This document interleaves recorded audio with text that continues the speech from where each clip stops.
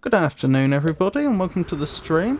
I'm Robert from the El Magnifico Games channel, and today we're going to continue with our playthrough of Outer Wilds. Now, a very brief recap. This is a game about being a member of a species that has only just attained space travel. They have been travelling their solar system and discovered that there was another civilization that existed here before them that disappeared. And then things started to get a bit weird.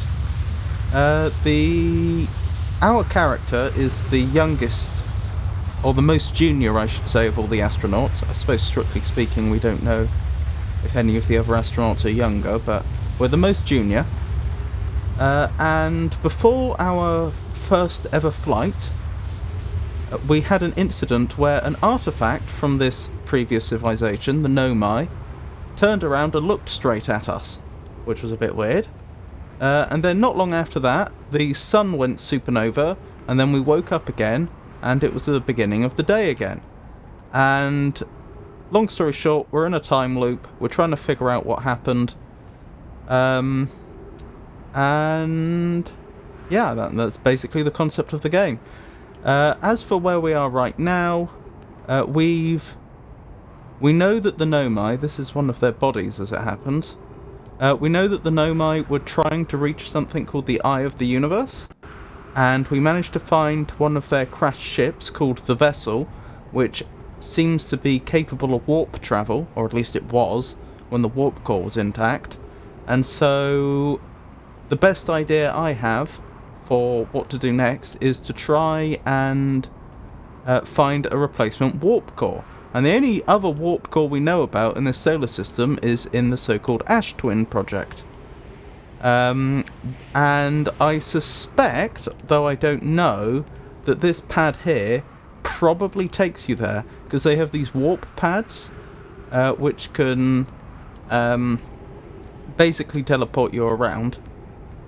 So far they mostly use it for interplanetary travel within the solar system. But there's this one here. I should say, each of these towers on this planet, Ash Twin, corresponds to one of the celestial bodies in the solar system. There's also one for the station they built orbiting the sun. And that tower, I believe, corresponds to this planet itself.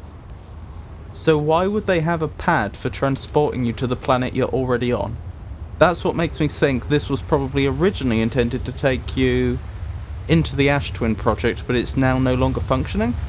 That's my best guess. Anyway, I think we're about fully caught up. So we should get into this... Oops, I just got warped. I didn't mean to do that. We're now on Ember Twin, but we can walk back. There we go. I had a bit more of a think about that warp reception pad on Brittle Hollow. Brittle Hollow's another one of the planets in the solar system. And the reason I was interested in it is because I know there's a warp reception pad there, which I've never found the corresponding sending pad for. And I also had been thinking, because it's inside the planet, that perhaps the corresponding reception pad... Oh, I should probably go to the ship to pick up some more oxygen. I had been thinking that the corresponding reception pad might also be inside the same planet, Brittle Hollow. That's why at the end of last stream I was going around Brittle Hollow trying to figure out how I get to... How I would do a intra-planetary warp from Brittle Hollow, because it might give me some sort of clue as to how I would do the same here on Ash Twin. It's so dark I can't actually tell where I need to be.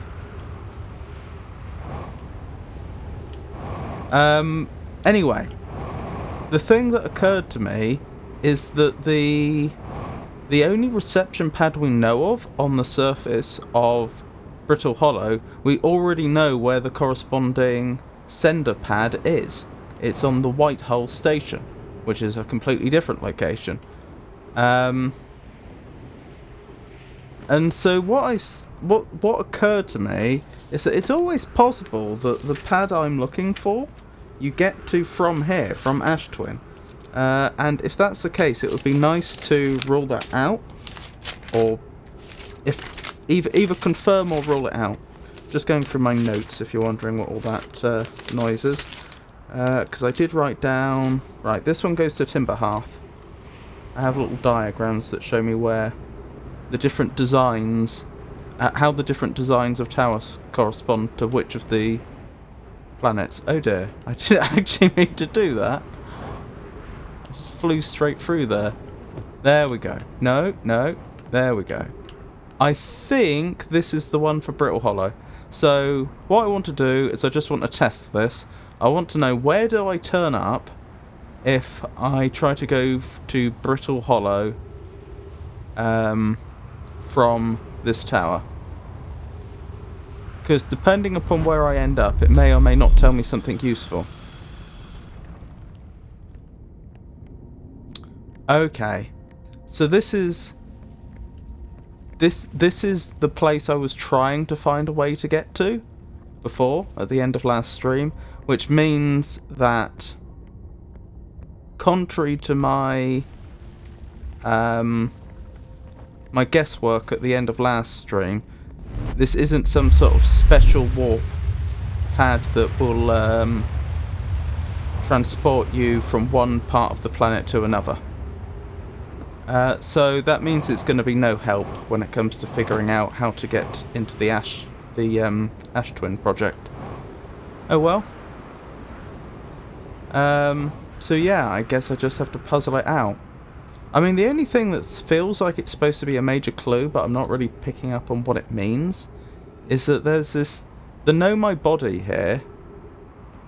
Oh, I just noticed, you can see their bones, can't you? That the cuff has been damaged, and you can actually see the bone poking out. Anyway, they apparently had some sort of little tablet thing on them. I'm not quite sure what that's supposed to be, but we haven't found that many other Know My Bodies that are this intact. Like, the clothes are still there, but I don't remember seeing these little pads on them. It feels like the fact that the developers happened to stick a Know My Body right outside of where I suspect is the way into the Ash Twin project, and they had... Oh dear, we're being taken off to another planet. Hang on. Oh dear, oh dear.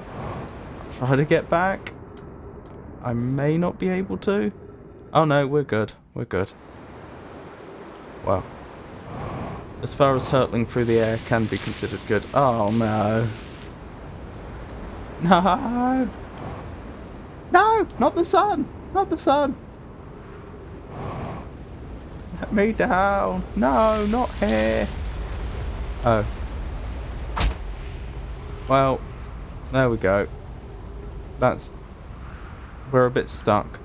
I can't remember where it is. I think there is a warp pad around here somewhere that might be able to take us back. Oh, there's also the gravity cannon. In theory, I could try and launch us there. What was I saying before that? Yeah, I feel like the Know My Body must be a major clue as to how we're supposed to get into the Ash Twin project. I just can't work out... I can't work out what it's trying to tell me.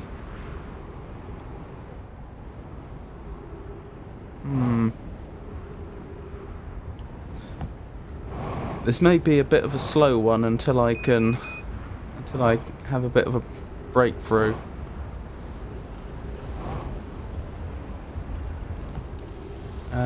Around here I think the pad is. That's not the pad. Maybe I've misremembered.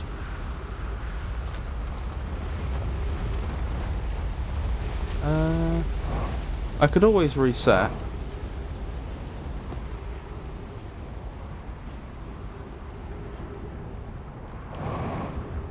Could have sworn there was a pad around here, but maybe there's not.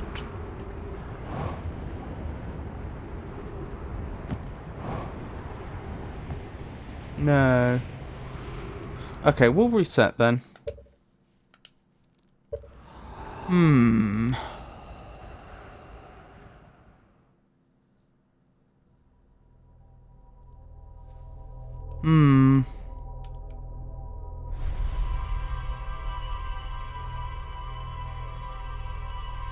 So here's the thing, when you actually look at the construction of that tower, it looks like it's supposed to work like any of the other towers, and that it would just take you off to some other planet, and it's just broken. Oh, hang on, there's that bug, isn't there? There, hopefully you can see what I can see again. Good thing I was looking at OBS when that happened.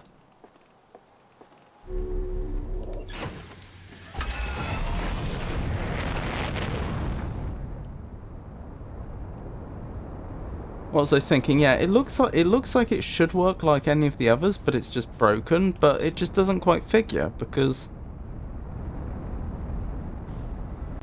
all the other towers correspond to a specific other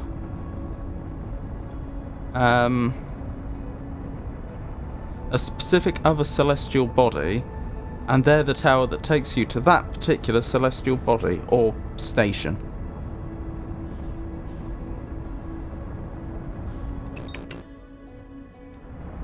Whereas, as I say, the tower that we're talking about, in theory, corresponds to the planet it's already on.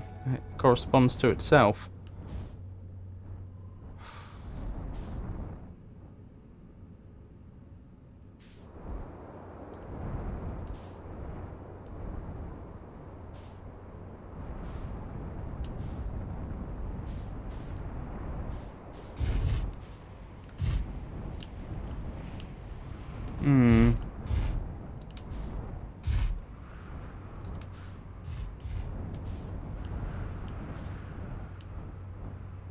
Just park here for now. Oh dear. I'm not sure that we landed properly. No.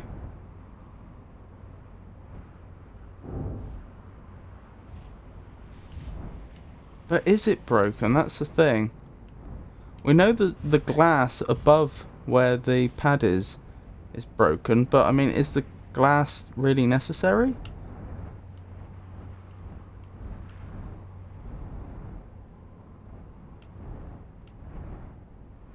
I mean, not all of the... Many of the reception pads don't have... In fact, I don't think any of the reception pads have glass on them.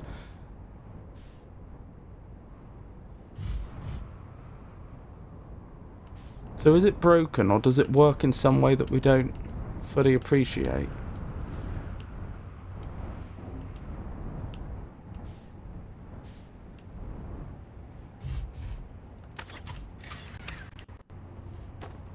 Let's get our suit on. Oh my goodness. Yeah, that ship's not quite properly on there, is it?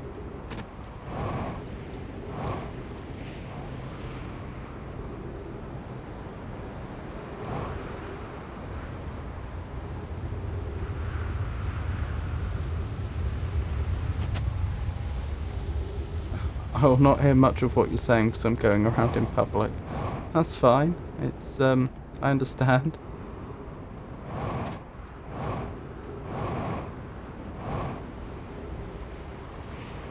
Lovely for you to, stop by while you're so busy.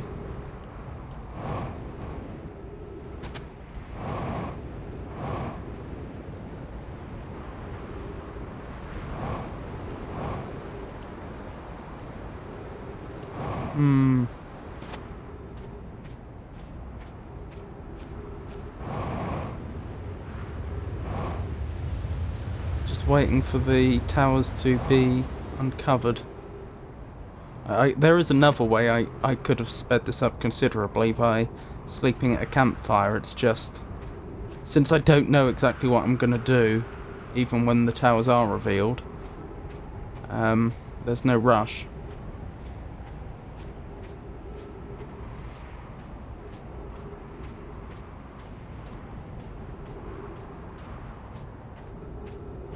Hang on.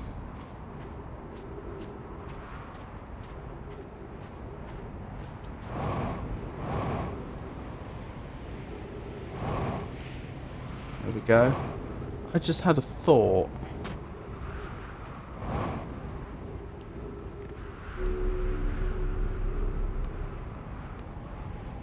I'll probably leave the stream and join when I've reached my location. That's absolutely fine. I'm frankly a little surprised that that you were so kind as to stop by when you were so busy in the first place.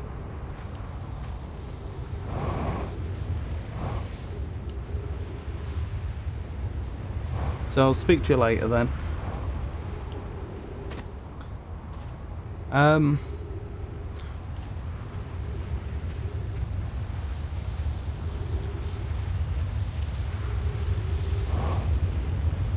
I was just thinking, so with the brittle hollow reception pad, it turns out that we did reach it by by travelling from another planet. Maybe that is what I'm missing. Maybe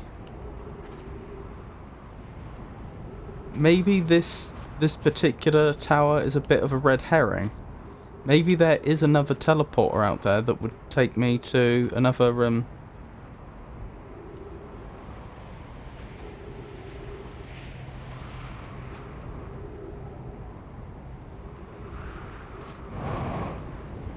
another pad that can send you, which I have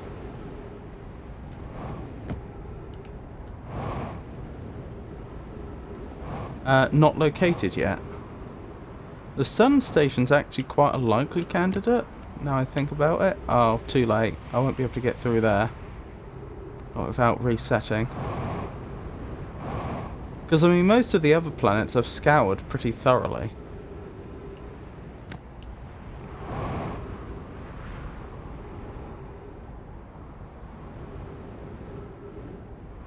The sun station's notable in that it's one of the few places I've not actually spent much time on, so there could be something there that I missed.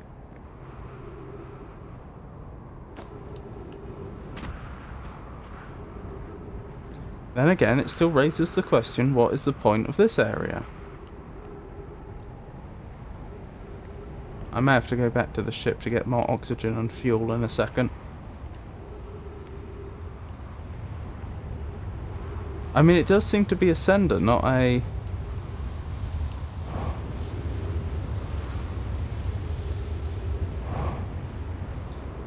not a receiver.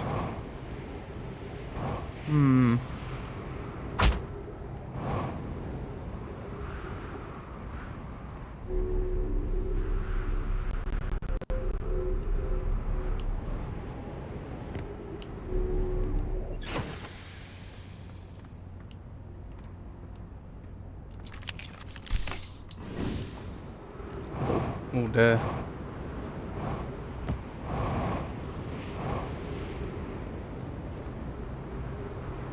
In retrospect, putting the ship up there may not have been the best idea. I may have been better served by leaving it on the ground. Have we looked at this scroll before? I assume we have. Yes, I remember looking at it before, actually.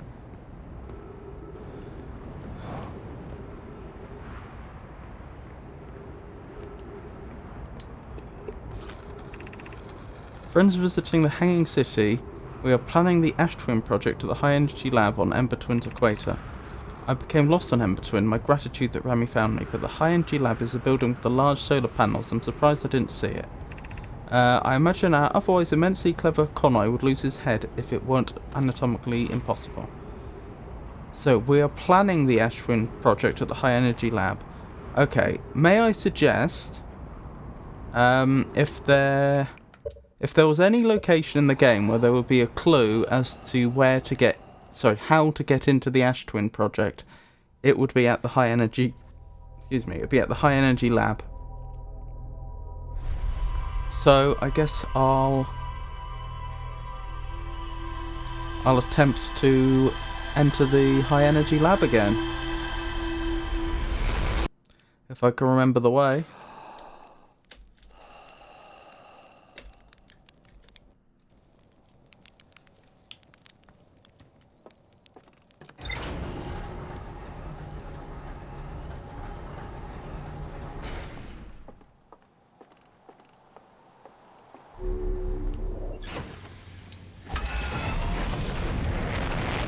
So that's on Ember Twin, the other of those two planets. Those binary worlds.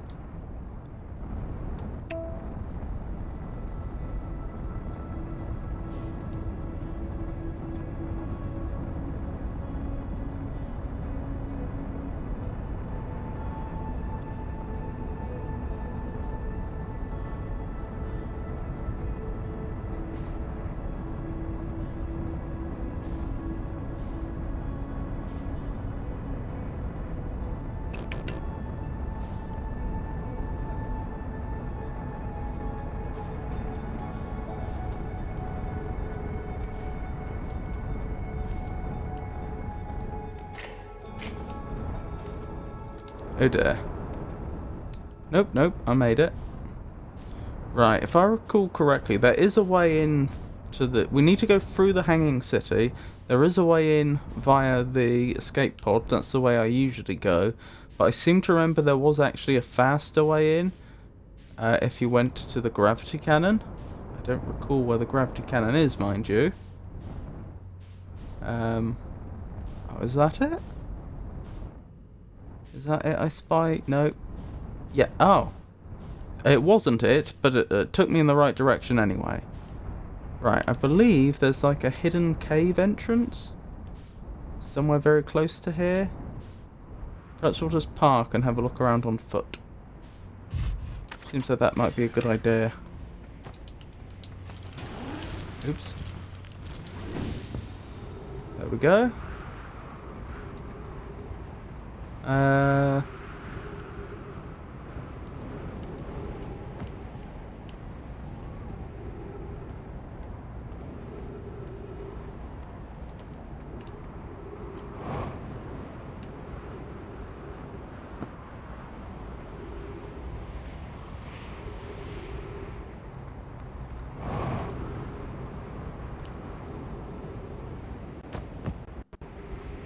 Doesn't help that it's so dark right now.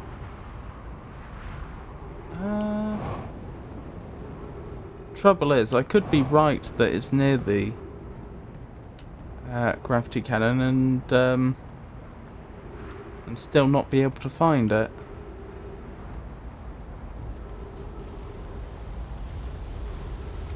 Yeah, maybe we would be better off going the long way. You have to be quite quick to go the long way. That is from the start of a one of the time loops. That's disappointing.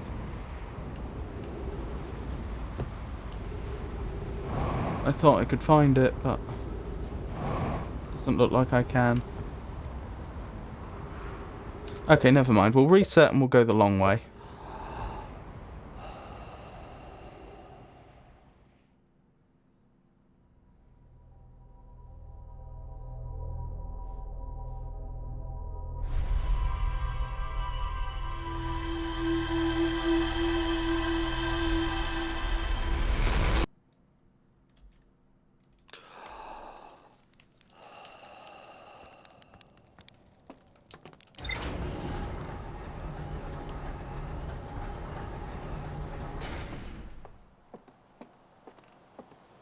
So, we're trying to get to the high energy lab on Ember Twin.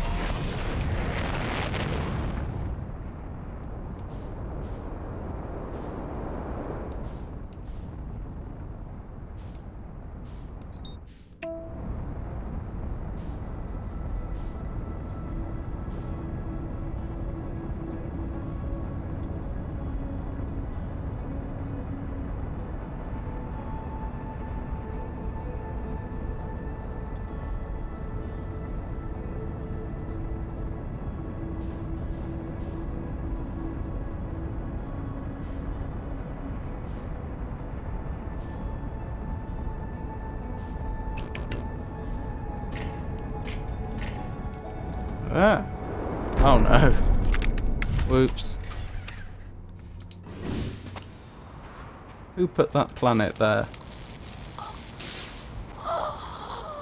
I forgot the spacesuit. I forgot the spacesuit. Ah.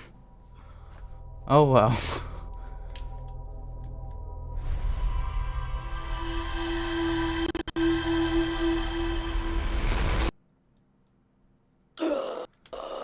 I'm not very competent, am I?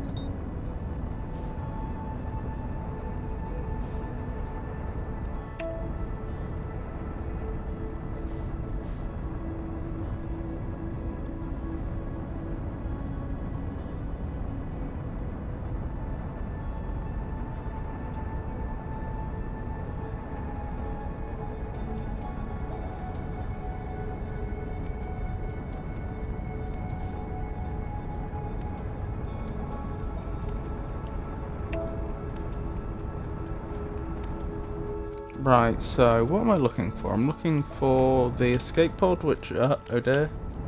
Slow down, slow down. Is right there, is what I was about to say. Slow down.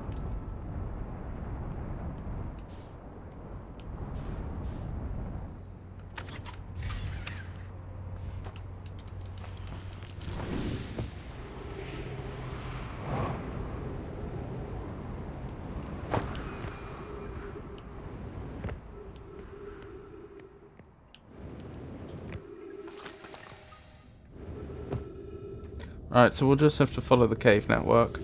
I mean, it doesn't take that long to do this. Go this way. The other way would have been quicker if I could have remembered where it was, but this is fine. Ooh. Hit a stalactite on the way down. We're good? Right, isn't it up next? Have we already done that?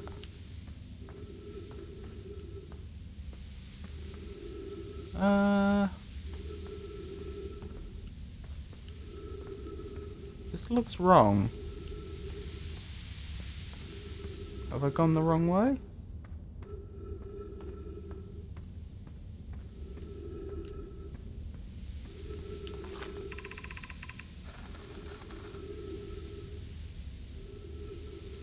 To reach the shelter site, walk forward until you meet the sandfall at the pit, then turn left. Continue to the room filled with the rock column formation and climb upward. Yeah, it is the climb up bit that's coming up. Oh, down there. Okay. That's what I was missing.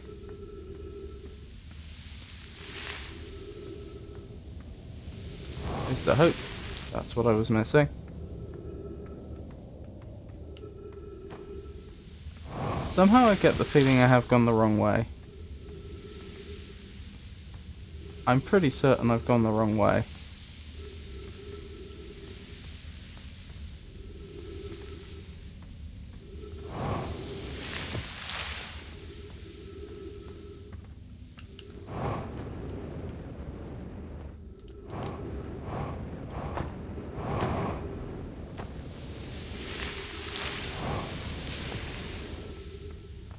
I'm sorry, I'm just gonna reset again. I clearly went off the beaten path at some point, and I think it would literally take me longer to find my way back than it would to just do it again.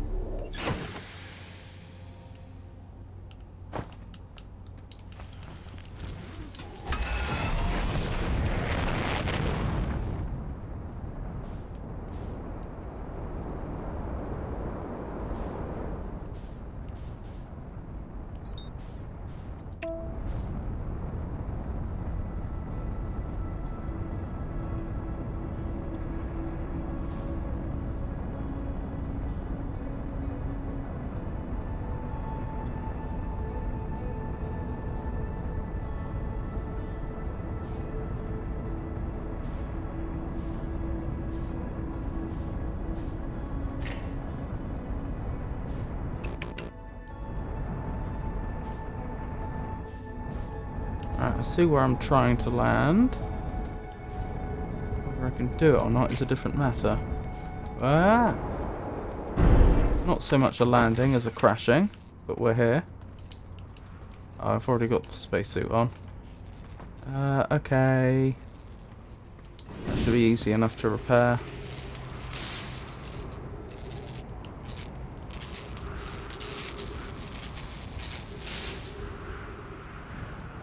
Where's the other two bits that were broken, or is that it? That's it. We're good. Right. Let's try this again, and hopefully I won't get lost this time.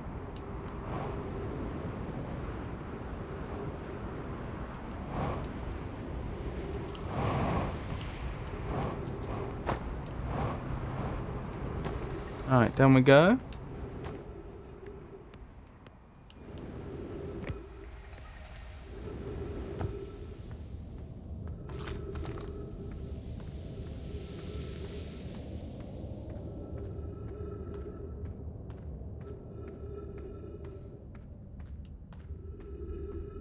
Right, over here, down here. At least I didn't hit the stalactite this time. Right, through here. And then I thought it was round here next. But I feel like that's where I must have gone wrong last time. Yeah, there it is. Oh, I think I see what happened. I think I got like this far and saw this bit up ahead, but didn't realise I hadn't gone all the way round yet. I think that's what happened. I could be wrong.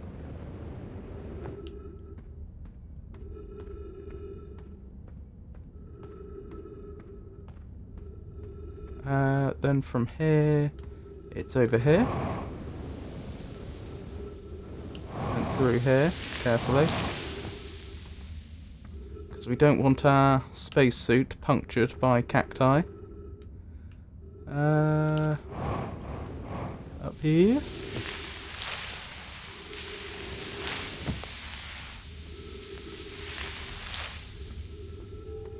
Right, we've made it to the Hanging City, which is our first destination, and we've done it reasonably quickly.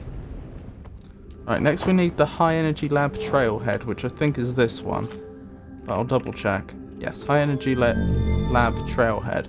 Right, that'll turn on the lights down here. I don't think we technically need them on, but, you know, makes it easier to see, so why wouldn't we? Then through here. And now I've got a bad feeling this particular area requires us to do some waiting. I seem to remember you can get like halfway to the High Energy Lab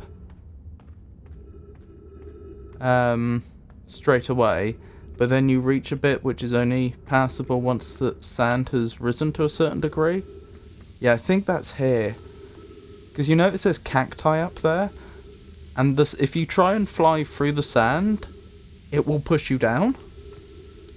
And so I think if I tried to get over there right now, I would just get pushed into the cacti over and over again. And I seem to remember the solution is I have to wait till the sand is just about covering up the cacti. So I have to be standing on here, not here, because I don't want to get crushed against the ceiling. I have to be standing there and have to wait till the sand gets high enough that I can just walk over where the cacti are. And then I have to be reasonably quick doing the next little bit, due to the rising sand.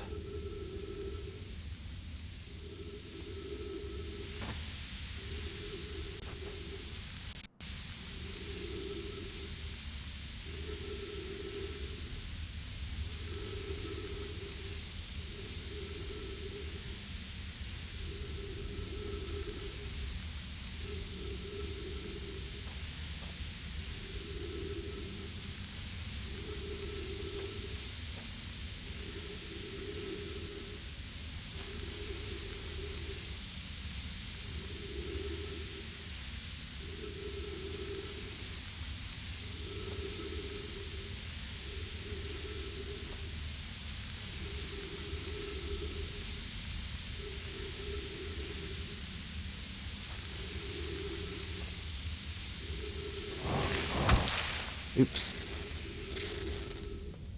Right, through we go. We're a little low on oxygen, but I don't think that matters too much. I'm pretty sure there is actually air refills available where we're going. Oh dear. Round here then? Is this the way? Yes. Yes, I think we're here. Not quite.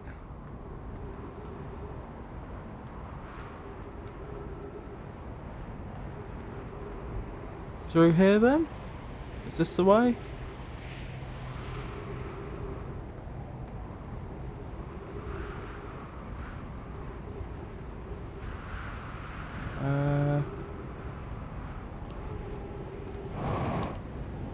doesn't look quite right. This might be right. Ah, here? Oh, I hope this takes us where I want to go. I don't think it... Has it? Yes, it has. Yes, okay, we're here. Wonderful. Right, so... just to remind ourselves, we're hoping to find a clue as to how one would get inside the high energy lab. Not the high energy lab, we're in the high energy lab, into the Ash Twin project from here. Since this is apparently the location of which they were planning the Ash Twin project. So, records show Nomai arriving at the warp receiver on Brittle Hollow very slightly before departing from the White Hole station. Rami and I are devising an experiment to test if this is a real phenomena or simply machine error. In theory, what we want to try to reproduce is a negative amount of time elapsing between something entering the black hole and exiting the white hole at its destination. Initial things first, our experiment setup will first pair a small black hole core with a small white hole core to mimic the setup on White Hole Station. Hypothesis: it is possible for an object to exit a white hole before entering the corresponding black hole. So the null hypothesis would be that it isn't possible, I suppose. And if they can't prove it isn't possible... An update, our experiment here reproduced the anomaly in arrival and departure times, but Pi is unconvinced it's more than an equipment error. I hope to strengthen the effect to render it visible to the unaided eye. To that end, we've decided to try adding more energy. I imagine the Sunless City's energy supply could prove sufficient. All available energy has been rerouted from the city to our experiment. Rami and I are about to run a new test. Hypothesis confirmed. Hypothesis confirmed. I saw it. Pi saw it. Hypothesis confirmed. This is beyond extraordinary. This changes everything. What a beautiful day for the intersection of abstract theory and practical application. Of note, Rami, Yarrow requests that we let him know before we reroute energy to the experiment. I'd hate to leave him in the dark. Oh, I see, because if they rerouted all the power from the city, then he would literally be in the dark. That was interesting and everything, but that didn't actually help us find a way in. Right, that appears to be the Sun Station. This is for the Hourglass Twins.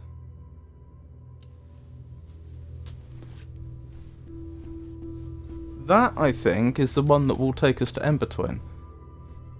This one isn't. This is the other one.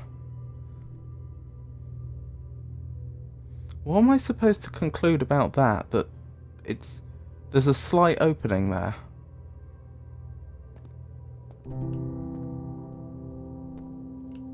Yes, it's showing us the profile view and the top view of all of the towers.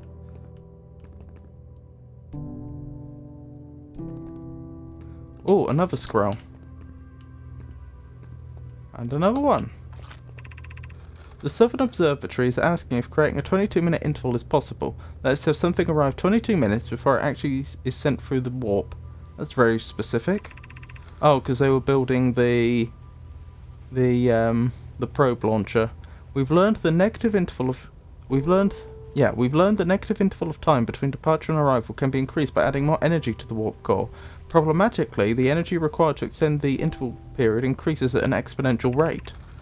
Hypothesis: creating a 22-minute long interval is possible, but we are currently unable to generate the necessary energy. Rome and I believe it would be necessary to invent a new method of producing energy, a thrilling but enormous undertaking. It would also require advanced warp technology able to handle such energy. We would also likely need an enormous space to fit these proposed new energy and warp technologies together. The only location large enough would be Ash Twin. Why only Ash Twin? There's other planets in the solar system. The energy is currently unavailable, you say. You're a gas, Pi. My pun was unintended, Rami, so I believe it's you who's error form.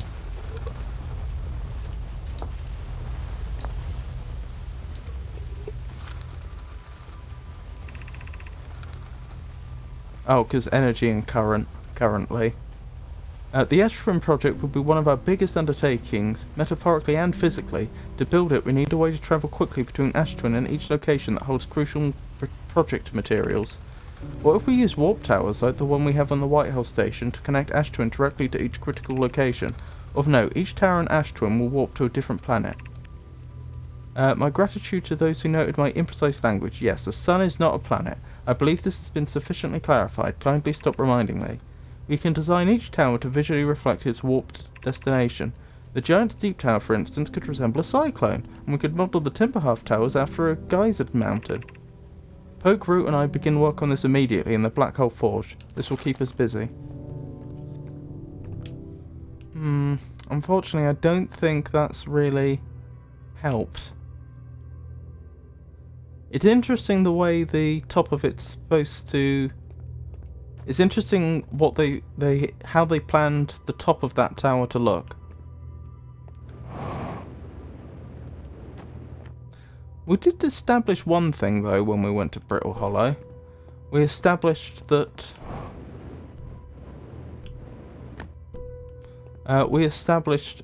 we can in fact warp not just through gases but also denser matter, because we went through the black hole and probably some of the crust. Some of the crust of Brittle Hollow.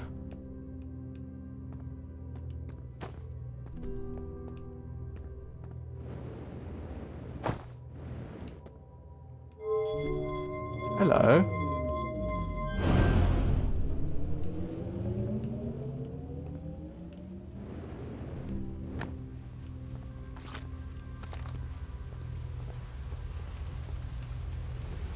I don't think I've done that before.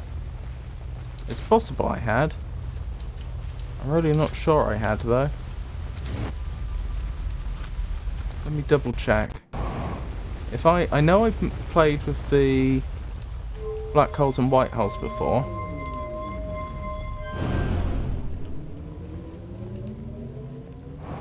Do the black holes and white holes exist without the power? Yes. So yeah, I'm not sure I've done this before. I don't know. Well, let's test it without the additional power first. Right. And now if I send all the power in.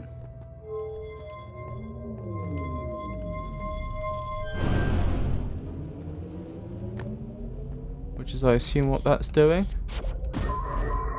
Oh yeah. You can see it. Huh, interesting.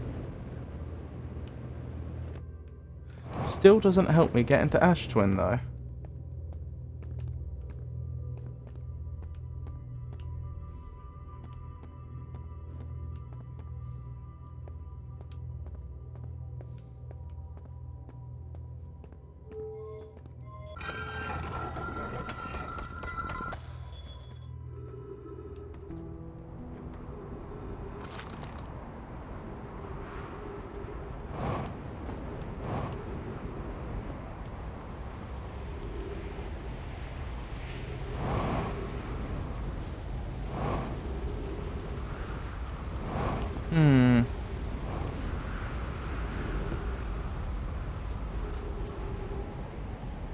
Well, back to the ship, I suppose. That's the first thing.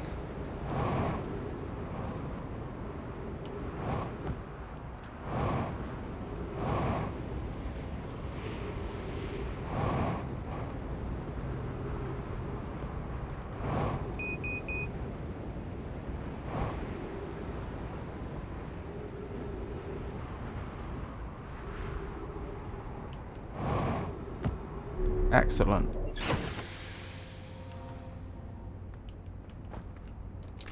I take it there's nothing new in our ship's log. No.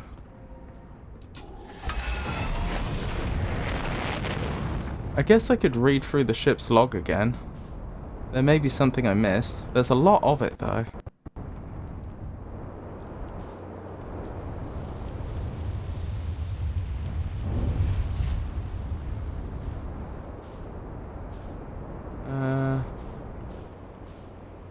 Right. Let's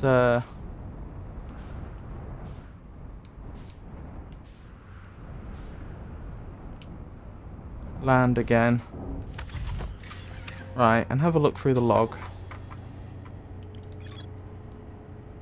The central chamber inside Ash Twin was physically sealed off by an immensely thick protective shell. The Nomai planned to construct technology capable of producing a 22-minute negative time interval on Ash Twin. Every memory recorded by a Nomai statue is transmitted to a corresponding unit within Ash Twin. An advanced warp core was approved for installation in the central chamber of Ash Twin.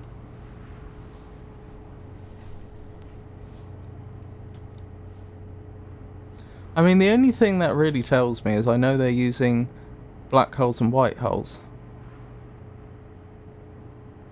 to produce a delay.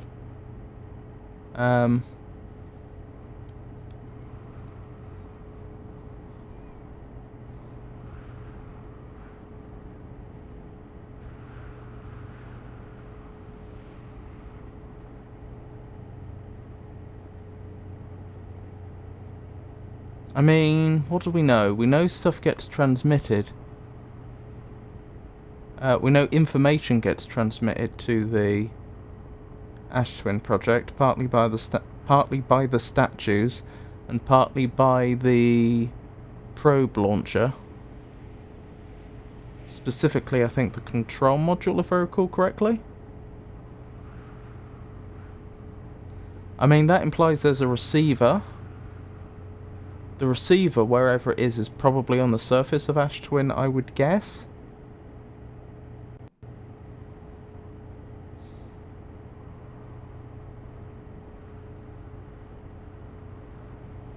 So we know at the beginning of each time loop, the masks within the Ash Twin project transmit the data they have stored to the relevant destination, whether that's a person's brain or the computer aboard the... Yeah, I think it's the probe launcher that's receiving the data again, isn't it? I think. They're transmitting the data to those locations. So data comes in, then it goes through a black hole, out a black hole, then gets transmitted to all the relevant locations.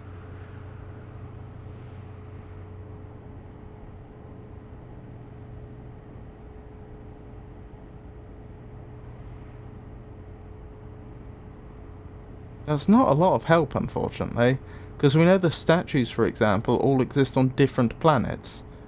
So it's not like it helps us narrow down where this receiver is. And I'm guessing that it's on the surface of Ash Twin. The receiver could well be inside the planet if they can transmit information in a way that will get through a planet's crust. Or they could be using another more warp technology to warp stuff from the outside in. That would be really good for us if true, since we might be able to fit through the same black hole and get on the inside.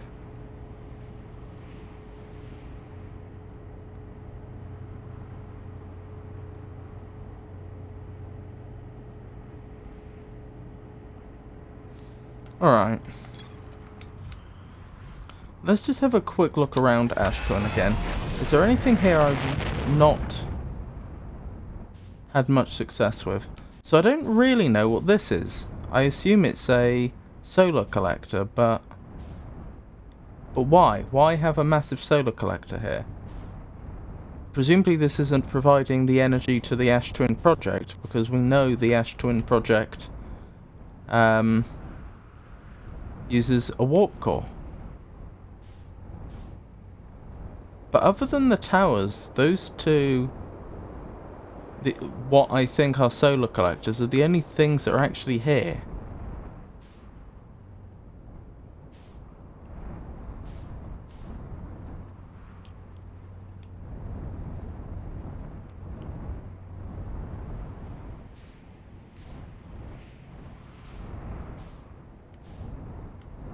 Thinking about it, I mean,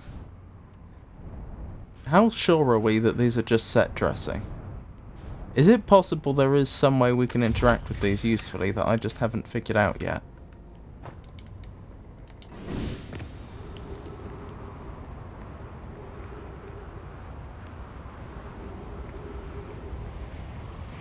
I mean, I have investigated them before, but I don't suppose it hurts to have a look again.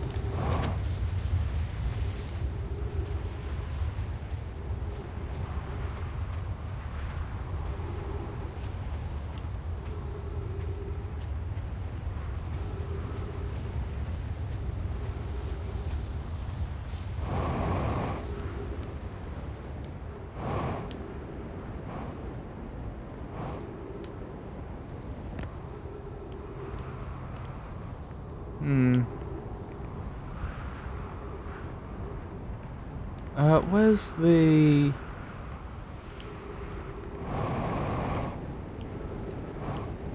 There it is. The little elevator thing. What's the point in this?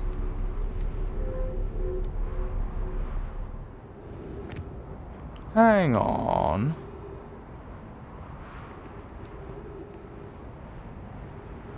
Most elevators of that design we've seen before can actually be reversed. Before I try anything more, I want to check the other side and see that it is in fact identical. But I wonder if I can set this thing to take me down.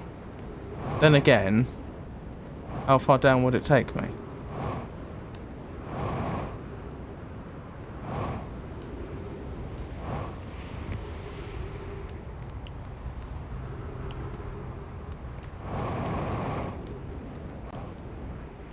I've no reason to believe this goes into the Ash Twin project, and in fact I have a reason to doubt it.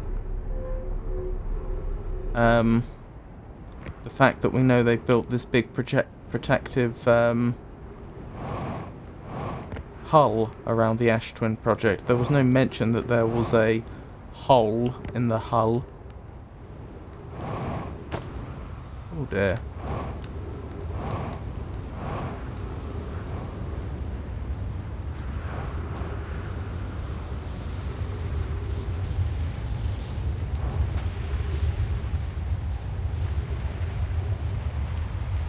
I'd like to examine the base of this again.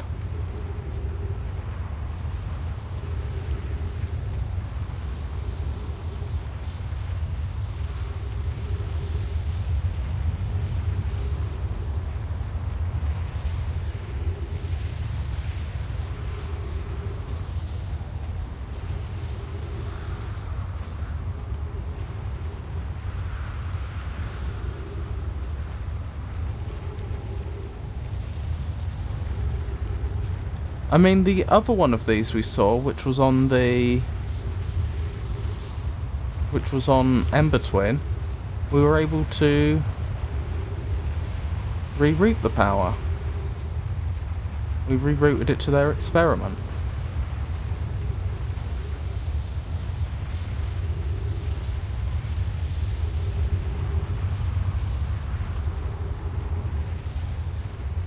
Right, so the question is this where it stops? As in, is this as low as you can get? Once the sand has fully receded, do we see a floor here? I've got a bad feeling we do, but it's worth double checking, and it's worth double checking on both sides.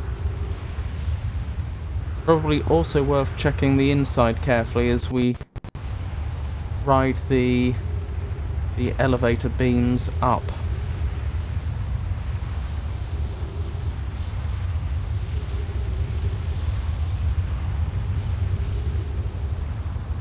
Yeah, there's the floor.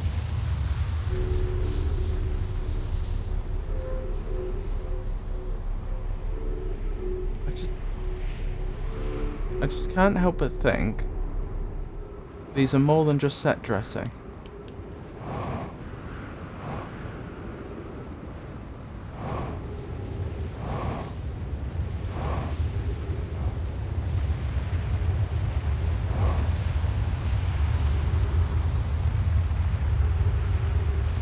I don't see any wires coming out of this.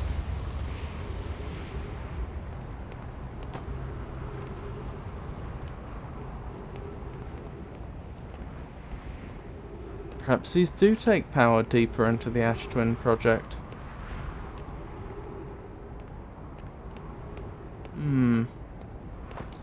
Where's my ship? We could probably do with a bit more oxygen and a bit more fuel. Oh yeah, that's where I put my other ship. Right up here. That sun's looking awfully red. I think it's going to go supernova soon, which is less than ideal.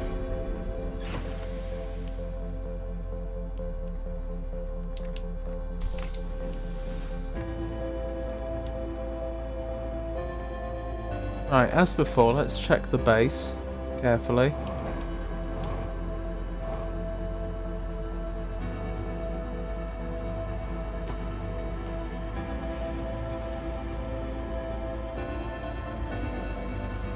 Those look similar to the bit of stone that Nomai body had on them.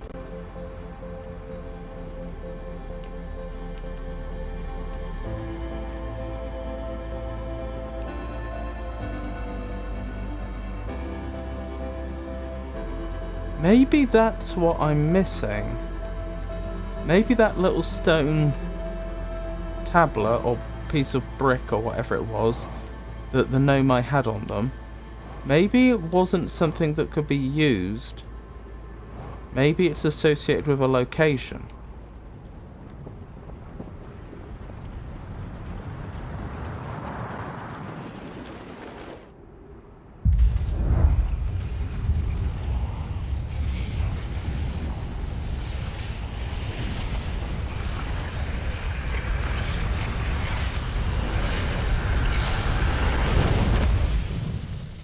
I wonder... Oh, welcome back, Grumpy Monk.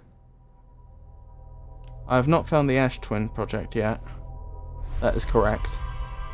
I wonder if that little piece of stone that the Nomai had on them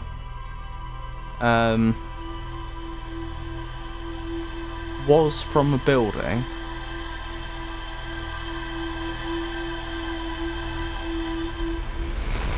Well, I was just thinking, could it have been the one of the two buildings we were just looking at?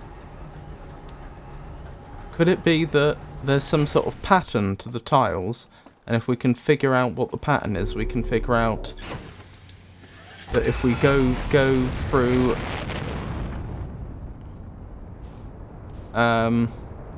enter the elevator beam from a particular side or angle, then we can do something. Actually, hold on. I've changed my mind. Let's, actually, I'll tell you what I'll do. This will just be quicker. I was thinking I should probably rest at the campfire for a short time so that when we head out,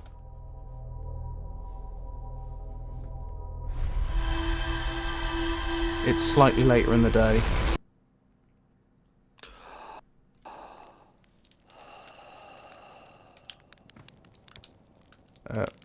There we go. So we'll go for about 6 hours.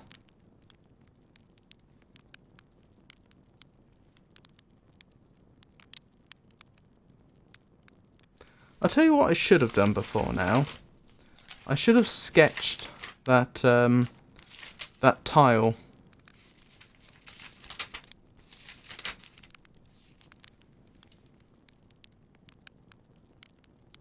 Going through my notes. Press eject for Grumpy Monk, because I promised you that once I had finished all the Ash project business, I'd eject again for you.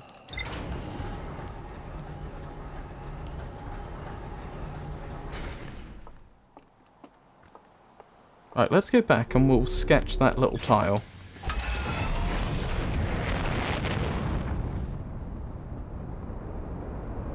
Oh dear. That's close.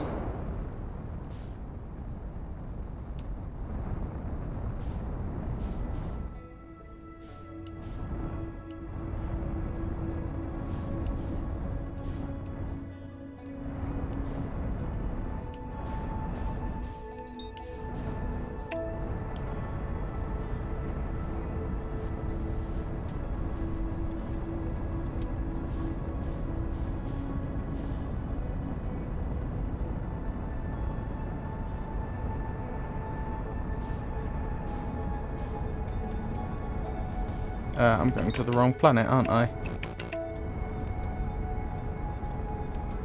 Oh blimey. We're quite well lined up here.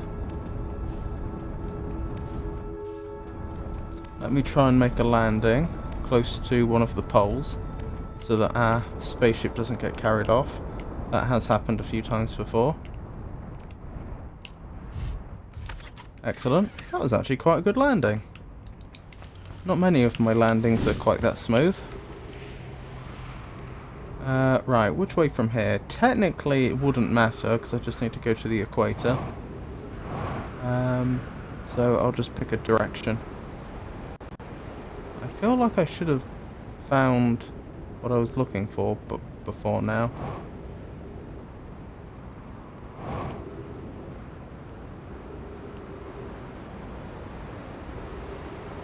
Uh-oh.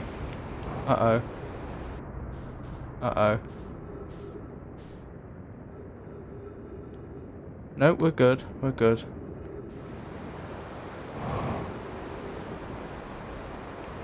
Right, down, down, down, down, down, down. Quickly.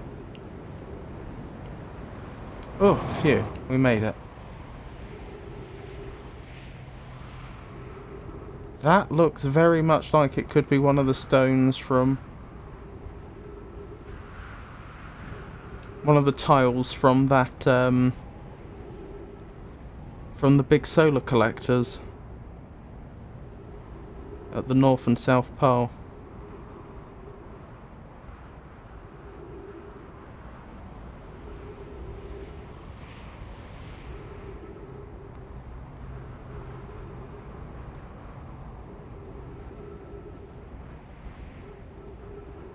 It's just concentric squares though, isn't it? I know they've got rounded corners, but aside from that...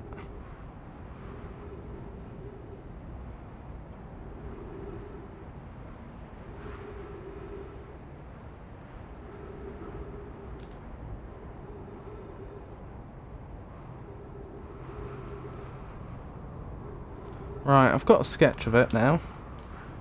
Quite a simple, primitive sketch, but a sketch nonetheless. Oh, those are very similar, aren't they? They're not the same. So what location is associated with tiles like that? Assuming I'm even on the right lines.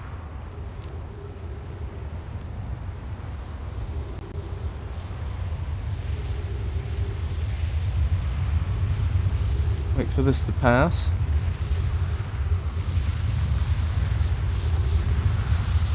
We can see the sort of, we can see... That's on me. Hold on, let me walk back.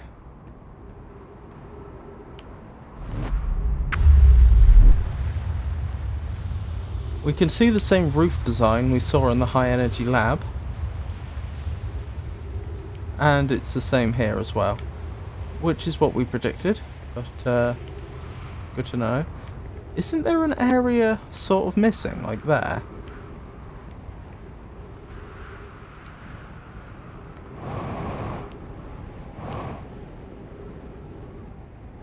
Yeah, there is.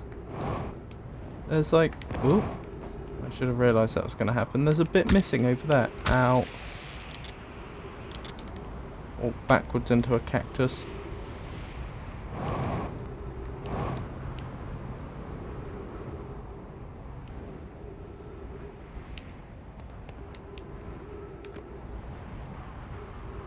I mean, it may not mean anything. It may just be artistic design. Yeah, I don't see a way to get in there. Huh. How curious.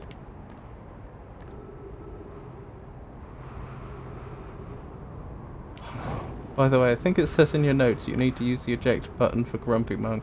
It does. It does. I mentioned that just a moment ago. I found that note.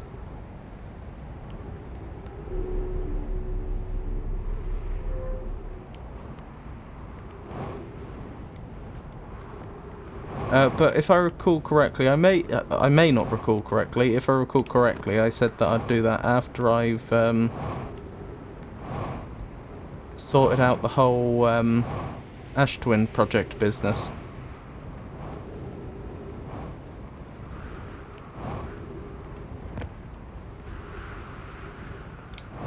Just going back to the ship for more oxygen and fuel.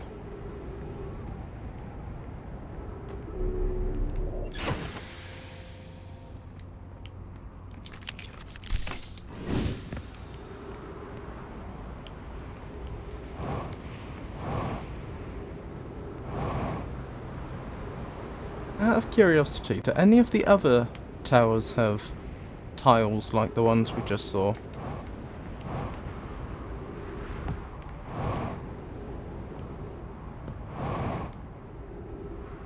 I mean, those are very similar tiles, aren't they?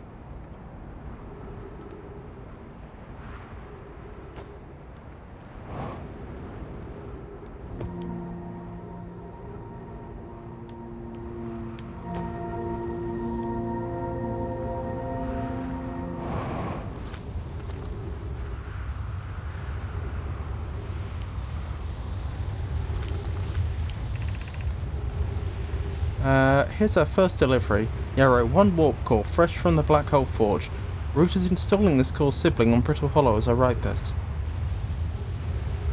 This core's sibling?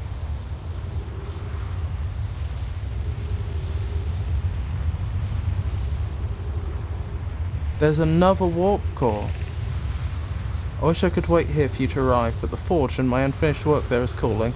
I'll return with more materials soon. With gratitude, Clary, with this, the Ash Twin project is underway. I confess, I'm deeply curious about what you and Poke found on the White House station that started this project. Could I visit sometime to learn more?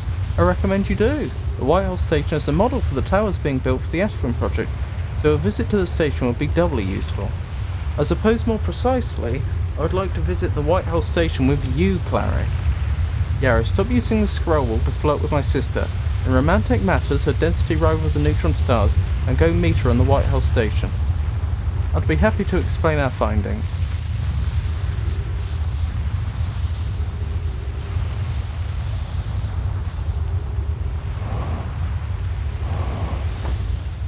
I thought so. We can walk along here.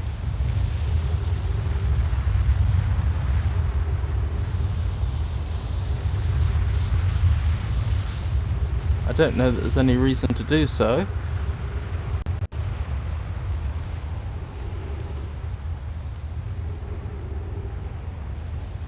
But we can.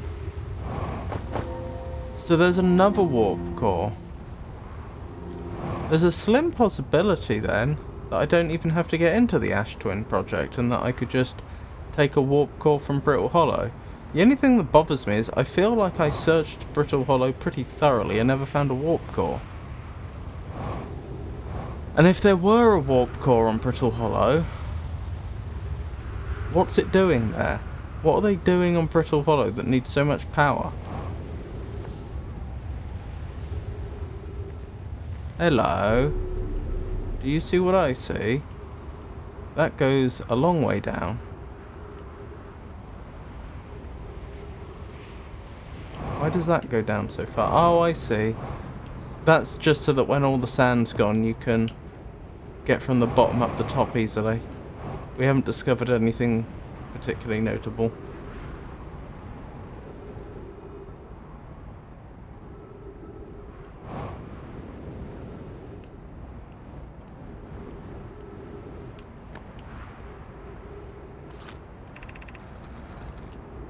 Some time has passed since I checked in with you, Pi. How are you and Idea progressing with the Sun Station plans? Presently, my assessment is that our plan will either fail explosively or succeed explosively. Pi, you know I don't find that funny. Hypothesis, the time spent away from the station will be beneficial to you both. I'm immensely interested in testing your hypothesis, Yarrow. That at least we can agree on. How curious, Rami thinks I'm a gas, and I don't recall requesting that you monitor this conversation, Idea. I don't see what state of matter you are has to do with this. I don't recall supporting the Sun Station's construction, but here we are. Going back to the Sun Station is one idea I have, because I know when I was there last time I wasn't there very long. And it's one of the few places where there potentially could be something I missed. I mean, I suppose technically anywhere there could be, but one of the more likely locations.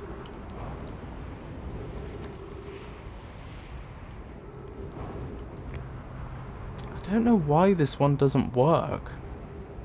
It feels like it should work. Where it would go, I don't know.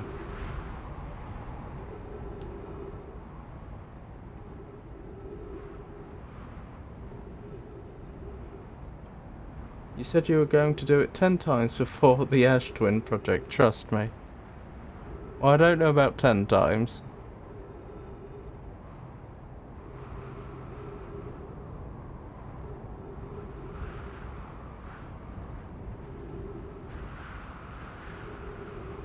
I'm just hanging around here looking at the sky.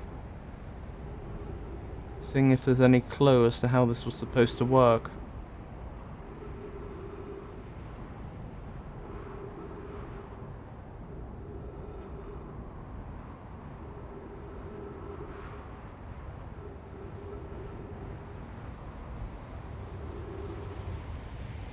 Three minutes of oxygen left, that's less than ideal.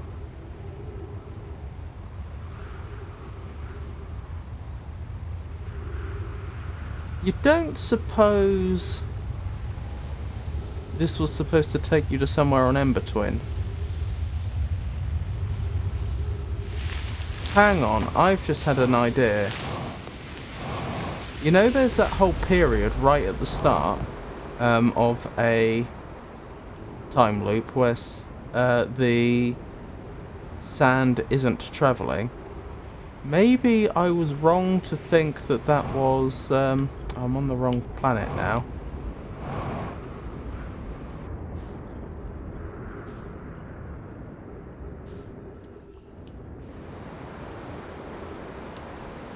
Maybe that isn't, you know, just...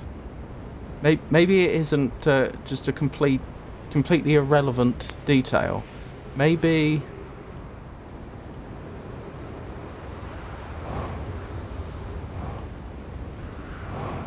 Maybe if I stand on that particular pad, it would also take me to another location on Ember Twin, but it would only work if I was standing on it when the sands weren't pulling me up.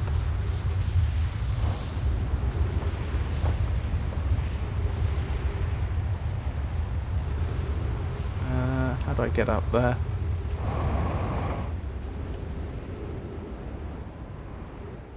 Because the reason we can't normally stand on there when Ember Twin's overhead is because we keep getting sucked up to Ember Twin by the sands. Tell you what, since I'm about to reset, we can do a quick eject for you, Grumpy Monk.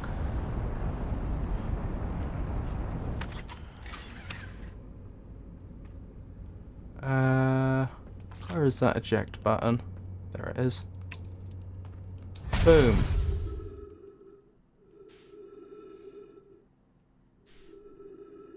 Less impressive when you're in space. Right, let's reset.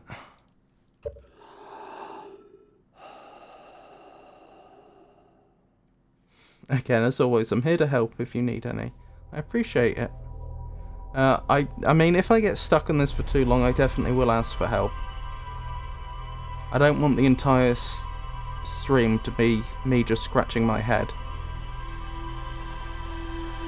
We'll see. I could be completely wrong, but I think I'm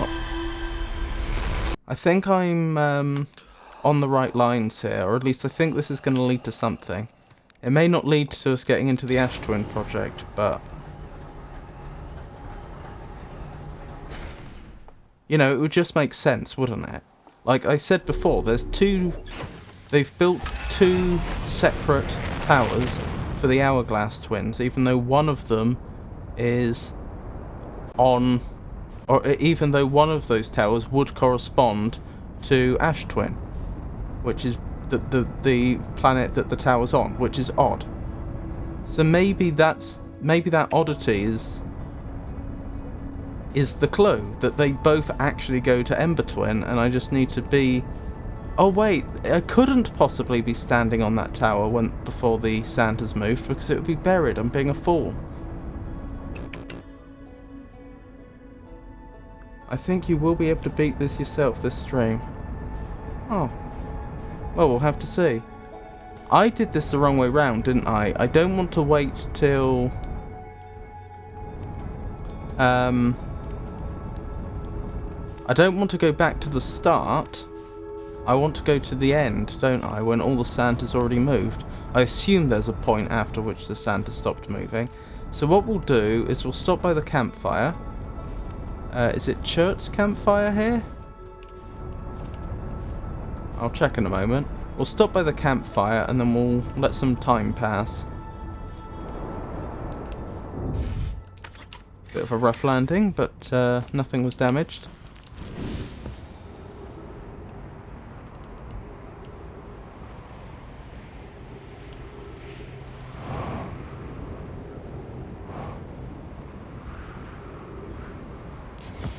There we go. The loop is 22 minutes exact, so remember that when you're sleeping in game. Yep.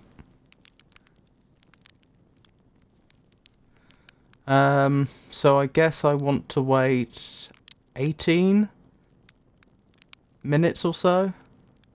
I mean, I tend to think of them as being hours, because I think that's what they're supposed to represent. I could be wrong. But yeah.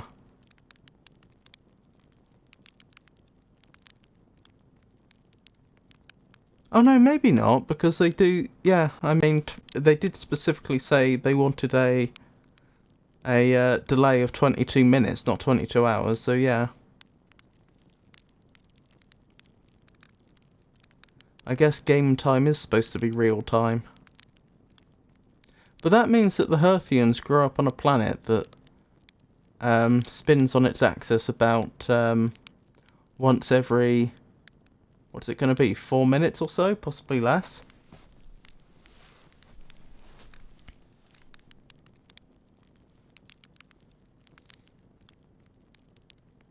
I mean, at that point, they probably wouldn't have a concept of day and night like we do. Because they're clearly not going to fall asleep for a few minutes and wake up for a few minutes over and over again.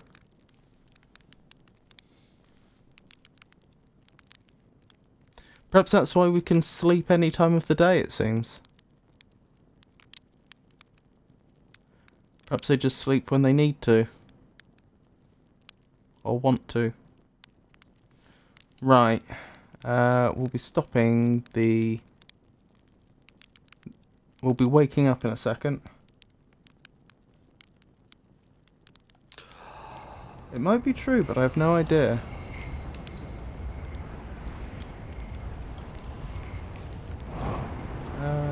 Where's my ship? There it is. Sands are still moving, unfortunately.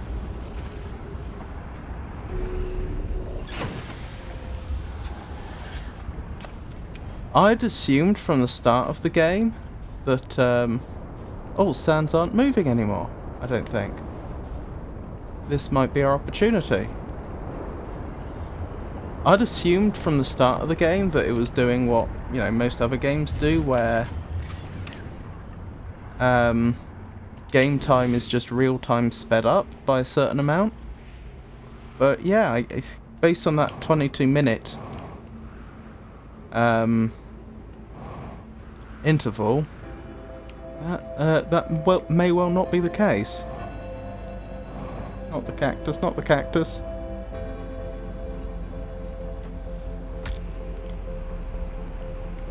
Be quick, by the way. Use landing cam, maybe.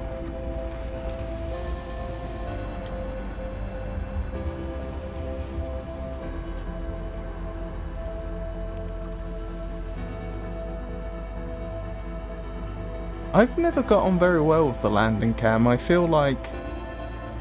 Maybe I'm not using it right, but I feel like it's harder to... I feel like I have more trouble landing with it rather than less.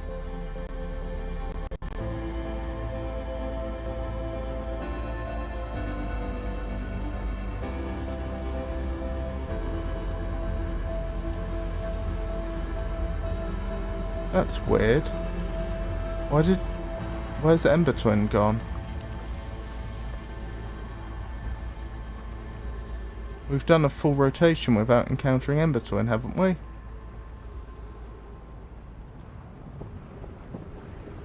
I think there's only one opportunity to do it. And I missed it. But that's okay. Just means we'll have to do it next time loop.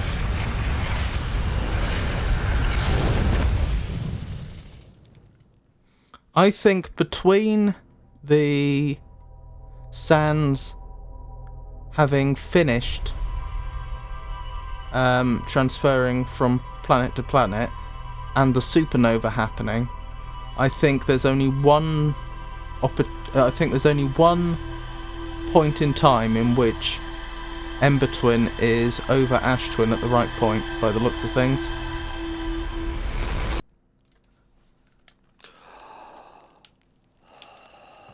Oh dear, hold on.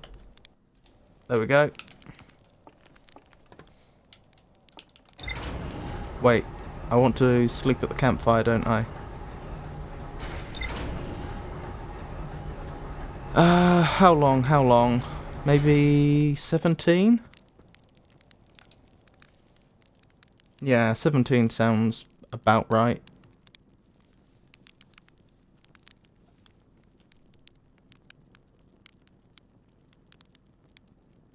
Because in theory that would give me about 5 minutes before the supernova. And so once you take into account the time it takes for me to fly to Ash Twin, there probably wouldn't be too much waiting around time.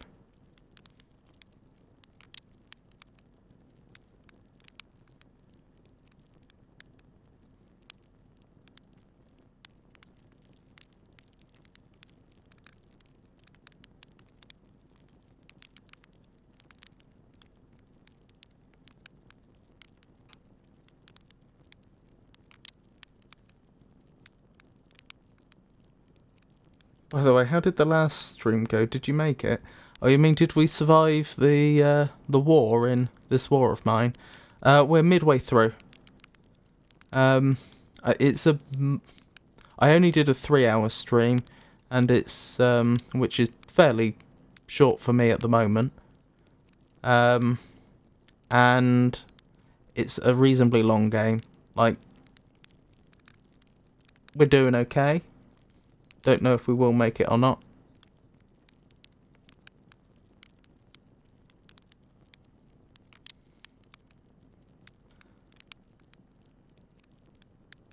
Right, what did I say? 17? I think I said 17. Right, that'll do.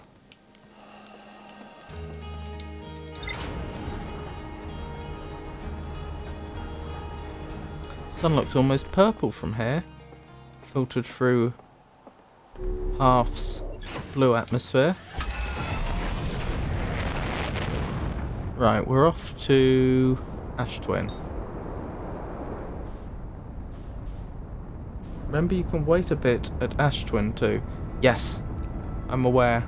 I just don't want to I don't want to spend a very long time waiting if I can help it, but I'm perfectly happy to wait a short time on Ash Twin.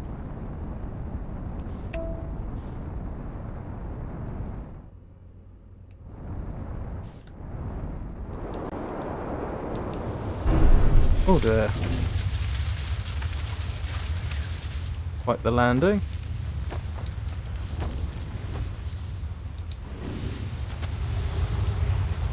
Or crashing, perhaps would be more accurate.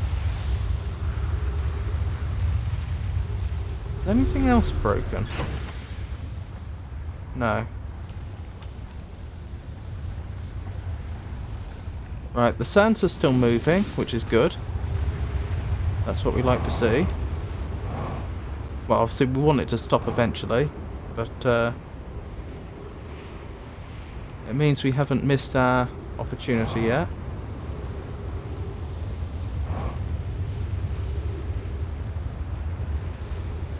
Why are you repairing the ship? Force of habit, I suppose.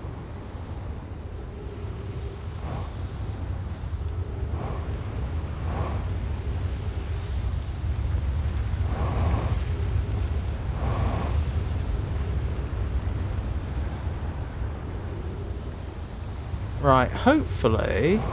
Oh, this isn't even the right one.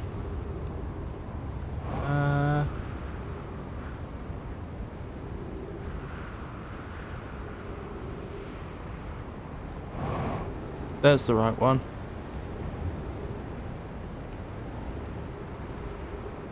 Down, down, down.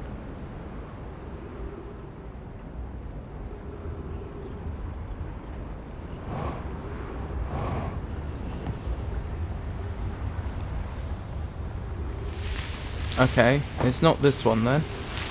Ah. It's probably the next time round.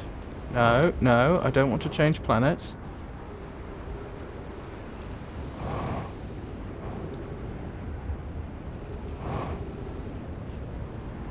Oh, I've used up a lot of our fuel already. Hopefully we won't need that.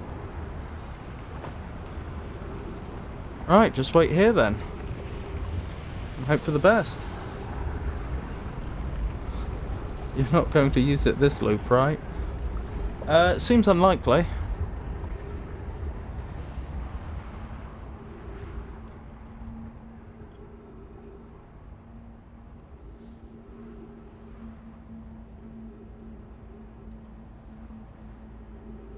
That's the point. If I end up doing a time loop,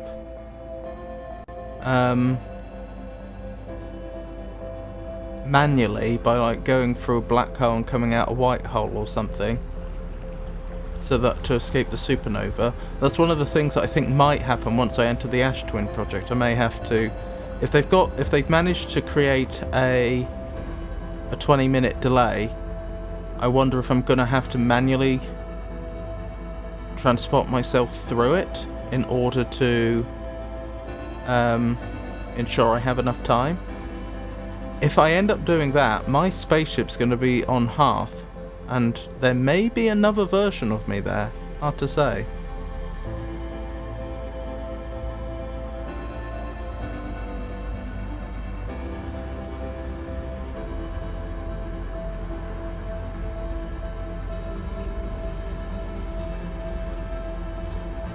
Where's Ember Twin?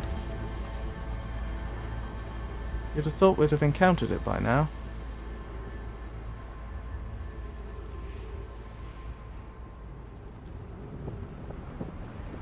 Yeah. Do I just have the wrong idea?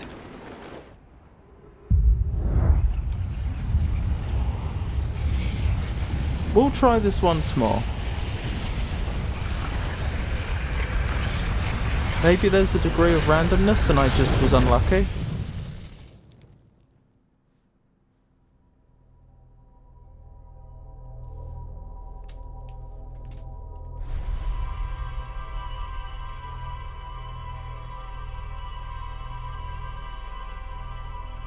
If this doesn't work again, I'm gonna have to assume that my approach is wrong.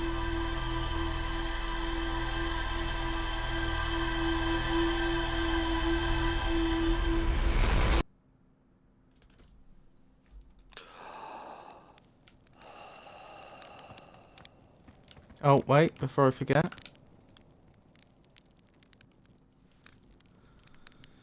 So, we'll go for another 17 minutes.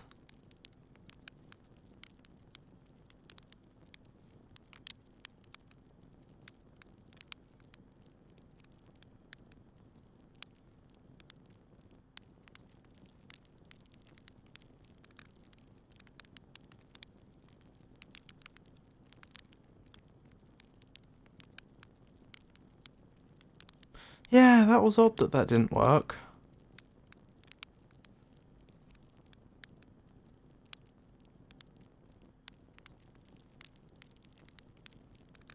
I mean, if I am supposed to use that warp pad, but that it's not about the timing, what else could I do? I'd need some other way to make sure that the sands don't carry me off.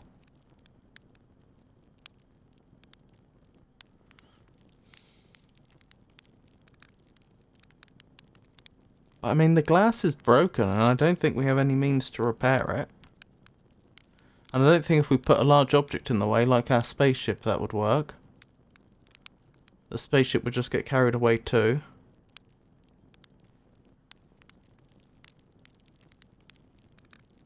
I can't think of a way to make ourselves immensely dense.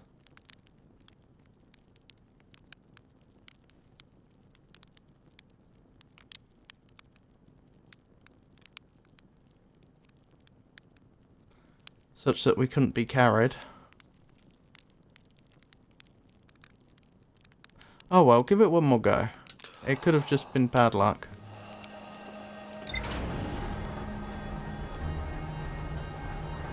I don't know how deterministic this game is in that sense. As in, whether the exact position of the planets in their rotations, and in this case orbits around each other, I don't know if they correspond exactly to the rotation they make around the sun or not. And indeed the time of the time of the day.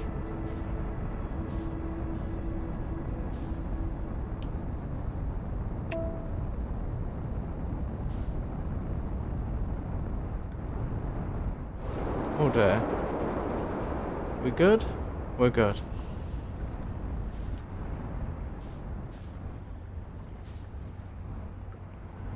Everything happens exactly the same in each time loop. That's unfortunate. That means what I'm trying to do won't work.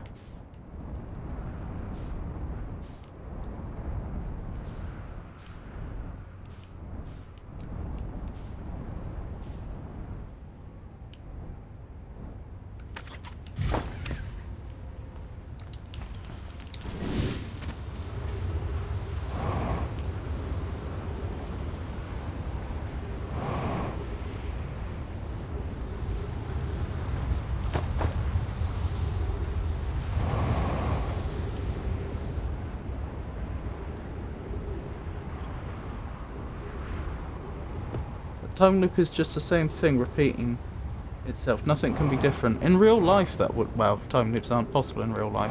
That would make sense to some degree, but we know that isn't completely the case, because take the probe launcher, for example, which is clearly sending the probe off at a different point each time. Now, admittedly, that is aided by the... by the persistent storage offered by the Ash Twin project itself. But my point is, clearly not everything is the same. Also, I could be wrong, but I think the way Brittle Hollow falls apart is, to a degree, randomized.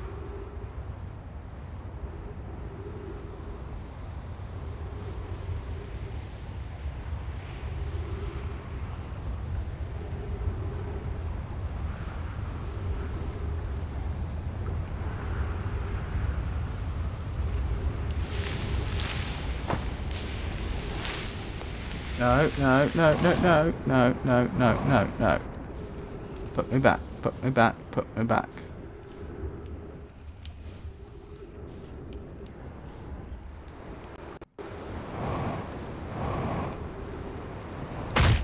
Ow. We're alive. Ow. So, try that once more. You, Gabbro, and the orbital probe cannon is the only things not following those rules. I see.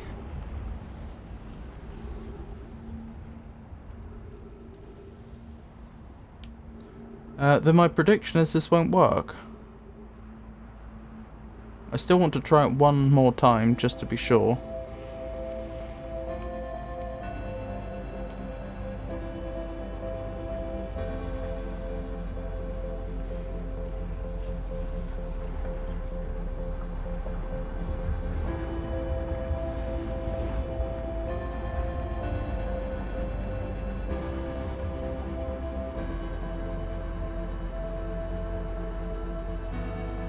Time loops might exist IRL, but nobody can prove it.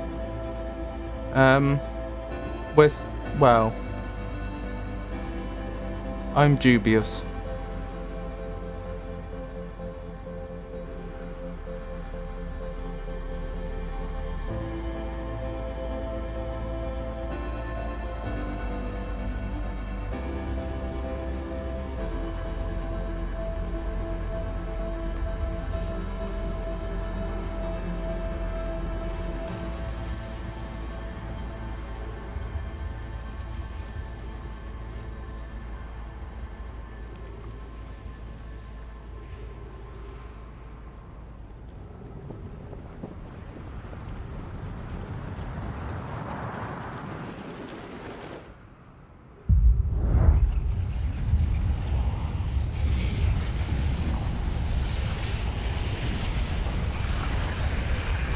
Yep, you're right. This has happened exactly the same. Huh.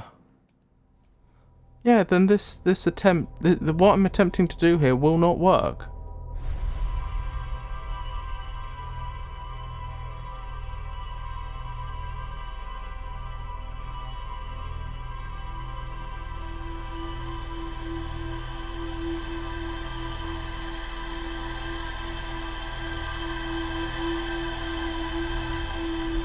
I don't think I can influence the rate at which sand is moved.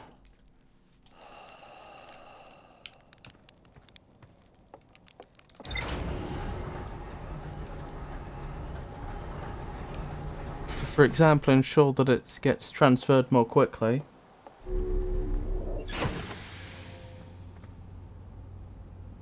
No studies show anything that might start a time loop, but it's pretty hard testing.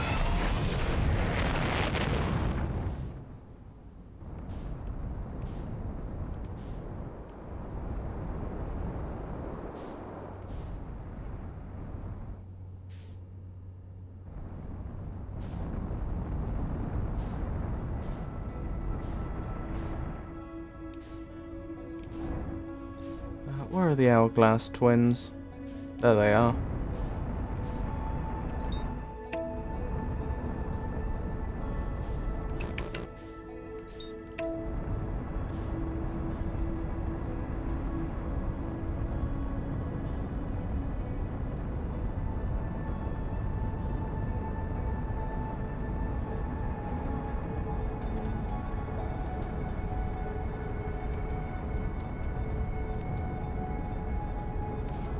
Oh dear. The autopilot's having a bit of trouble, isn't it? There we go.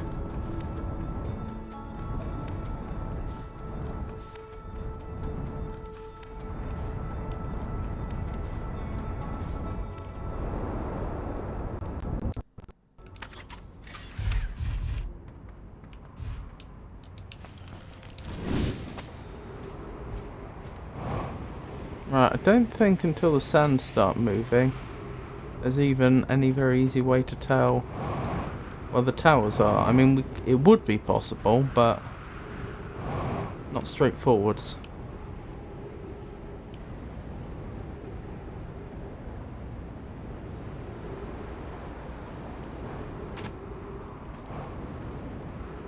Okay, the sands have started.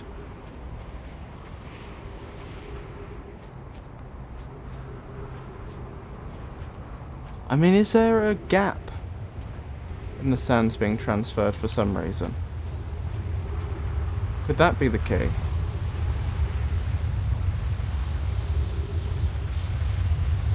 Hang on. Wasn't there an occasion right near the end where the sands were parted? They were only transferring on the left and the right.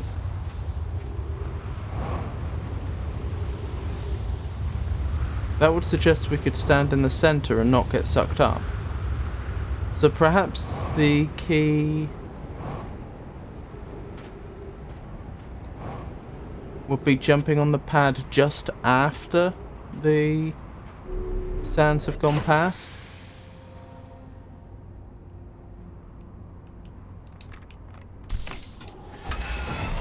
Let's go to the campfire on Ember Twin. If I can remember where it is. I know it's at one of the poles.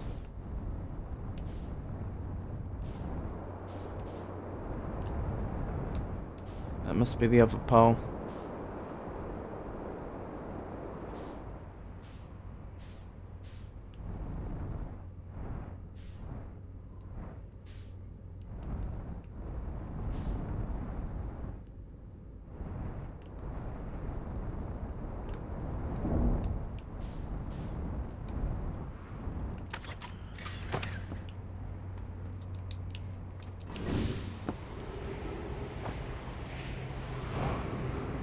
I definitely remember the sands doing something weird. And again, I'm sure that's no accident. So let's just stop here for, say, 15. So it should be slightly... Obviously it'll be much later than it is now, but it'll be slightly earlier in the day than when we've gone to Ash Twin on previous occasions. Then again, I don't know exactly how long has passed up till now.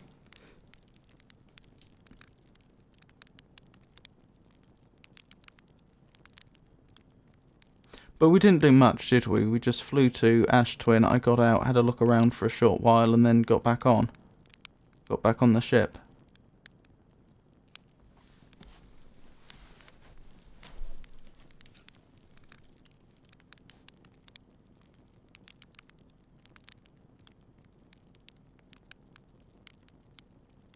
The only other thing I can think is if I'm supposed to hurl myself at the pad just as the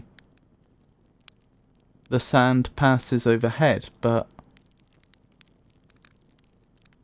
how would I know the timing? I don't think the pads light up when they're lined up or anything. I don't think they do. That's worth checking, actually. Maybe I exit out of this slightly earlier than I was thinking, and I have a good look at the other pad to see what it does without standing on it.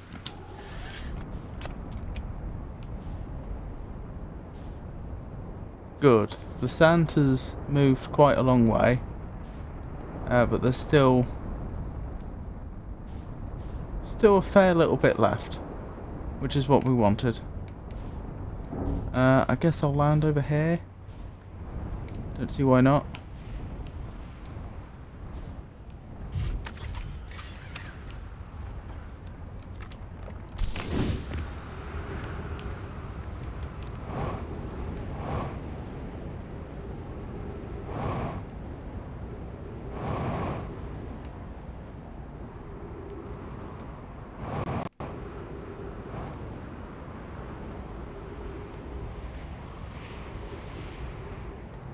Right, so this time round, I will check to make sure the sands aren't parted, but then I'm going to watch this one to see if it lights up.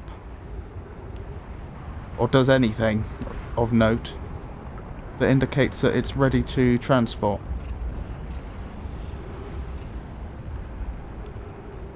And if it does, then I guess we'll look for the same thing on the other side. Which may be harder, but we'll do our best. Actually, could we hide in that little alcove? That's a possibility I hadn't considered.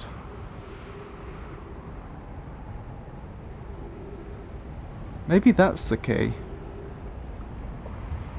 Maybe I don't have to wait till the very end of the time loop.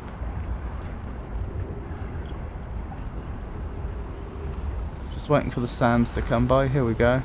I just want to check that the sands aren't doing that parted thing again that I seem to remember them doing at one point.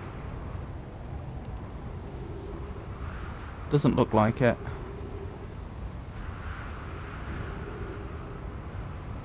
Oh, it is a little bit. Maybe that's just a visual effect though. Yeah, it is a little bit, isn't it? Maybe it doesn't actually mean anything.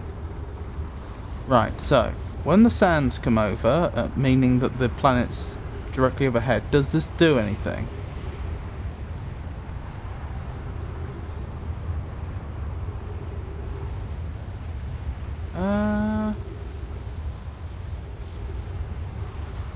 No.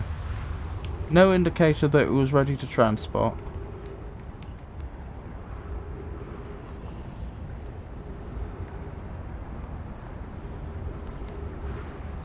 The other thing it would be nice to know is this alcove sufficient to stop us from being dragged away?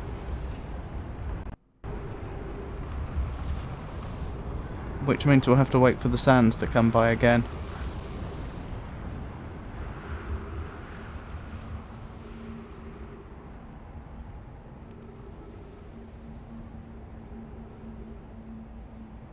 I guess what I'd have to estimate, since I can't see when it's ready to transport, I'd have to estimate when the sandstorm and therefore Ember Twin is about directly overhead.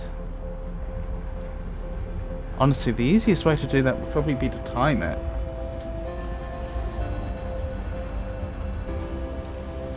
So we'll time it this time.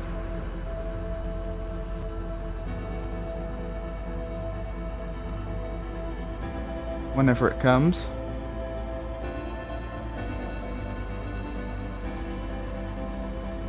So I'll try to time it from the moment when we first see sand appear through the doorway there to when it first disappears.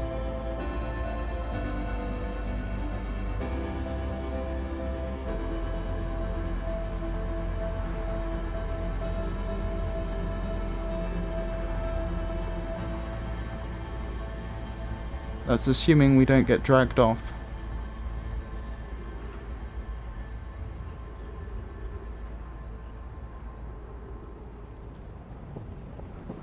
Oh no.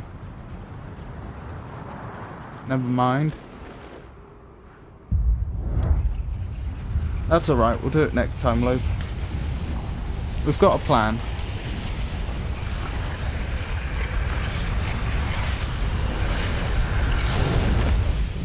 Blimey. You know the sand will not come after the end of the loop music starts.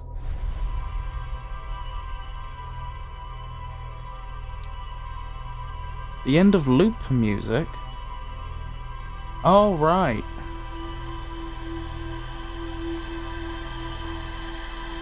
Do you know, I hadn't been paying enough attention to that.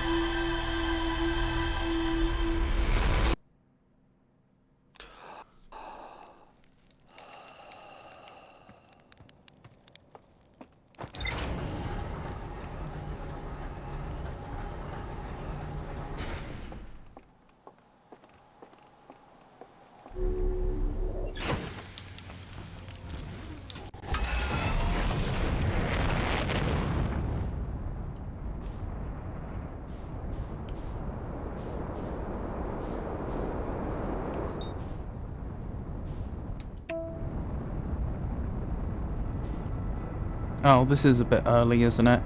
We'll just stop by Church's Fire.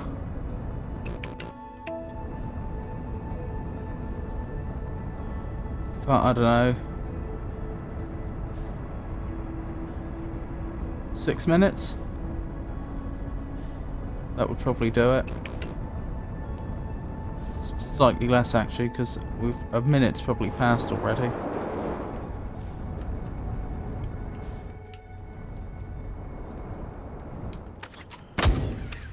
Ow. I did remember the spacesuit, didn't I? I must have.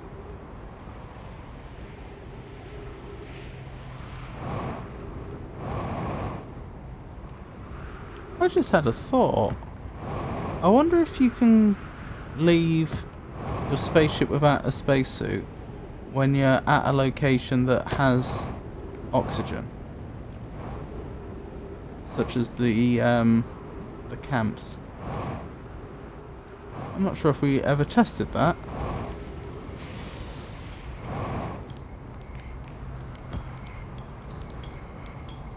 What was I thinking? Oops, wrong one. Right, just 5 minutes this time.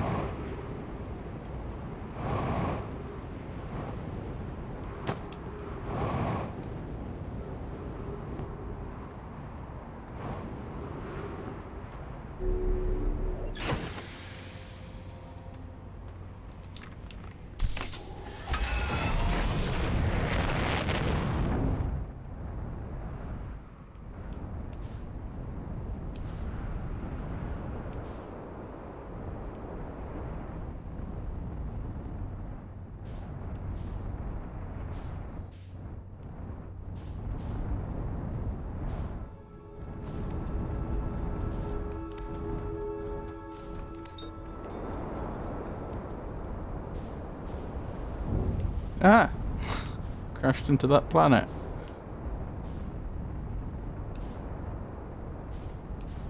I just missed the an opportunity to time it. Never mind. Right, let's go again.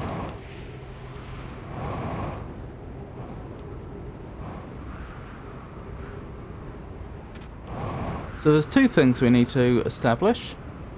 Thing one, can we use this little alcove to hide from the sands? And thing two, how long does the sand take to pass by? Right. Now we have to play the waiting game again. There's no other way to do it.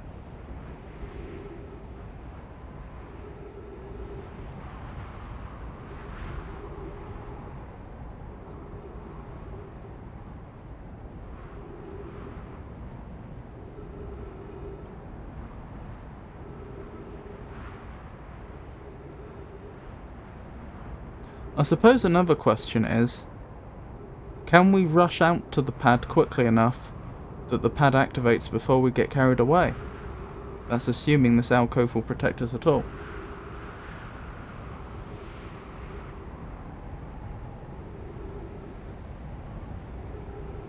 Trouble is, supposing this idea doesn't work, what then? I do feel like this pad is the key to making progress.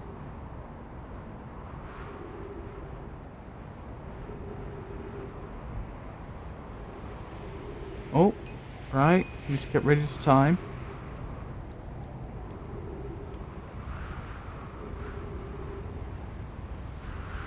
Right, we're looking for the first pixel of sand appearing through the doorway.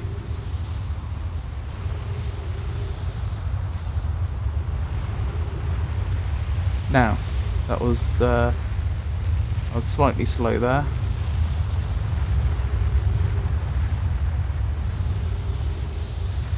That was only about 10 seconds. I may have been slightly off, but I think that was only about 10 seconds.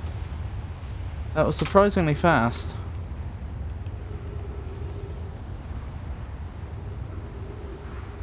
But we didn't get sucked away.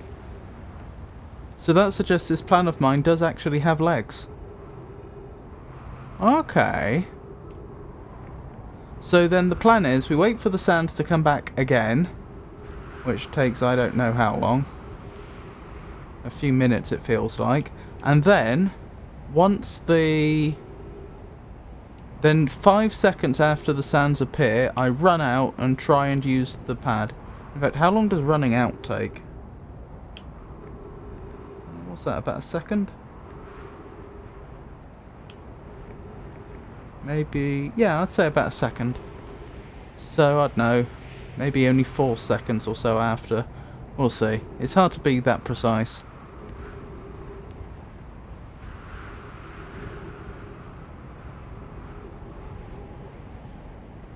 Do you think you'll do the Quantum Moon this stream if you do the Estrin project in time? That's a very good question. I mean, that's probably the next thing I'll try to do. I don't know if I would be able to figure it out. I've tried to get onto that Quantum Moon several times and haven't had any success.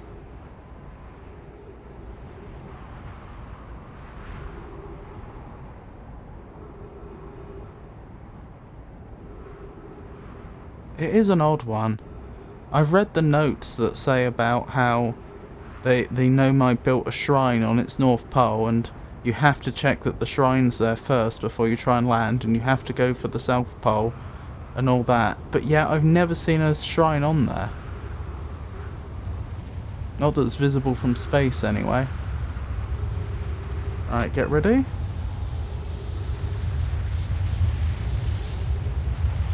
Right, sand's going. 5 seconds, go. Well, hey! Progress.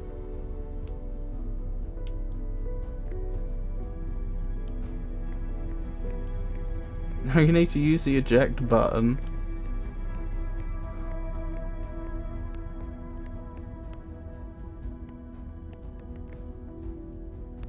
Oh, I'm missing the end of your message there. Hold on. Let me move this window.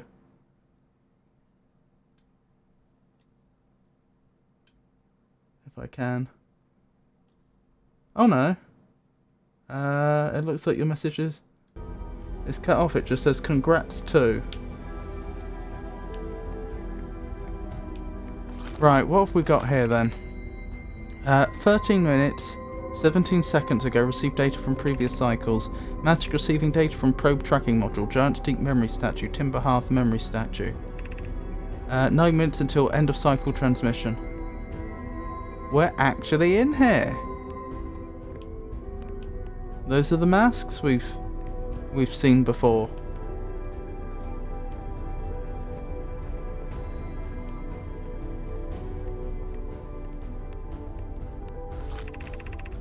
Today we finish the excavation of Ash Twin. Here in this space we carved, we will craft our most ambitious project yet, the Ash Twin project, powerful enough to send information back in time.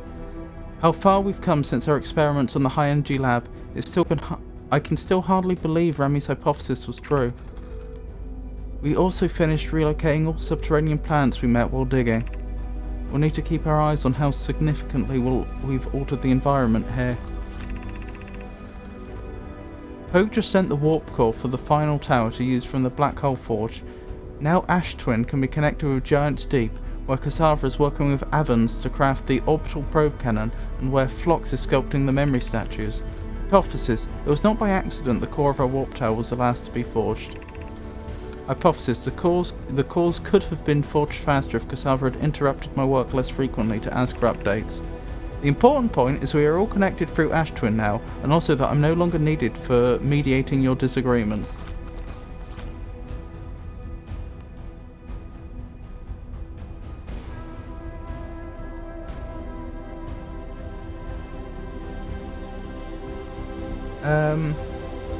If the end music starts, then the translator text.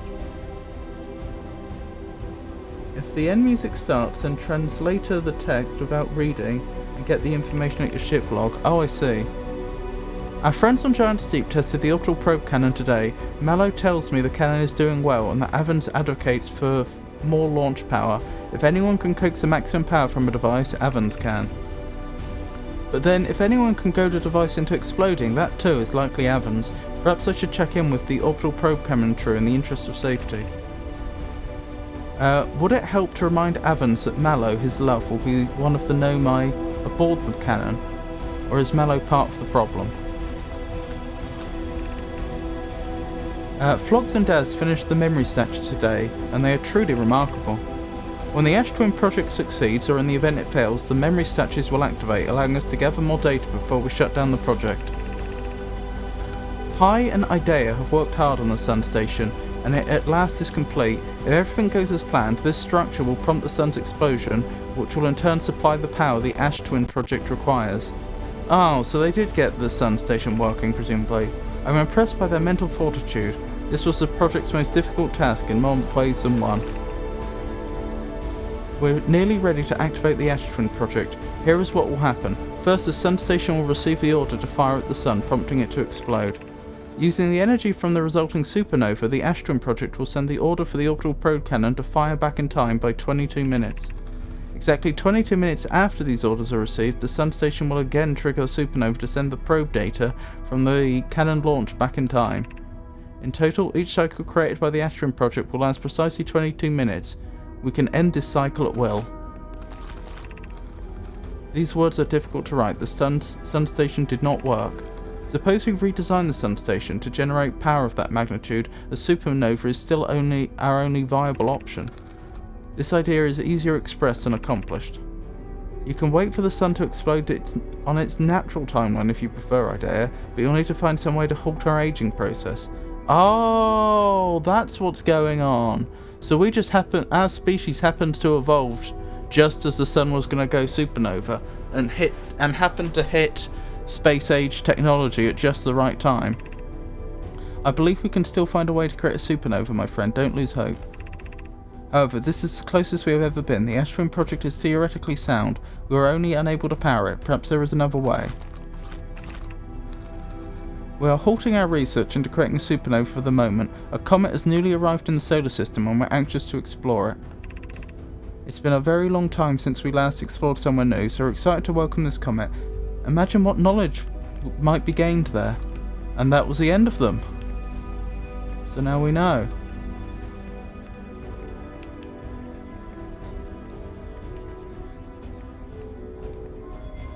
So, okay.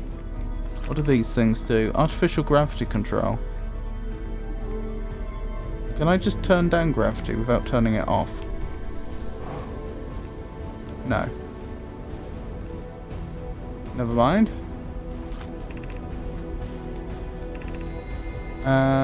You're about to access the core while the Ash Twin project is active.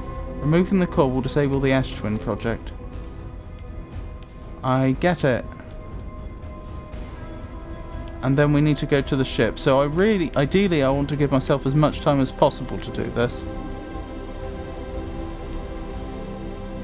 So we won't do this loop. We'll do it at the start of another loop. I think that makes the most sense.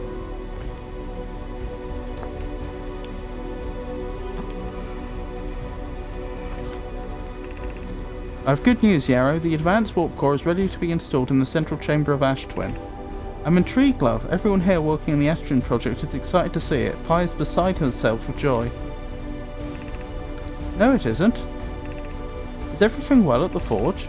Don't worry, love. Poker's only nervous. The core is extraordinary and her design work is beautifully clever. The core's durability could still be improved. I need more time. Ignore her, Yarrow. The core is finished, and if my sister tells you otherwise, then she will be finished as well. Why not test this loop? Because if I take the warp core out, then there won't be enough energy to cause the 22-minute delay, and I'll end up not resetting. My gratitude for the latest shipment. Bueno, this ore should be the last we'll need for the Ash Twin project. This is exciting news. Can I offer an extra set of eyes for this final check, specifically mine? If my work here is complete, I'd be delighted to help. We'd be grateful if you would. The more eyes the better, as the smallest flaw or opening in the shell that protects the Ash Twin project could lead to disaster. Once we finish the shell that seals off the central chamber, we'll check to ensure there are no longer any physical entrances. Rami and I will be checking the interior and then the exterior for cracks. Our final safety check. We've read all these before, incidentally, but no harm in reading them again. I've installed the masks inside the Ash Twin project flocks. They look beautiful, although I do feel as though I'm being observed. It's comforting to know the statues will not pair until the project succeeds, otherwise I imagine the experience would be hard to endure. Ideally, they'll only need to activate once the project succeeds. As a safety measure, however, the statues will also activate in the event of equipment failure. They will? Why is that? If anything goes wrong with the Ash Twin project, the statues and their masks will make us aware of the situation and enable us to fix it. Otherwise, it would be possible for us to remain permanently unaware of the problem. I hadn't thought of that. What a profoundly horrific fate that would be. So they mean if time kept looping round and they didn't know that something had gone wrong to fix it.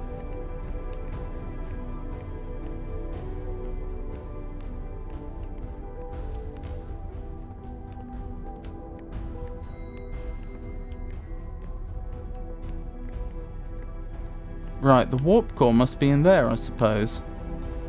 So they've got... that must be all the power from the solar cells that are going into the warp core. Oh, they must exist to absorb the energy caused by the supernova. And then when that happens, that energy gets funneled into the warp core, which then causes the 22-minute delay. That makes sense.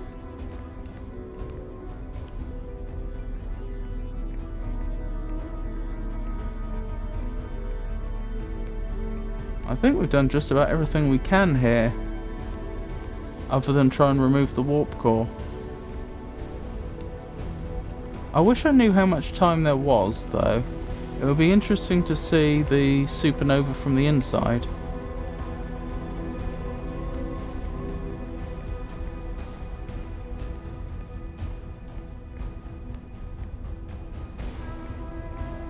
try it for fun.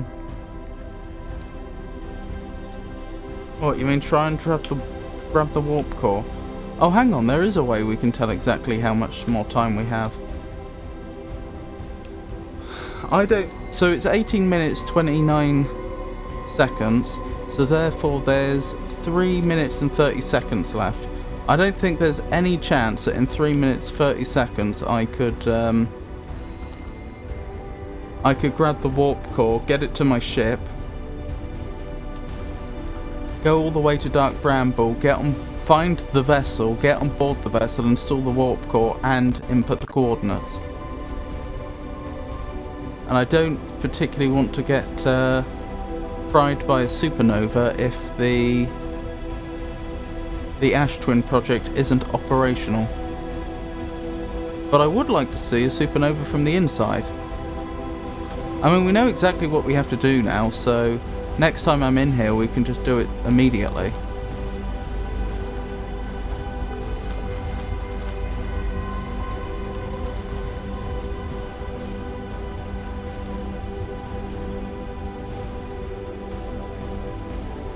Hang on, why did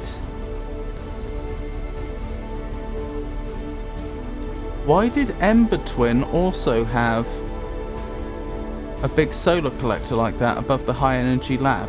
Because we know they weren't sending the sun supernova there. Were they just using that for conventional solar energy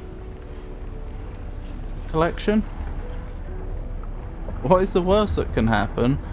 I die and the game doesn't reset and I have to start again. The ending of our solar system is not that bad, please.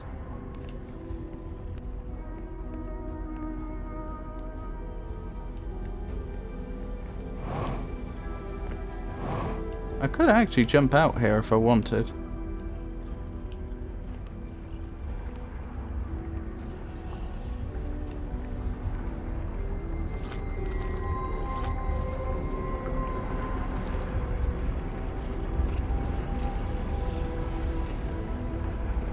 So about 1 minute 30 seconds until the supernova, I think.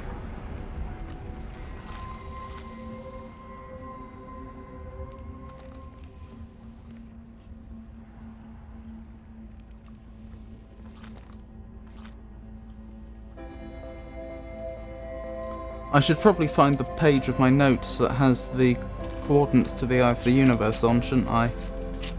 Since this is going to be... Oh, there it is. That wasn't hard. Since this is a sort of speed run. Right, within the next minute, everything should go supernova.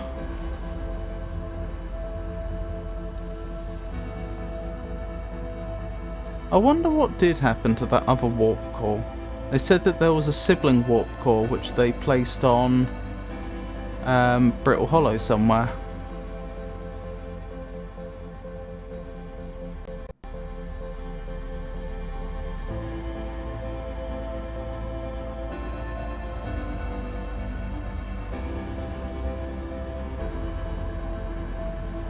Here we go, I think I can hear it. Look at our ship go past periodically. It's surprisingly close to us actually. At the closest point it's only about 30 meters away.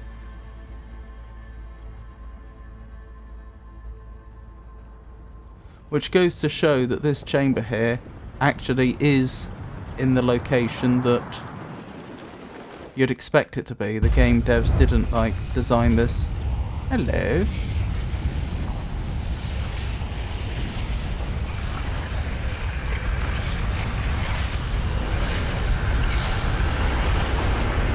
Game devs haven't played any tricks and this isn't some completely separate location.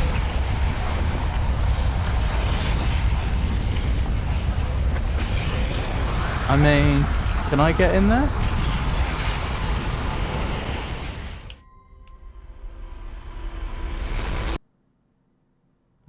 Okay, apparently I didn't get the opportunity. I did try. Right, so this is going to be the loop.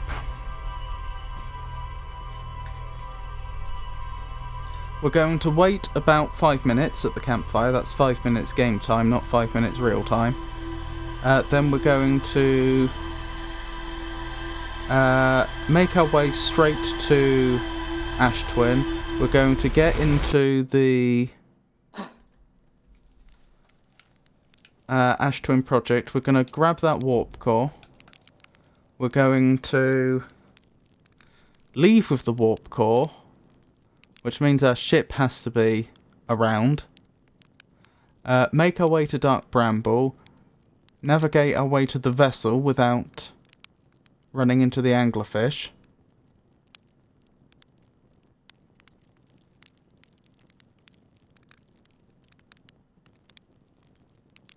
I'm trying to remember, wasn't there a fast way to find the vessel? Oh, yeah, I remember. You can mark it on the map, can't you? That was it. Yes, mark the vessel in your ship's log. 6 minutes is the best time exactly. Well, I don't think I'll be managing quite that, but...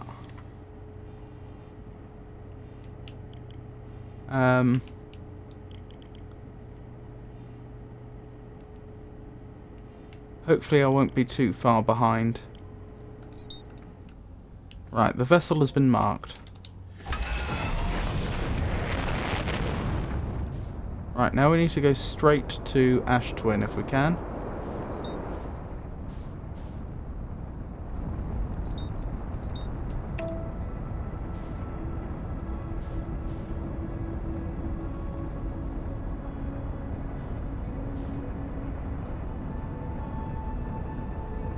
Are we about to go into the sun? Yep. Alright, stop it autopilot. Stop it autopilot. Oh, come on. Don't let this be the way. Okay, that's embarrassing.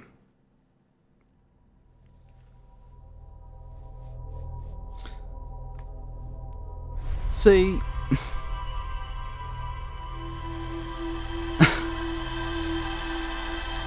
That's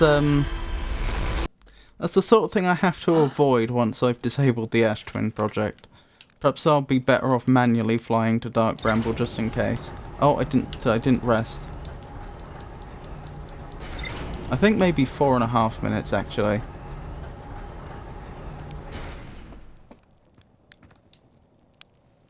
Oh, I did the wrong one again. There we go.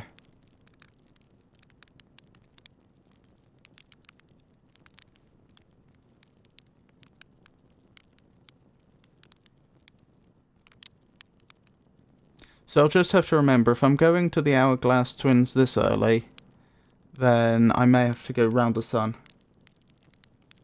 Don't think you can trick me. You need to use the eject button.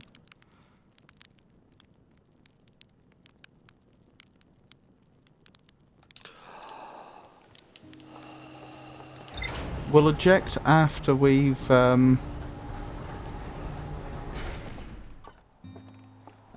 safely completed this run.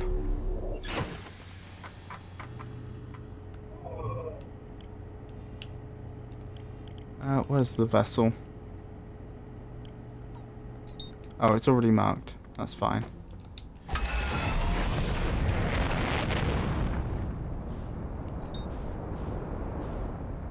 checked while you're in Dark Bramble, but what if I do need the ship again for some reason that I wasn't expecting?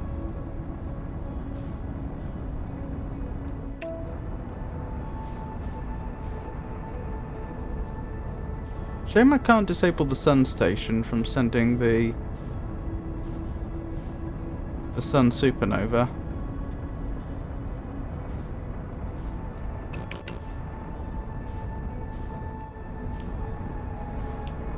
Right, let's try and land this thing.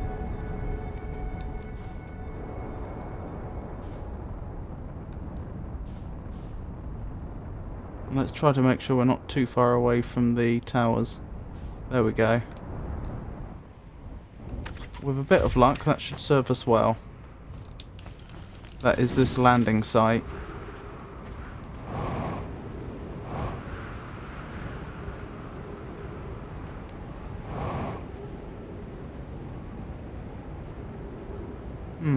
I may be slightly too early, but that's okay.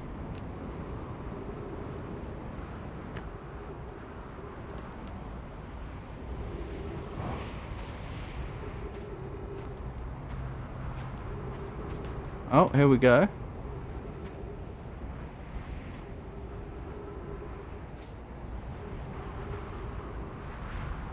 Oh, the sun station. Oh, no, you're right. Sorry, the sun station doesn't make the sun go supernova. We've established this. The sun's just reached the end of its natural life cycle, which causes a problem because that means even if I reach the eye of the universe, the sun's still going to go supernova. Oh, you need to go. Sorry to hear that. I realise you were excited to see the end of this. Still, I hope you have a wonderful rest of your day.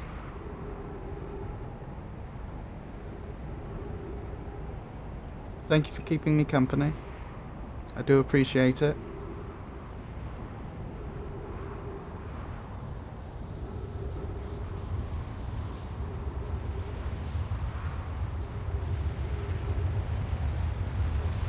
Right, so again, I need to wait about 5 minutes, don't I? No, 5 minutes? 5 seconds, rather. Right. About now. We're through. Right, so next we need to disable the gravity and then go straight for the warp core.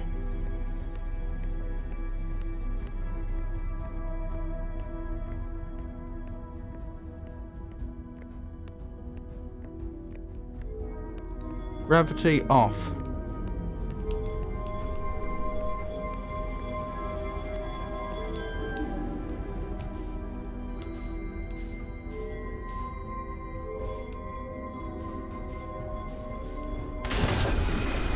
There we go.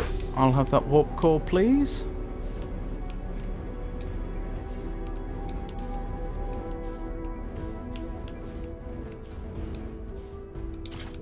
Thank you. Right, so, no resets, presumably. We have to get this right. There's no room for error. Right, we've no room for error, he says, and immediately walks into a cactus. Right.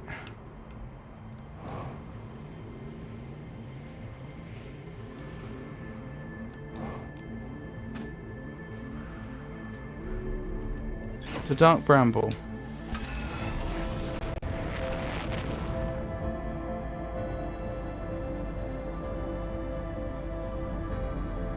Which is currently on the other side of the sun, but what can you do?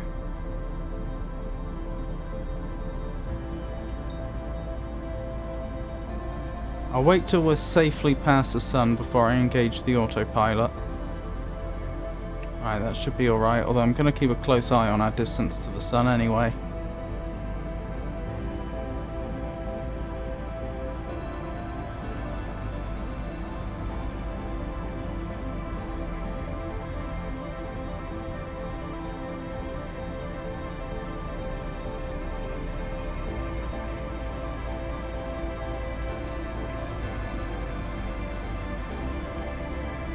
Listen to this music.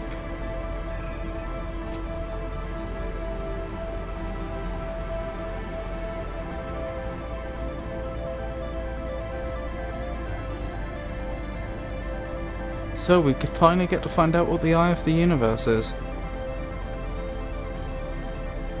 Somewhere that, as far as we're aware, no Nomai ever reached.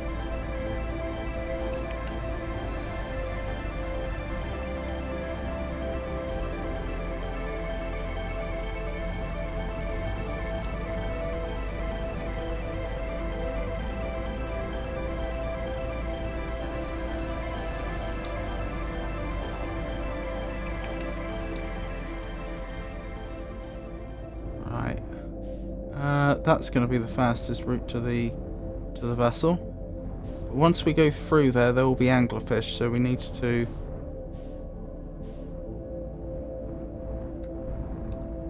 we'll need to not use the engines. Last thing we want is to get eaten by anglerfish, like we were about to there, when the Ash Twin project isn't working. Right, pass the anglerfish.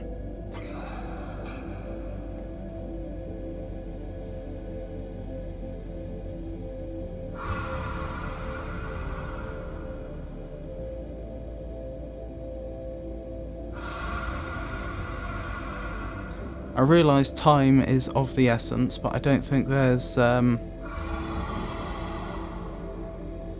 don't think this is a situation in which we can rush.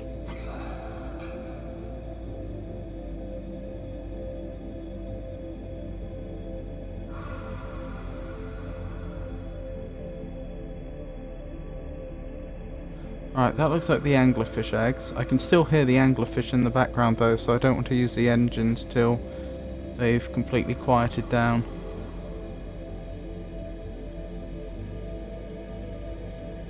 At least I assume they're anglerfish eggs. That's what I've always imagined those things ahead of us are. Right, I think we should be good. I don't think the anglerfish are going to bother us now.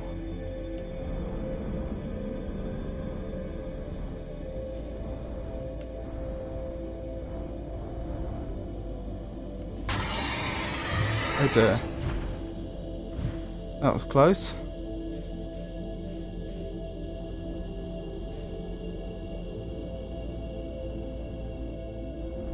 There's the vessel. We're well on our way. No idea what's going to happen if I warp it while it's still entangled in this bramble.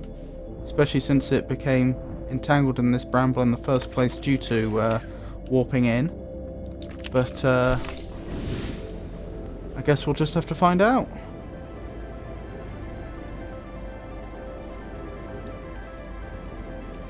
Oh dear, slow down. There we go. Right, through here.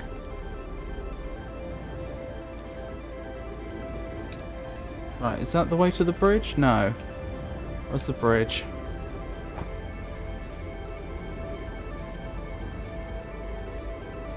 Oh, I must have been past it.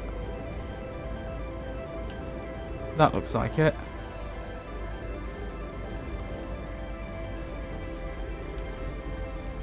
Wait, what? There it is. Okay, good. We found the bridge.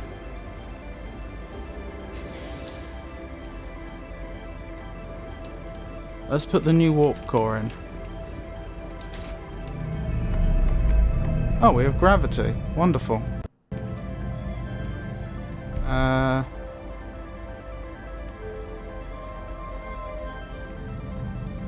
Let's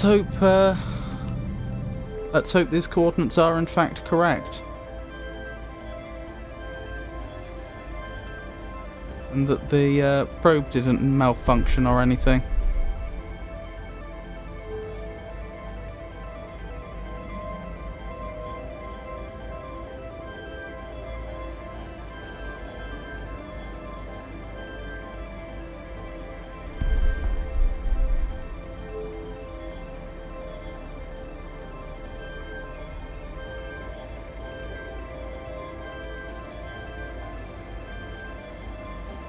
Right, that seems to be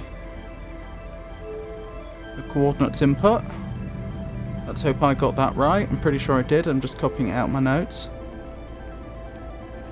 And then I assume if I pull this all the way back, we'll be on our way.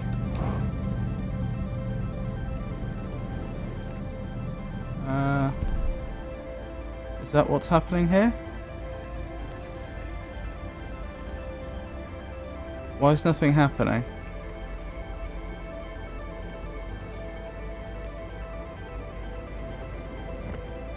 Do I have to do something down here? No? Why is nothing happening?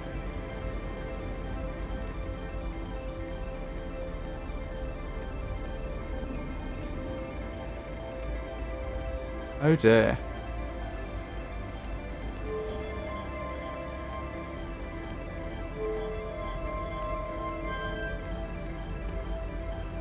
Have I missed a step?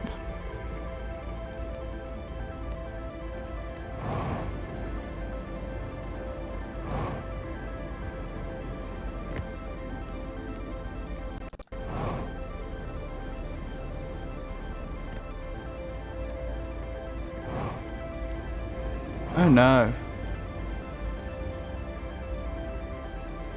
Well, I better figure this out pretty quickly.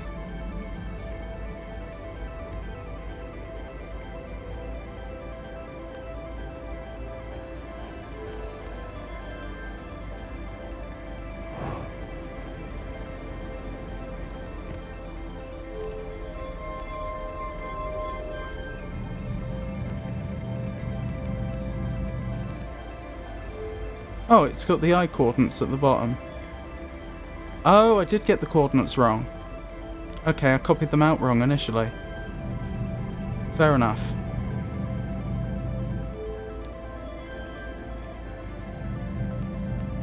Well, I sure am glad that the game pointed that out to me. I would not have realised otherwise. Right, it's not symmetrical like I thought it would be. Like I thought it was. Let me think about this. It must be that, then that. That's the only thing it could be. That's correct, isn't it? Yes, looks it. And that's correct.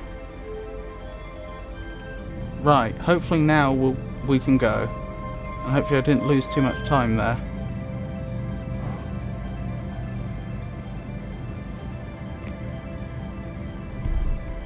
We good? Why is nothing happening? Oh no. Oh no. I don't know if we're gonna make it.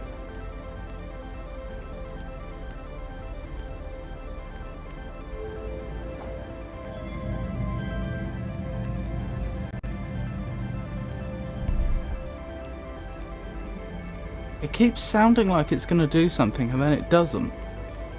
Like it's powering up and then something goes wrong.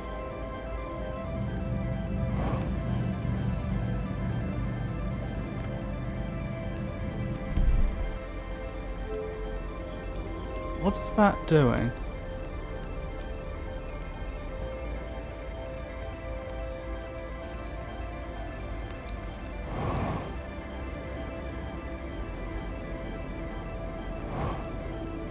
I think part of the problem may be that I just don't know how to make this thing go. Whoa! Well, that was lucky. That must be the eye. Hopefully I'm far enough away that when it goes supernova, we're not immediately affected. Well, we did it. We made it to the eye. Question is now what? This door's shut behind us. Oh, our fuel recharged for some reason. I'm grateful, but I don't know why that happened. I take it there's no writing up here? As in nothing new? No, we don't seem to be communicating with the eye so far as I can tell.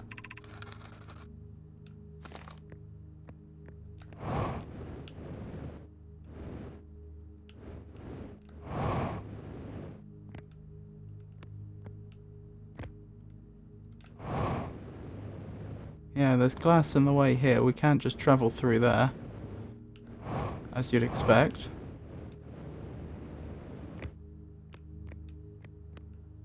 The little... Oh, that's still there. If I put that back, can we leave? Is that a thing?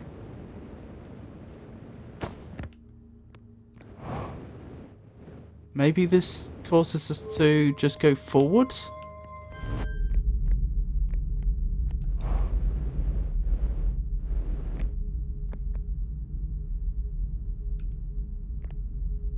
Well, it seems to be doing something.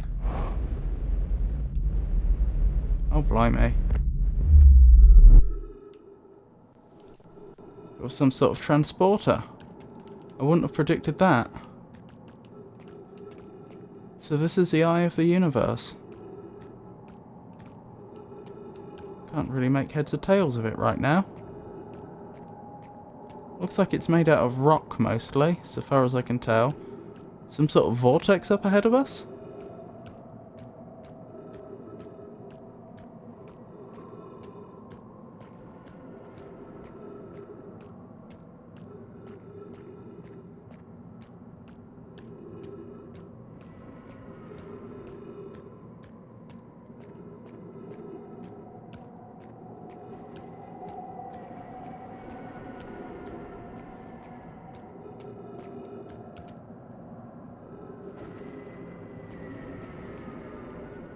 Or not?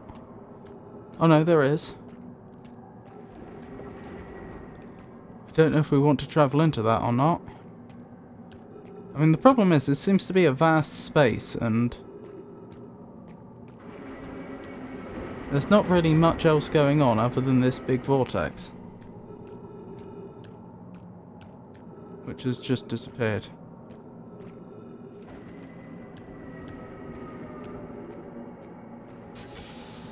Trees detected? Now that's unexpected.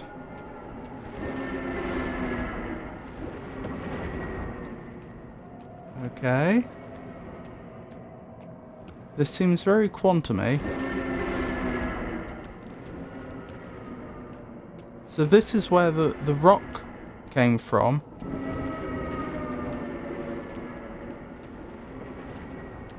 The shards that have all those unusual properties. Oh look! We can actually see the north and the south poles. This is... The eye of the universe is spherical. I should have noticed that much sooner.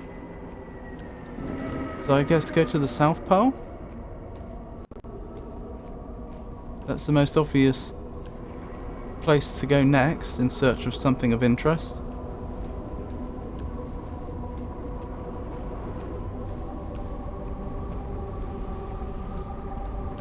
Okay.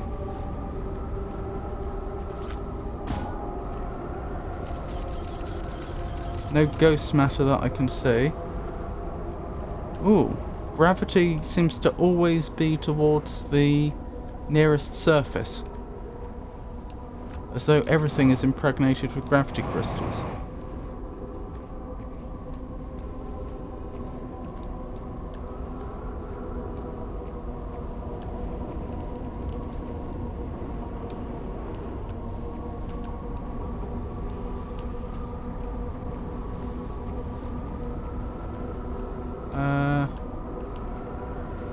I think we're travelling into the centre of the eye of the universe now. I've got to admit, while this is a very interesting place,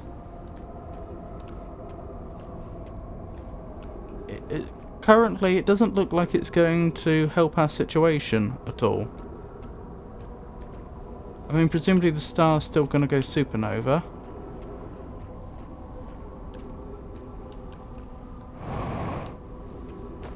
Oh, blimey, gravity's strong here.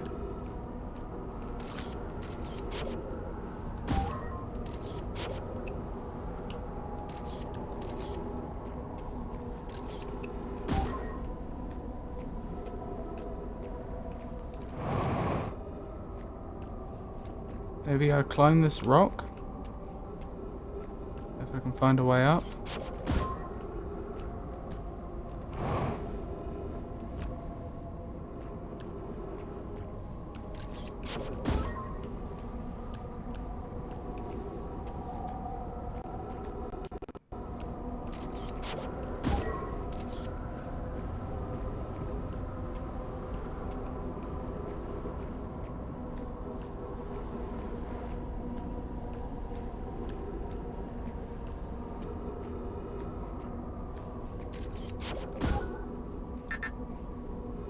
Connection with the scout is lost. I can't even call it back. Well, that suggests this is the right way. Probably.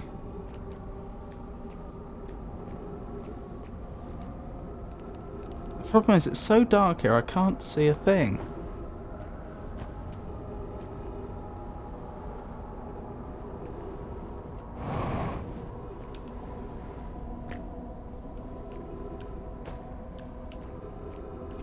I'm just... Oh, I'm so sorry. I've just noticed that for the longest time we weren't recording video. Due to that bug. Sorry, as you can see, I'm in a very dark cave.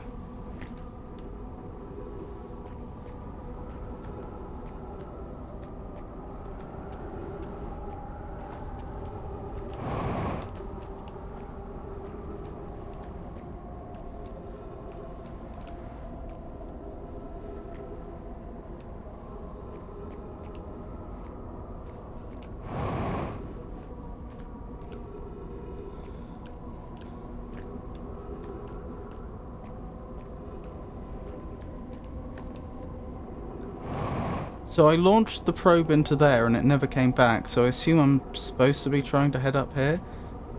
This is inside the eye of the universe. Like, we walked across the surface for a while and then we found a way, like a tunnel that went in.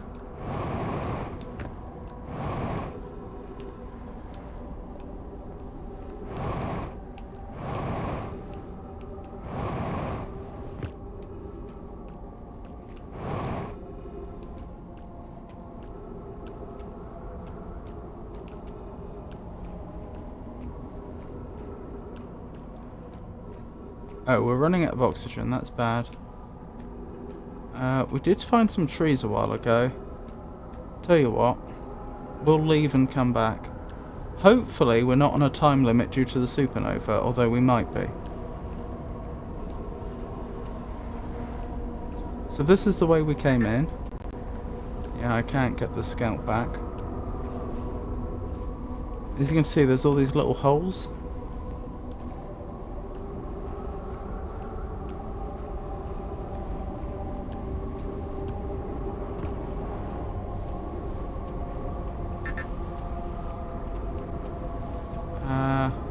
Yeah, let me backtrack. We found some trees over this way, but things were jumping around like they do near the quantum shards. There we go. Unfortunately, I don't know when the video cut out. I don't know if it cut out when we warped here the first time, or if it was when I teleported down onto the Eye of the Universe. If it was when I teleported, then you've not missed much. Just more of this. So we're at the South Pole. Trouble is, as I say, I really don't know what I'm trying to achieve here. That's not been established.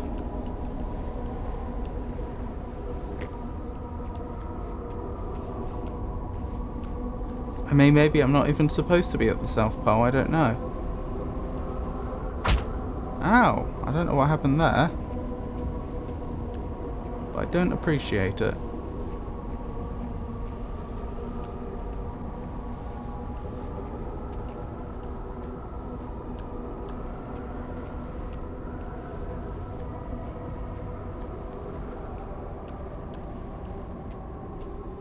We could try walking around the equator a bit, see if that leads to anything.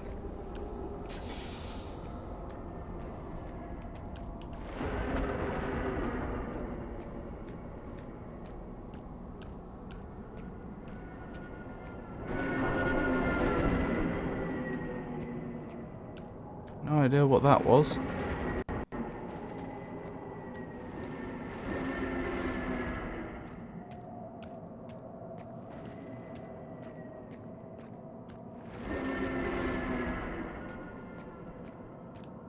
Oh, it doesn't look like I'm going to be able to walk around the equator. At least not straightforwardly.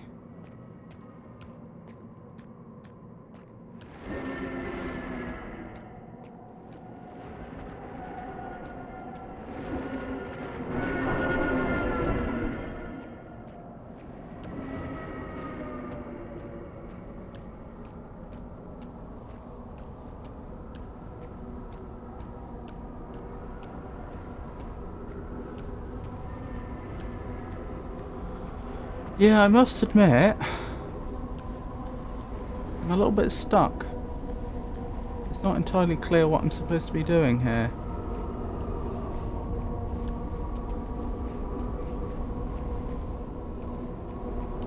I could walk over this way.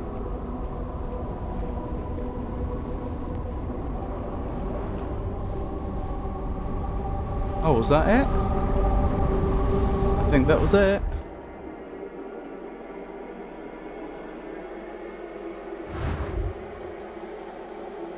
Okay.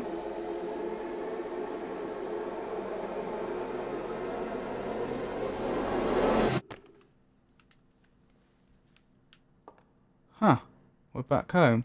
No, we're not. This doesn't look right. This doesn't look right at all. We're having some sort of...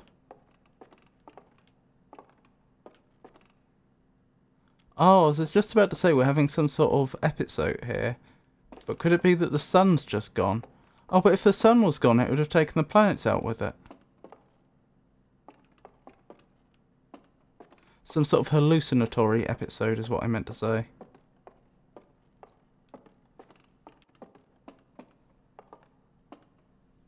I'm back and assume I've missed really much. Not as much as you might think. I managed to make it to the Eye of the Universe. I lost a bunch of the footage because of the bug involving OBS. I don't know how much of the footage, but I lost some of it. And now we're back here, apparently, after I dived into the Eye of the Universe. Okay. Well then.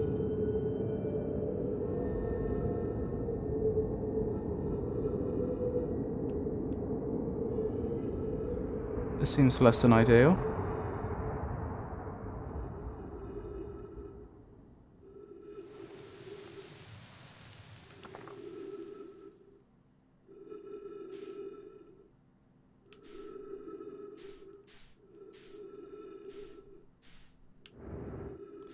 We seem to be using fuel to move around, which is a slight concern, because we have a finite amount. Is this the rock that was in the Ash Twin project? No.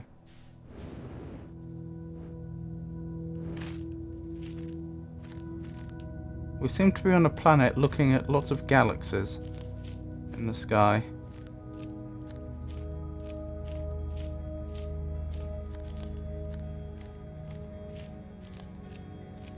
This seems to have gone very supernatural, doesn't it?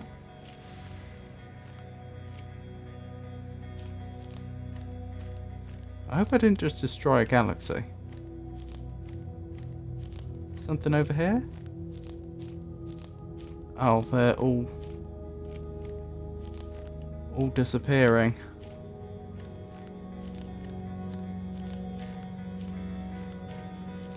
Soon we'll be in the dark.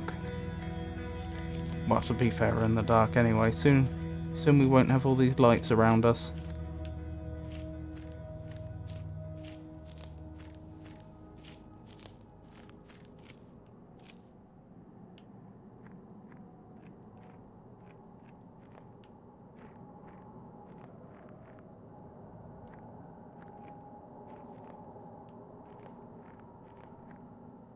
Okay, we're just in the dark.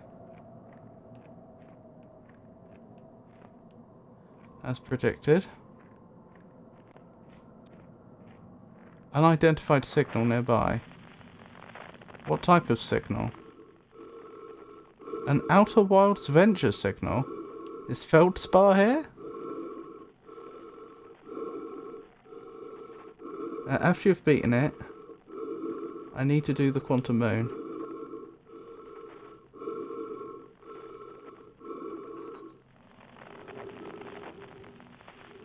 Okay, that was weird. They don't appear to be with us anymore. I meant you need to do the quantum moon. I'll give it my best shot. That's all I can promise. I still think I'm missing something with regards to the quantum moon.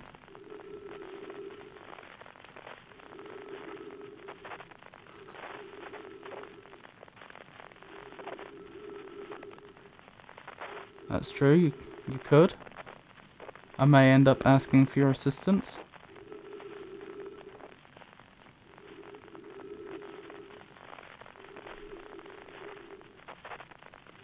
Should I be looking for a different frequency? I'm not sure I can. That functionality appears to have gone.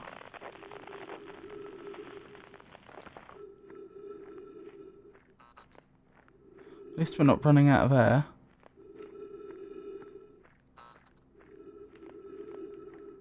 But our torch appears to be having trouble. And we appear to be looping around, going past the same campfire over and over.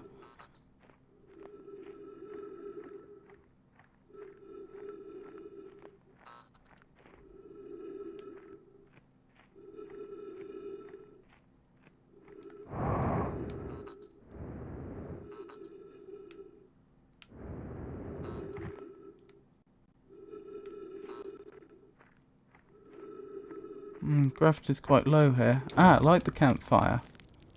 Roast a marshmallow.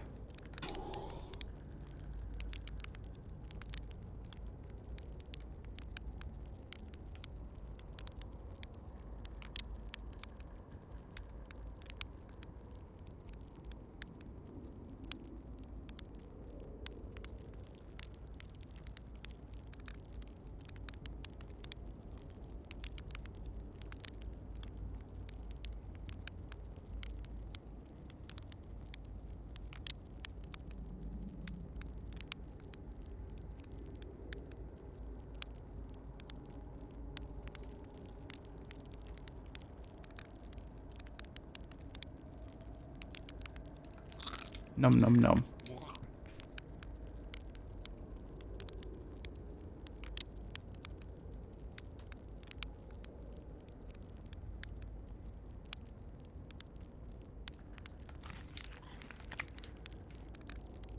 Not quite sure why we're doing this, but I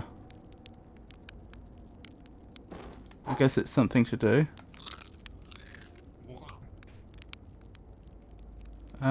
Okay. Oh, there we go.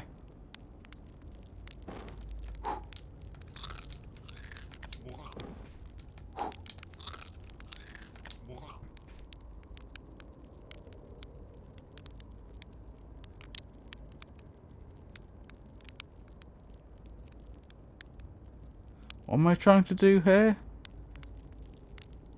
Cook the most, or roast the most perfectly roasted marshmallow ever. I don't think you're making progress. You might be doing something wrong.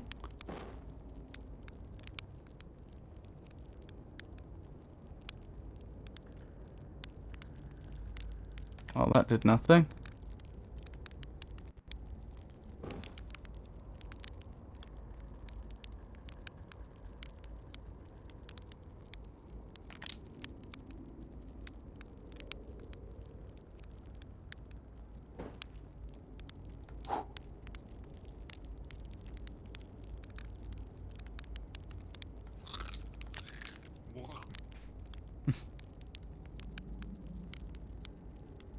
This is not really supposed to be a puzzle.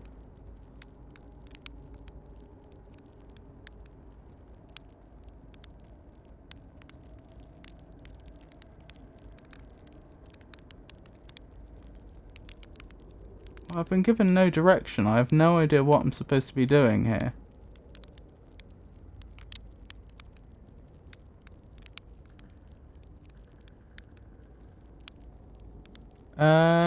Not quite yet, but I may ask for your help shortly.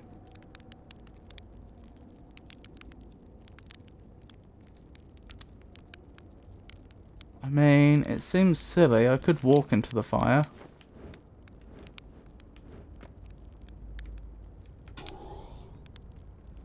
Nope.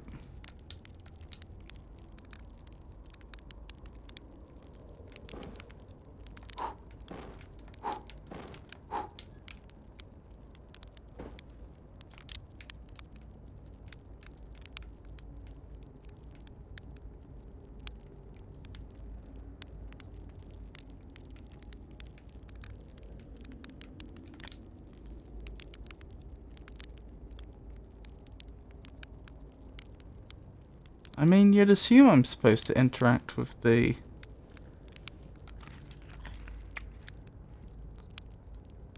fire. But it didn't seem to be doing much. Am I just supposed to eat a certain number of roasted marshmallows in a row or something? That would seem odd. You would have thought if this was going to work, it would work on the first or second attempt.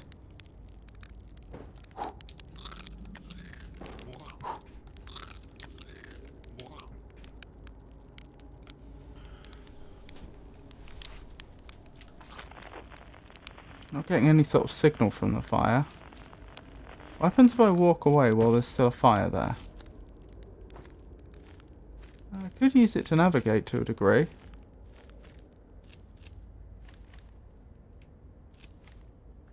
Hello, Null Record. It's lovely to see you.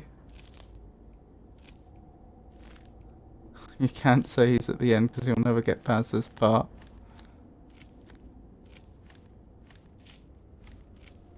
Yeah, I've largely enjoyed the game so far. My main complaint is I feel that there are parts of the game that waste your time a bit, but...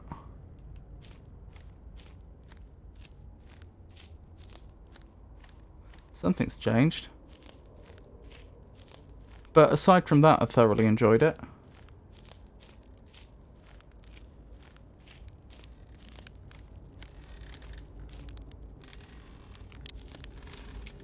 If I walk away again, will more stuff spawn?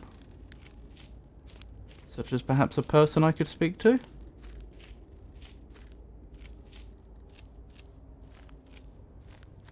Whoa, progress after 15 minutes.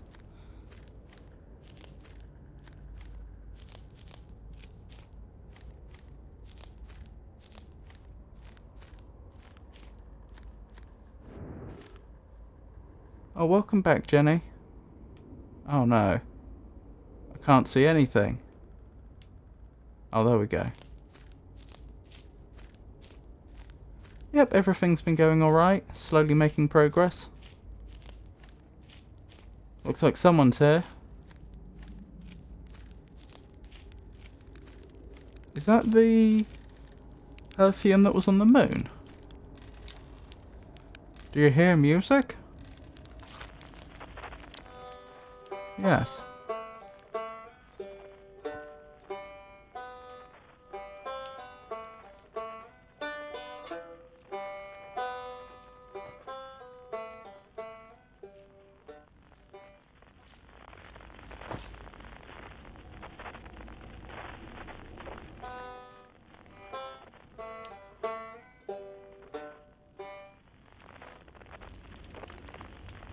Oh, that would help. Having the torch turned on.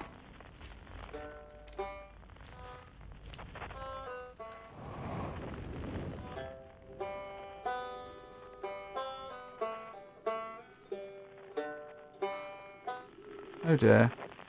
I think I launched myself into space so far, it reset. But this area looks the same. So I assume I just need to go towards the music again.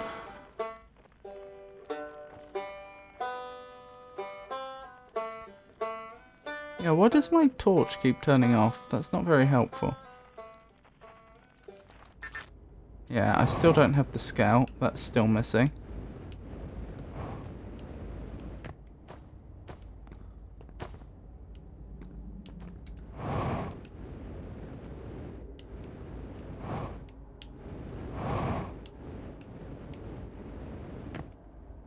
Huh. I mean, I assume... oh, it's just a banjo on the floor. No one's playing it. Well, you don't see that every day, do you?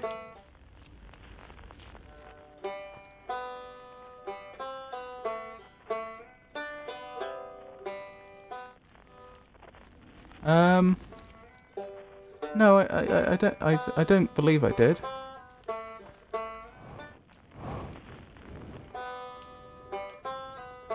Ah, is that the way in?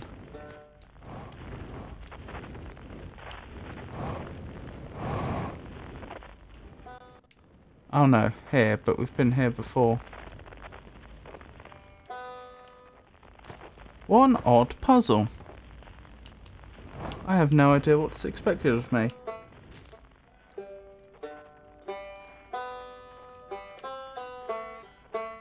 Are there other instruments? No, maybe I'll just go back and tell him I just found a banjo.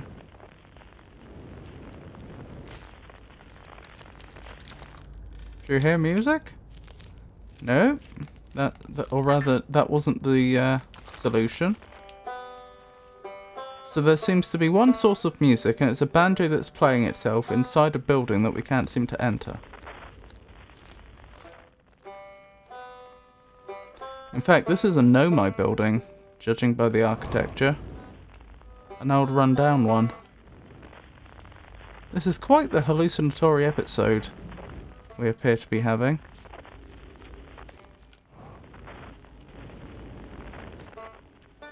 I don't get it. I can see the banjo, but it doesn't seem to have progressed anything. Oh. Can I go in that way? Which I've somehow missed up till now.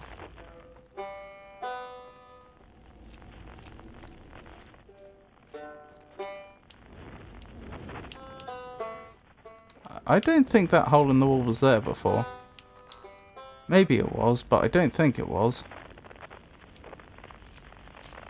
Perhaps it's perhaps that building had quantum properties, so that as I looked away from it and looked back, it would change. It's not quite time yet. I'm pretty sure we'll need the others for this next part. We'll need, you know, everyone. No rush, take your time. It might not even exist here. Aren't you forgetting someone? There's shenanigans going on. I get so frustrated when streamers don't get this. People get stuck on things. No need for frustration.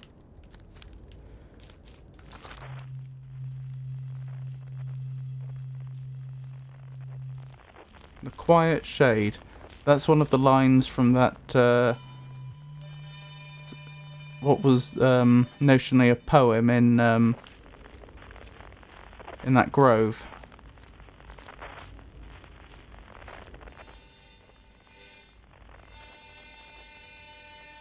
On Timber Hearth. No. Stay away.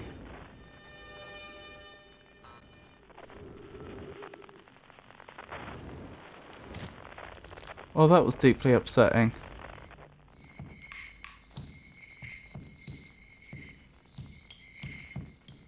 No, I don't mean as in saying they are bad. It's just that this is not supposed to be a puzzle.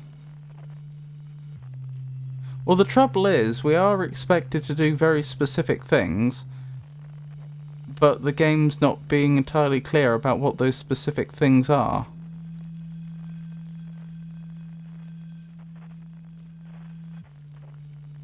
It's a bit of a puzzle, though. In the ancient glade, it's always dark.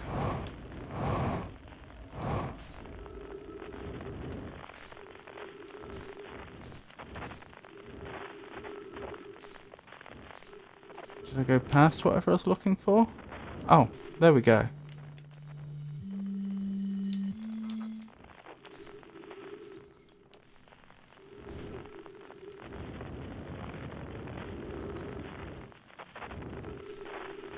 The other one is more frustrating.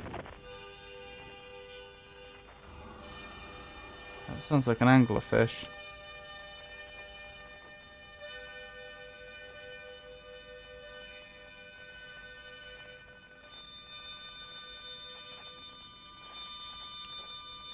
Okay. Those look like miniature versions of the jellyfish from Giant's Deep. I'm not sure you collected the flute in the hammock. Oh. Well, if I didn't, I'll have to go back for it.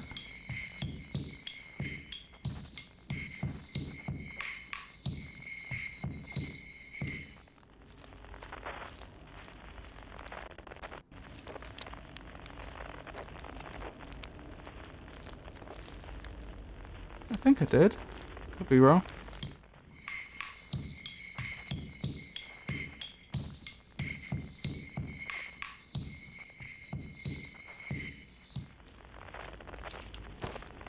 I did, excellent.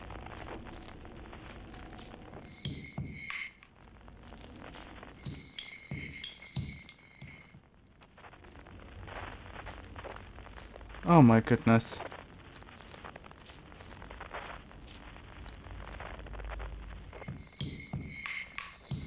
This is very discombobulating.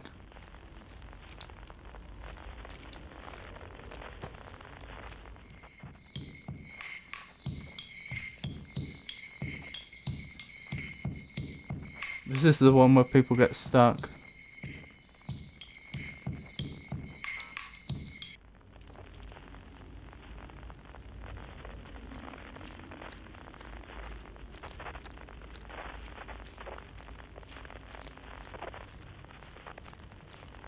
And there you go, well done. Thank you. I can't wait to play with the whole group again. Can I start? Yes. Okay, I won't let you down.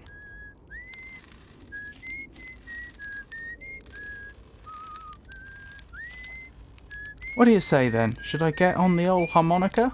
Yes. Aha. Here goes nothing. I always want to say, because you can't, the drum one is supposed to be a puzzle. Oh. What do you say, time buddy? Ready to start the music? Should I begin? Yes. You got it, I'll do my best. Should I begin? Yes. Well then, here I go.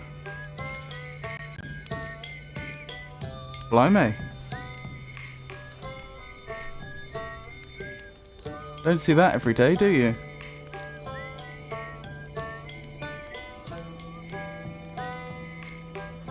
It felt like you didn't really understand what I meant.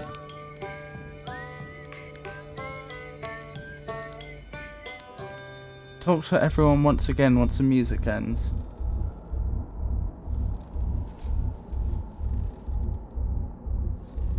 Okay, this is different.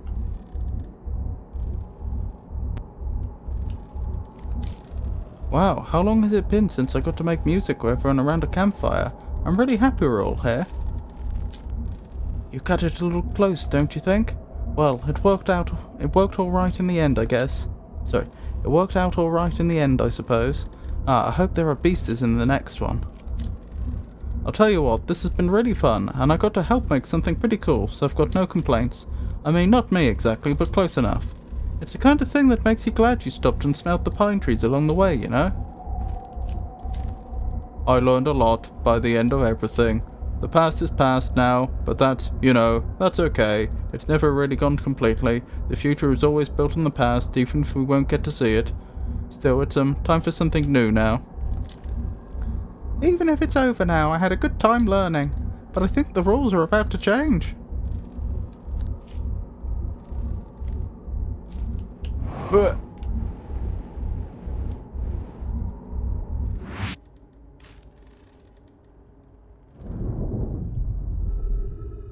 Okay. That was... Blimey.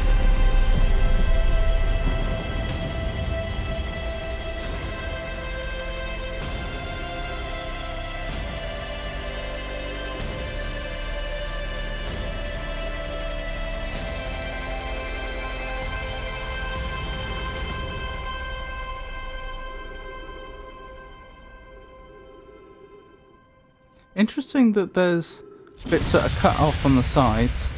I wonder if that's supposed to be a helmet, but I don't remember having that cut off during the rest of the game.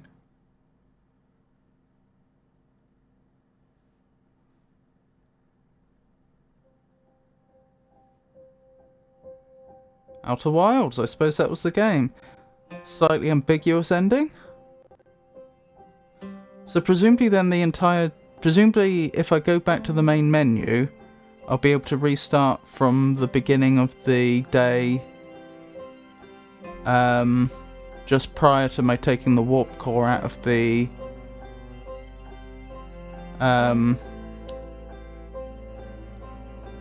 Ash Twin project, which presumably means the entire DLC takes place during the time loop.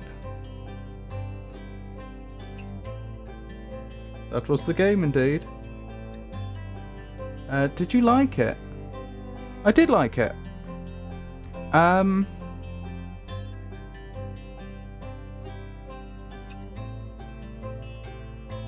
mean, the art was nice, the music was nice. I like the environmental puzzles. The fact that the puzzles don't feel like they've been, well, In most cases, the puzzles don't feel like they have been contrived just to be a puzzle. It feels like you are actually navigating through a world, which I've always admired the mist and riven for. I liked the space travel. I think they did a very good job of making the space travel comparatively easy, while at the same time feeling satisfying. So those would be the good. I very much enjoyed those aspects. The only thing I would say, and I've already said it, that I found a bit disappointing is I feel like some parts of the game are a bit of... They don't respect the player's time.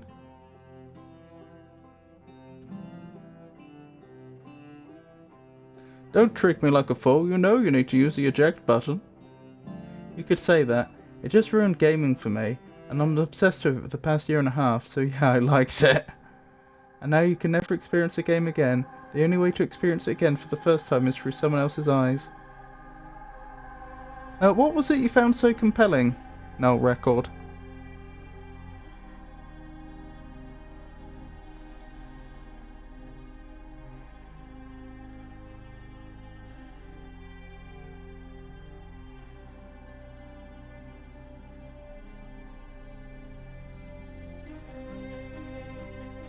Oh, this was based on the Unity engine then.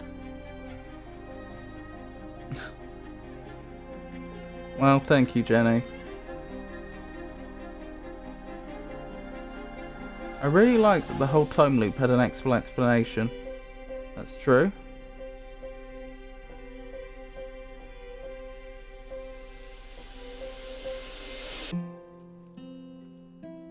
TTT Studios, interesting. I take it that's not Trouble in Terrorist Town. That's a reasonably well-known game that runs on Gary's mod. It's a multiplayer game, if people aren't aware. I was quite bored watching him play it for the most part. Perhaps I will play it.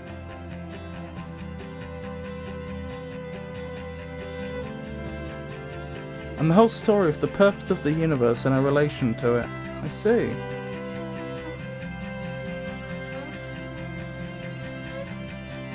So you were attracted to the story and the concepts that the game introduced most strongly. By the way, the game started as a university project and a thesis and got funded, and the lead dev just got his sister randomly to write the whole story and dialogue. Oh, blimey, I didn't know that. Absolutely.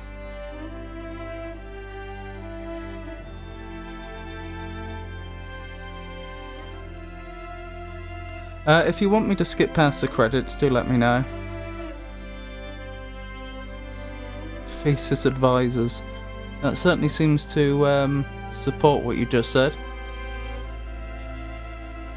So I've still got the Quantum Moon to do, and I've still got the DLC to do. I started the DLC on accident.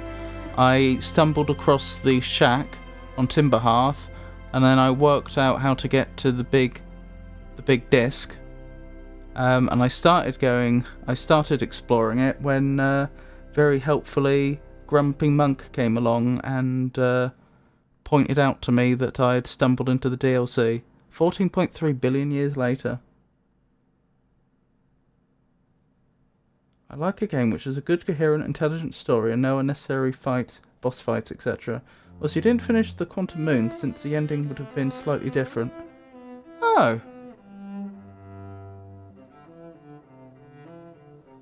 Didn't know that. And that's right, I haven't... Interesting. I haven't completed the Quantum Moon. That's the next thing on my list to do. I found the records saying things like, you must land on the South Pole, there must be a shrine on its North Pole, and all that. But yeah, every time I went up to the quantum moon, I never once saw a shrine on its north pole. So I'm really not quite sure what it is I've been doing wrong there. That was your scout, by the way. Oh, I see. I can help you if you've misunderstood. If you hadn't lost it, it wouldn't have been there. Interesting. So it survived for 14.3 billion years and was still somewhat operational. That's good tech those Hearthians are using.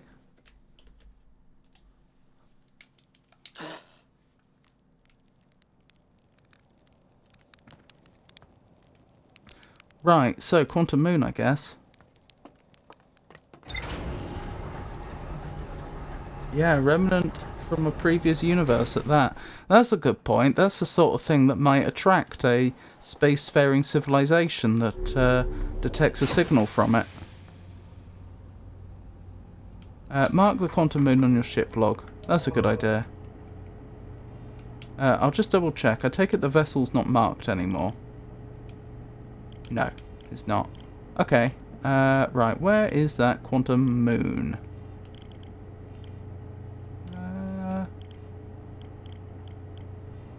There it is. Oh, am I not allowed to mark it? I'm not allowed to mark it. The Nomai in Brittle Hollow observed a phantom moon that would sometimes appear in the sky. Oh, thank you for the follow, Null Record. I really appreciate it. The Nomai on Embertwin observed a moon that would disappear when no one was watching. A Nomai named Solanum landed a shuttle on the quantum moon. Churt's research notes mentions a quantum moon that no Hearthian has ever been able to land on. The Nomai built a shrine on the quantum moon to aid in the pilgrimage to its 6th location. The quantum moon sometimes disappears, possibly to an unknown 6th location. Many Nomai went on a pilgrimage during which the quantum moon carried them to its 6th and most secret location. To explore the 6th location, the shrine on the quantum moon must be on the moon's north pole. I guess I could... Oh, I'm not even allowed to mark Solanum's shuttle. That's annoying. Oh, up left. Oh, sorry, you were telling me where to find the quantum moon, weren't you? You will probably not manage to do the quantum moon without help, because you had misunderstood.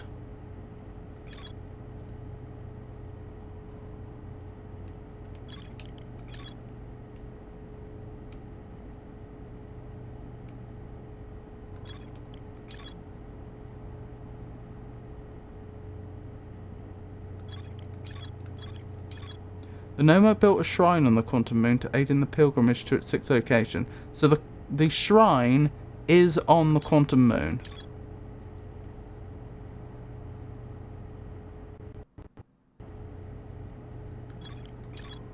A Nomai named Solonon landed a shuttle at the quantum moon's south pole and prepared to make the rest of the journey on foot. Visitors to the quantum moon always arrive at the south pole for reasons unknown to the Nomai.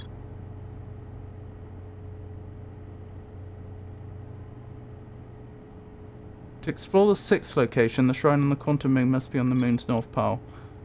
Oh, that might be telling me that the shrine on the quantum moon itself jumps around. In fact, I know the quantum moon's a sphere, not a cube, but if you think about it, there would be 6 faces to a cube. So the shrine could jump around to each of 4 different places along the equator of the quantum moon and at the north and south pole, and if it's at the north pole, then that means you're at the 6th location potentially. A Nomai device created to track the quantum moon's location. The Nomai hypothesized that the quantum moon might be a form of macroscopic quantum mechanics. The quantum moon travels to a total of 5 locations. You have really misunderstood.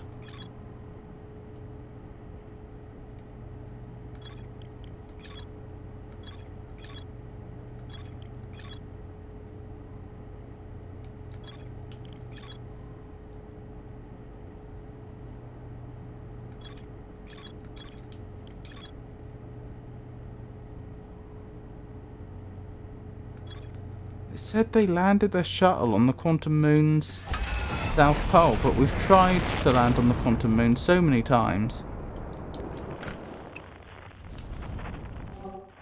Where's that quantum moon at?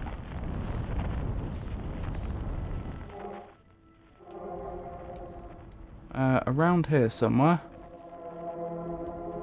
Oh, is that around Dark Bramble? Looks like it. There's a tiny thing you don't know, which you're supposed to assume. Okay, I'll bear that in mind.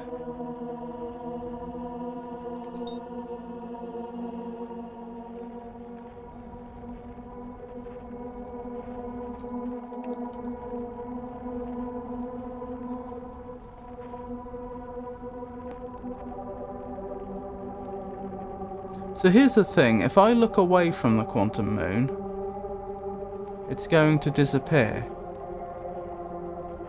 If I crash in, or if I pass into the quantum moon, it'll disappear.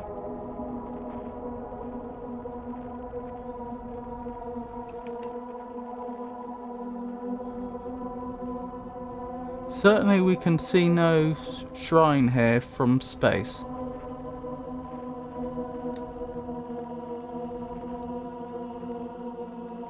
I doubt this assumption is that you have to try and travel to the quantum moon from a particular... while it's orbiting a particular planet or something. That wouldn't make sense.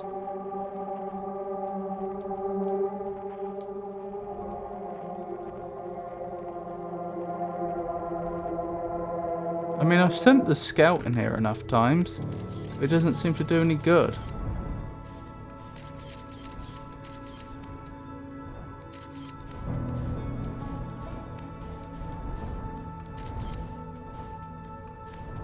Where does the scout go when that happens?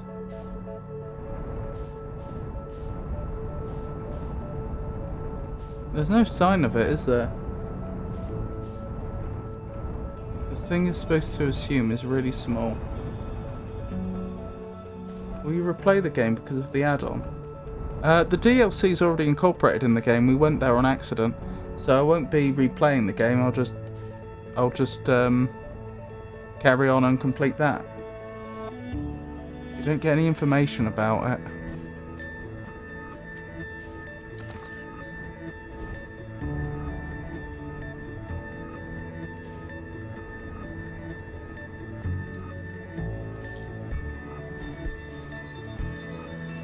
Do I have to use the landing cam or something?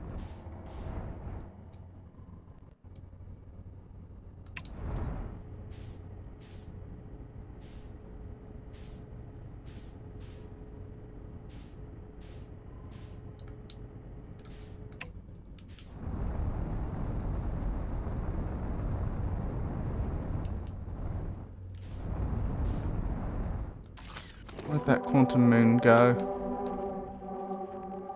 It'll be around here somewhere, I'm sure.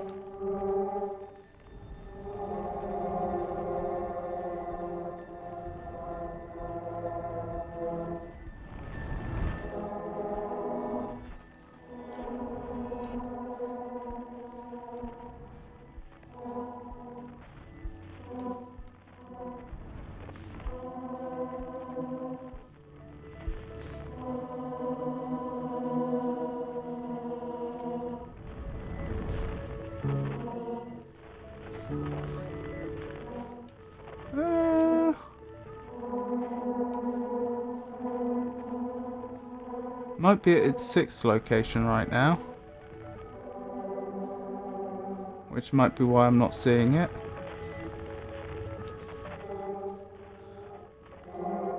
Is that it? Yes, found you.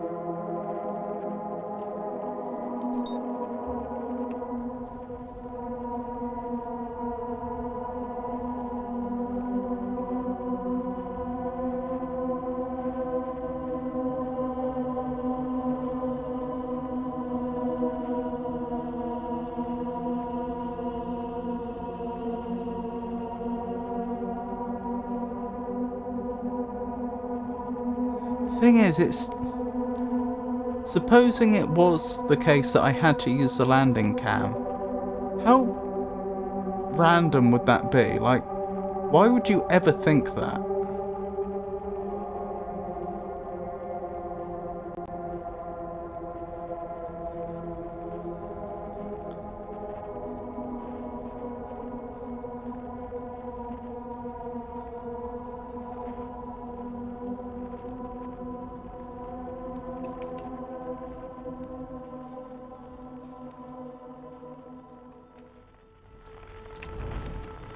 No, I just saw it vanish again, so that's not it.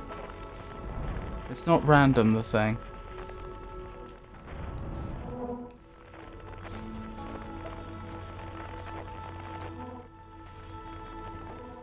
Another thing I could try is, I suppose, if I could lock onto the quantum moon.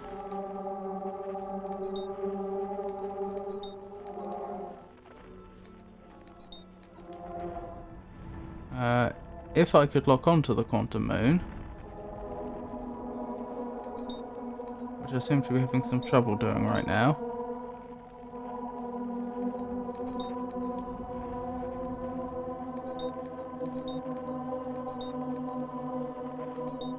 There we go. I could set autopilot.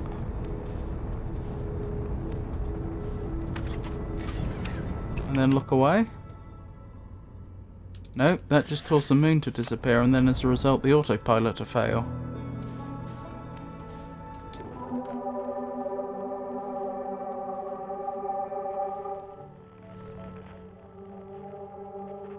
It's kind of common sense in a way, but I don't mean it to imply that you're dumb.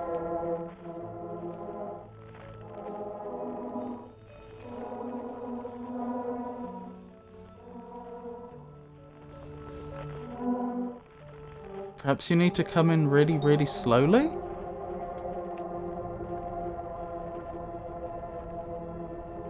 So that you don't crash? It's following the game rules. It's if that's how you put it.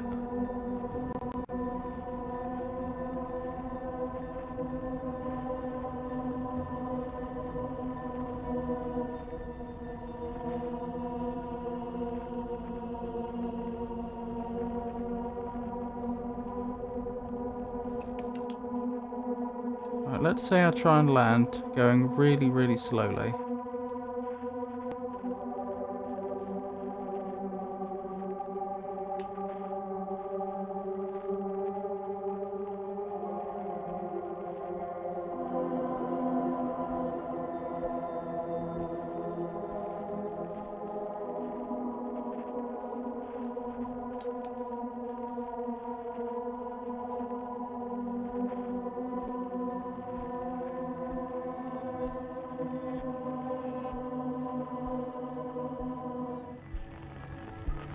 Nope.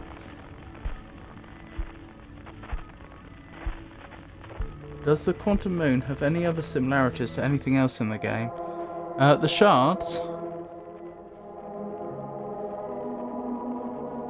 I mean, the main two lessons we learned about the shards is one, the imaging thing, that an image of a quantum object is the same as the quantum object, and we used that to fix something in a particular position. I had considered using the I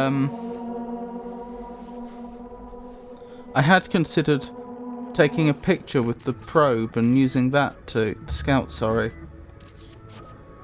and using that to fix it in place, but I seem to remember we tried that a long time ago and it didn't work. We could try it again though. The other one was if you're in something that's complete, if you're on a quantum object and you're not being no observation is taking place, then you will travel with the quantum object. Like size or looks?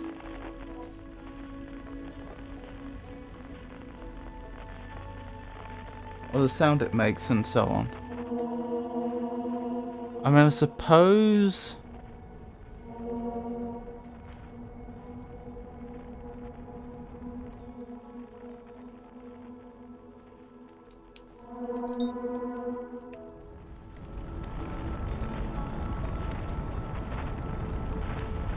I mean, the moon around Timberhearth is probably the closest in terms of size, but it doesn't look very similar.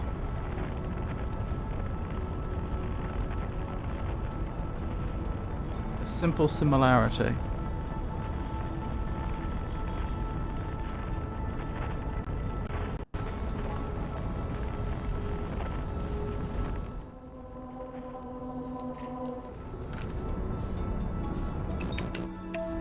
I mean, the Atla Rock? They're both moons of approximately the same size. What else can I think of?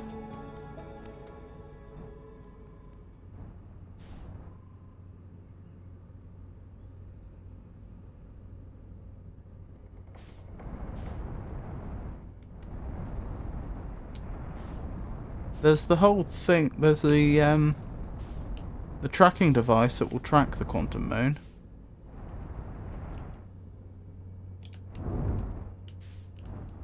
That's not quite a similarity, though. Goodness me, I'm not sure we've been here since our first stream. Maybe we came here on our second stream as well? I think it's been a long time, though.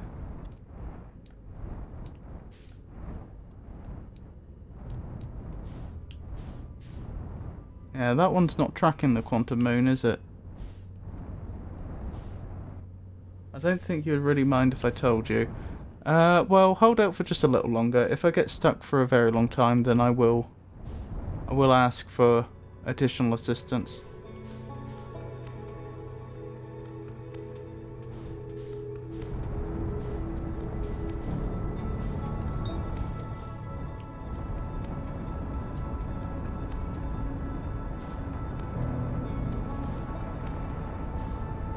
I mean, I was thinking they have models of quite a lot of the celestial bodies on Timberhearth, but I don't think the Timberhearthians know about the quantum moon, do they? No, I don't think they do, as far as I recall.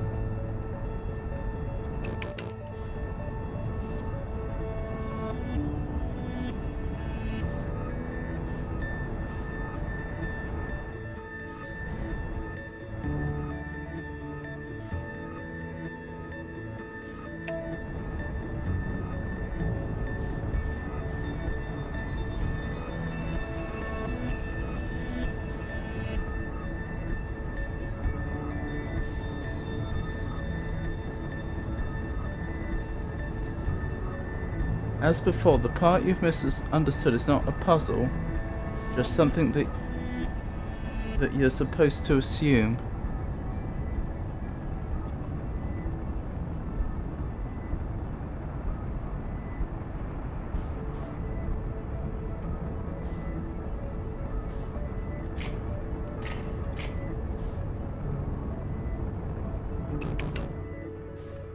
I suppose the surface resembles Giant's Deep a little bit, in that there's an upper atmosphere that seems to completely obscure everything that's beneath it. But I mean, we couldn't really make use of that before. With Giant's Deep, you just had to penetrate the atmosphere. That's it. You're close.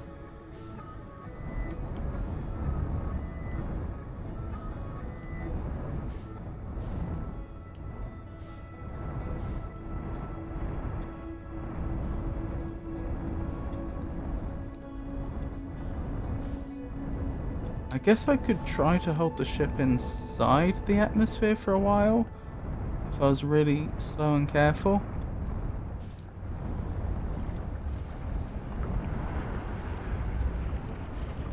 Nope, that didn't work. And now I'm probably about to go into the sun.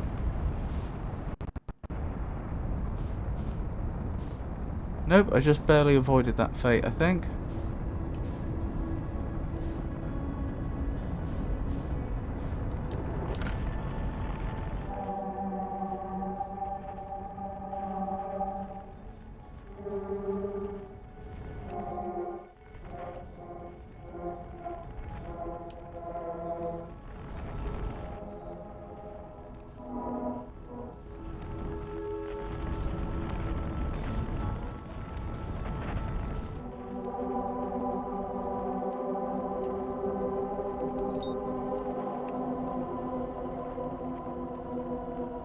Let's head over to Giant's Deep.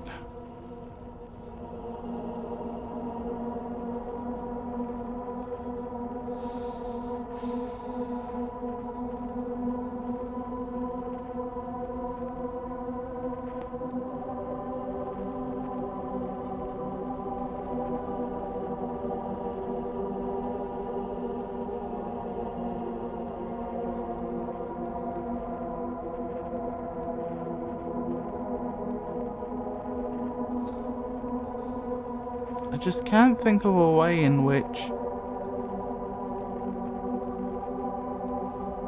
the atmosphere of Giant's Deep really makes much of a difference to your landing on it. I mean, you obviously want to be going slowly so that, because you know you're going to have limited visibility, but that's about it. Yep, this is where I'm stuck, null record.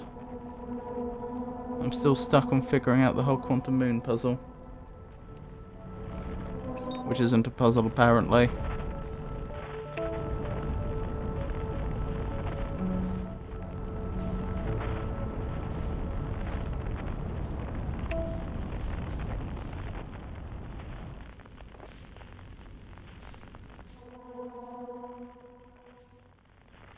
Then I disagree with Monk. It is indeed a puzzle.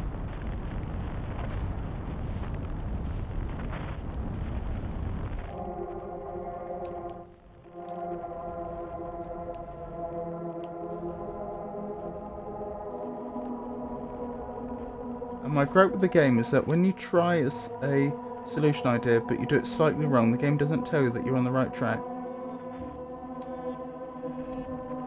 It's not the landing part I'm saying is a puzzle. I meant the opposite. Oh, right.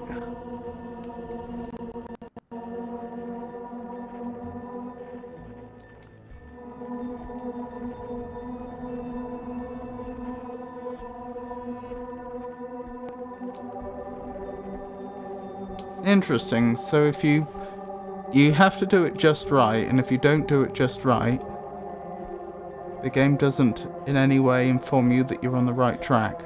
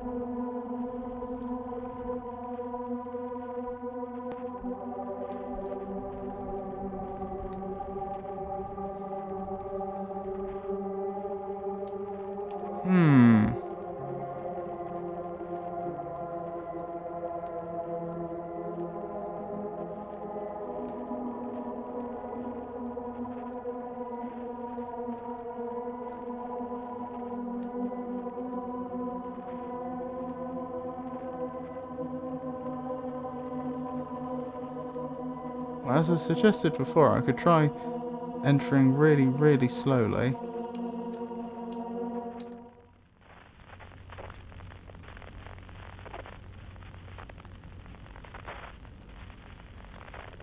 Now, if I swap to the landing cam now, would it disappear?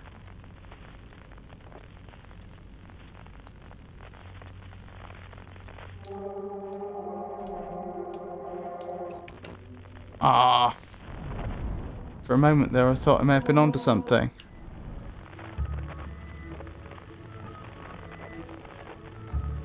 When you take a pic, you don't let the shuttle go fully into the moon. You just get static in the photo. You need a real photo of the moon, nothing else. Oh. That was a bit of a spoil, but to be fair, I'm pretty sure I tried that before and it didn't work. So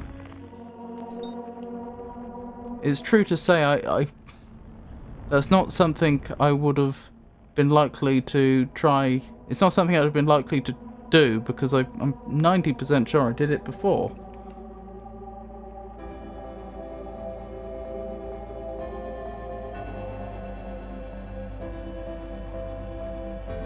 Oops. I wasn't paying. I had it on autopilot, at least I thought I did, and I wasn't paying enough attention.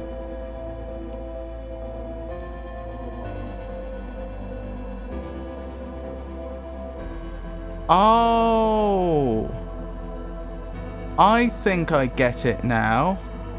I did take a photo. Okay, I may be misremembering. That's not impossible. I think I did take a photo of the quantum moon before and try and land on it like that. But it's quite possible that I allowed the shuttle to then carry on and then crash into the quantum moon. But then I didn't take it, but leaving the old photo still up. If that's the case, then that would make sense. Or I may just be misremembering. Perhaps I just thought I tried it and I didn't.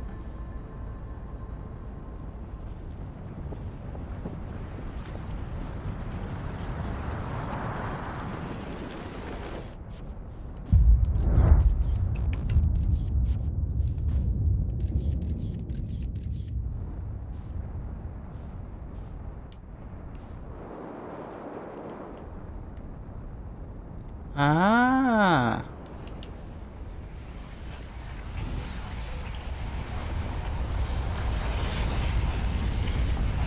Oh well.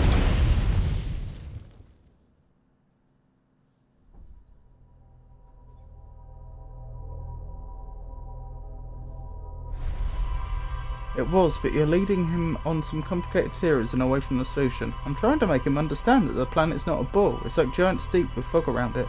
That's why I said that's something you tried and failed. The game doesn't tell you if it's the right solution, really. That's probably it. You can take the picture without shooting scouts while in the ship. Can you? I tried the whole... Hang on, the bugs happened again. There we go. I tried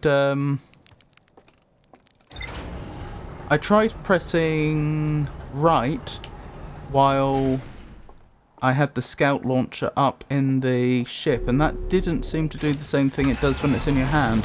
It did occur to me I could just get up out of the seat and do it that way. Maybe that's the best solution. Oh, can you just do it from the ship? No, I think I would have to be standing. But we can do that.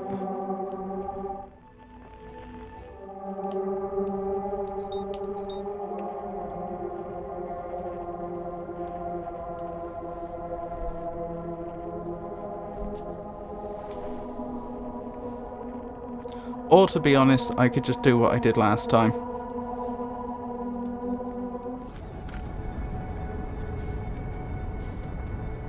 Am I going to end up in the sun? No, I think we're good.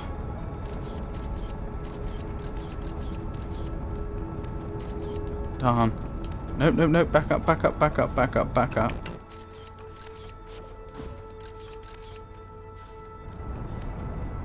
That scout's going to go into the sun, isn't it? We're here! Huzzah!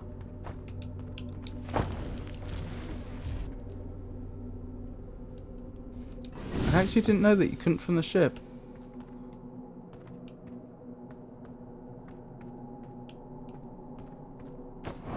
Huh. Interesting place.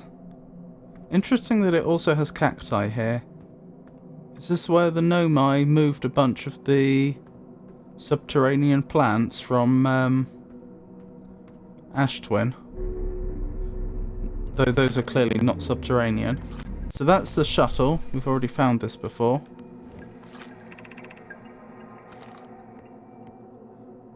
Actually, what was his name?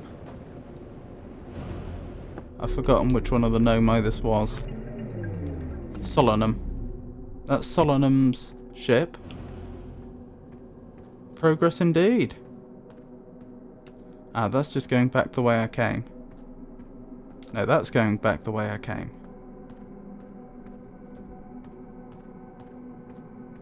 So I'm not sure if I want to touch that stuff or not. Doesn't seem to do me any harm. It's a bit weird though.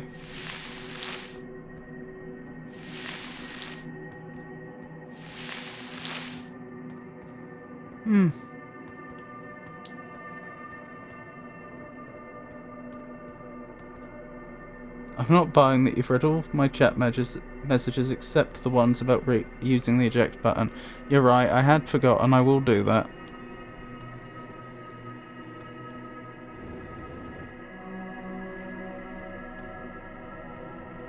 So I guess we want to head to the North Pole if we can? And see if the shrine's there?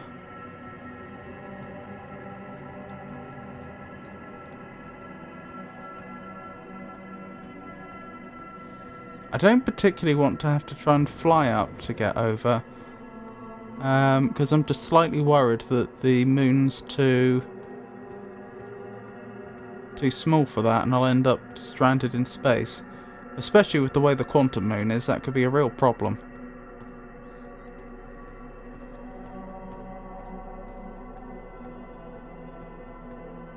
Since it might just teleport away.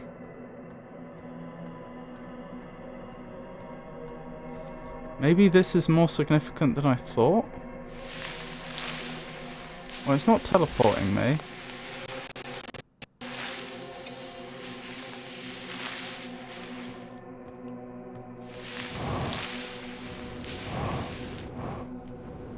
No. Don't you dare.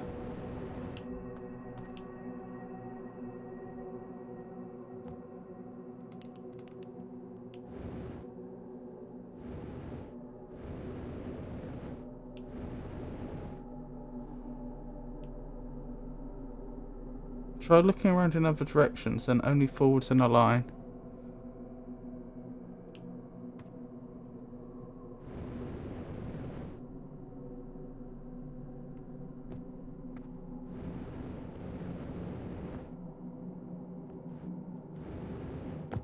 Okay, I seem to have come back down where I started, which is still better than coming off the moon. Wait. That wasn't there before, was it?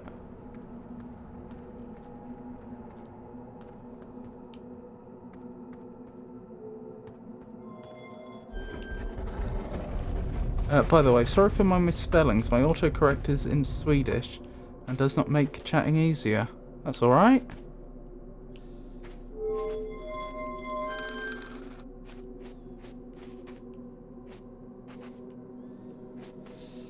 Ah, that's telling us where we are. Wait, the sixth location is the Eye of the Universe? That seems doubtful. Because then the Nomai could have just got to the Eye of the Universe that way. You have reached the rule of quantum... Sorry, you have recalled the rule of quantum imaging. Recall the rule of quantum entanglement. Recall the rule of the sixth location.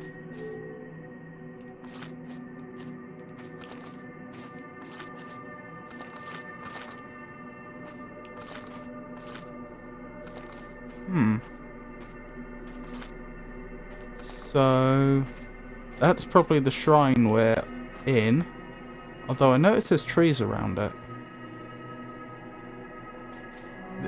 As for these two, I have no idea.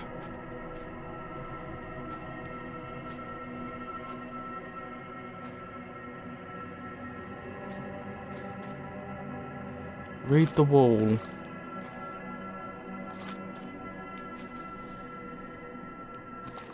Oh, that's the tower on Giant's Deep. That's the caves on Ember Twin.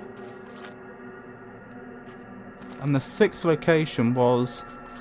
you'll be at the sixth location when the shrine is... at the North Pole. Oh, I need to close this, presumably. So that I can't see where it is. If I open it again, will we be at a different location?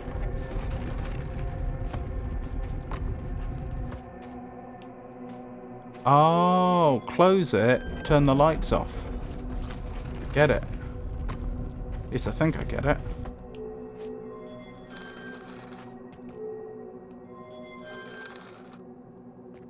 So we're around Dark Bramble.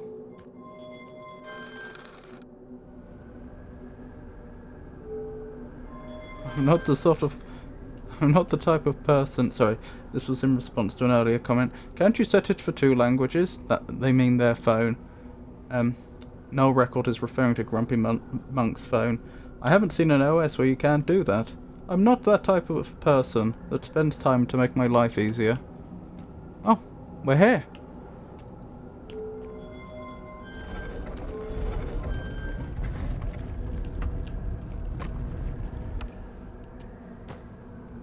Well, this is a bit useless. So it goes to the eye of the universe, but you can never leave.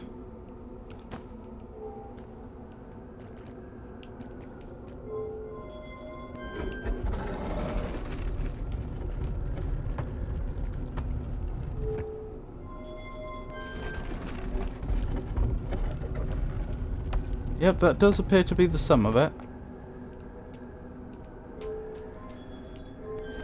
Although, I've just realised the floor is made out of the same material that the...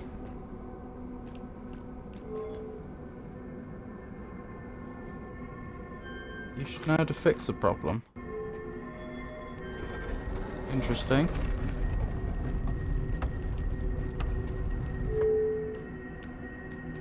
Or so I think. Well, just opening the door and closing it again does nothing. I guess I could turn the lights out.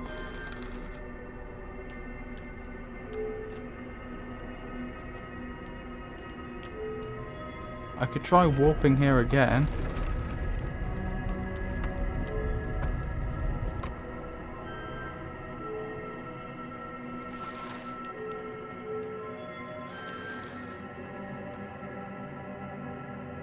You can't fix the problem here, so don't waste your time. Okay.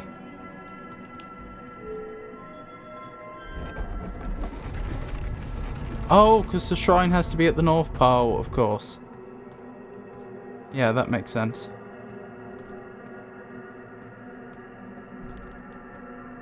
Thank you. Well, this has changed. Now the surface doesn't look like, a desert anymore. No, it looks like Timberhalf surface, and that's the planet we're orbiting.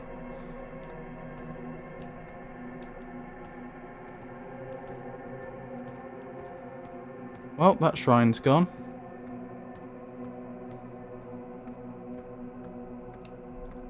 Question is, how do I get to the North Pole?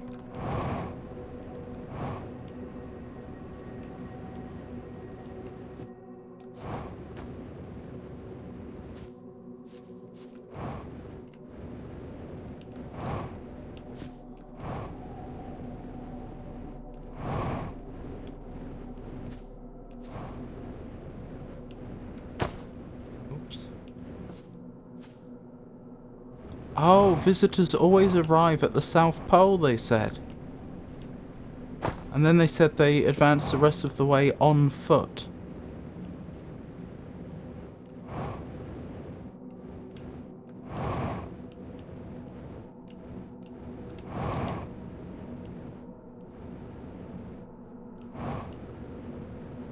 I must be missing something here.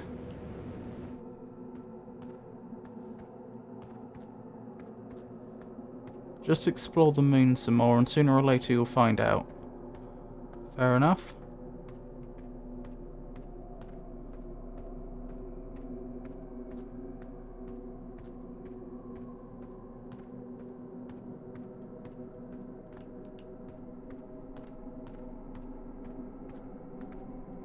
Oh, blimey.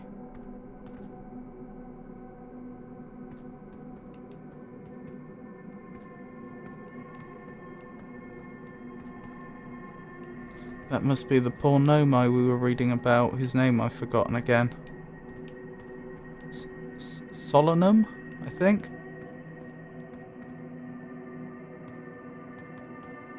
How did they even know if they were at the South Pole, not the North Pole, when they landed? Well, presumably using the mini-map like we're using.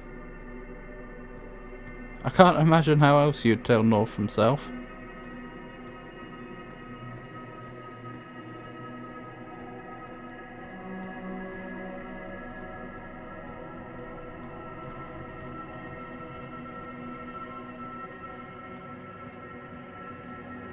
But how does it work?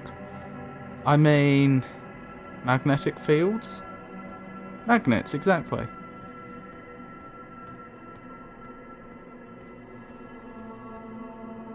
North and south is determined by the spin direction in real life, I believe.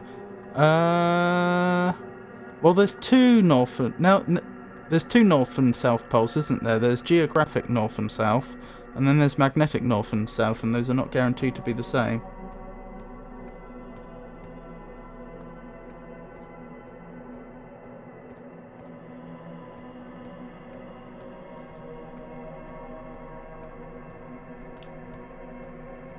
Also, it's lovely to meet you, Fairly Okay. I hope you're having a good day.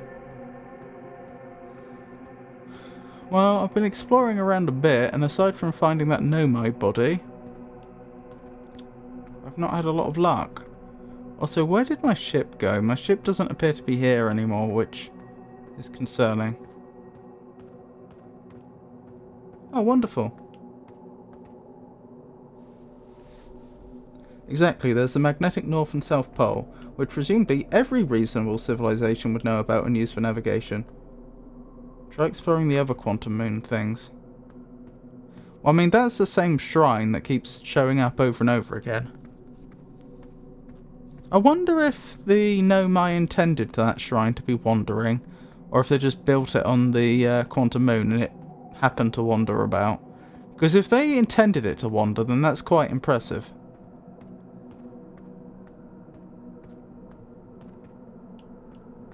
And you could imagine your translator tool translates whatever the normal is considered for north into the word for north. Sorry, whatever the Nomai considered. The Nomai word for north into whatever word the Herthians use for north. Yeah. What? Your body wasn't that way up before.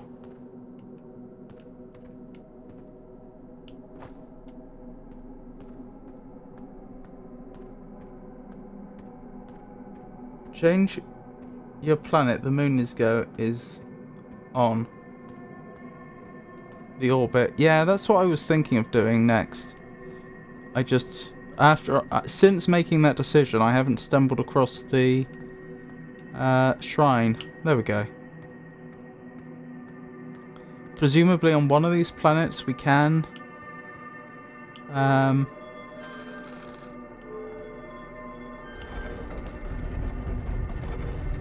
get to the North Pole, maybe, possibly.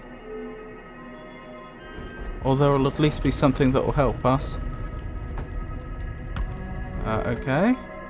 I'm pretty sure that's the same. Oh, I didn't turn the torch off, that'll be why.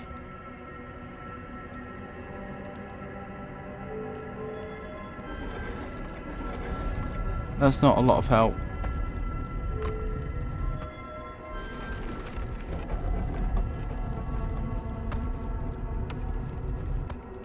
I don't even know what ornithology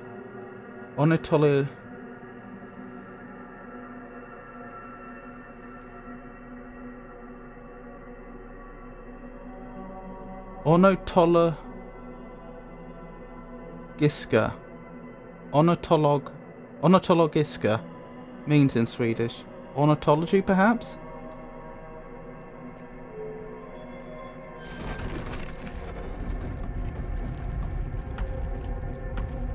This is new.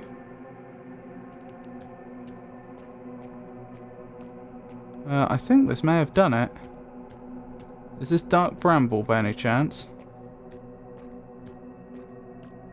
Sorry, ornithology, yeah.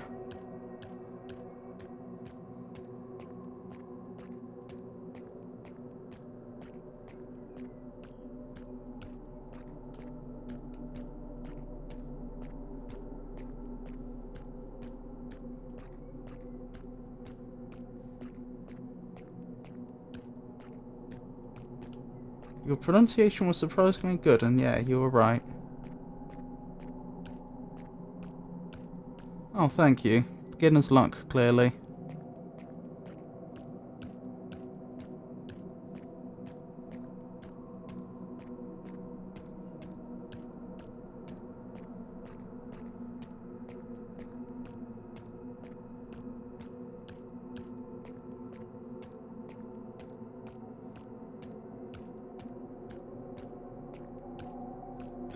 Okay. I mean, I'm assuming... There we go. I'm assuming it doesn't have to be exactly on the North Pole. It just has to be on the Northern Hemisphere. Could be wrong. We'll soon find out.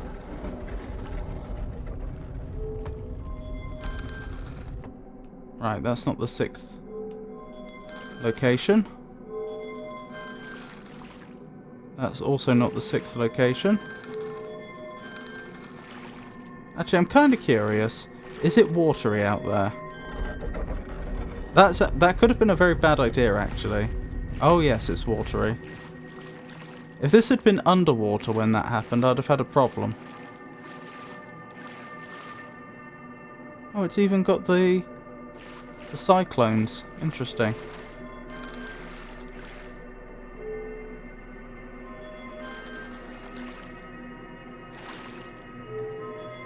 Wait, did I forget to close the door or something? That'll be why.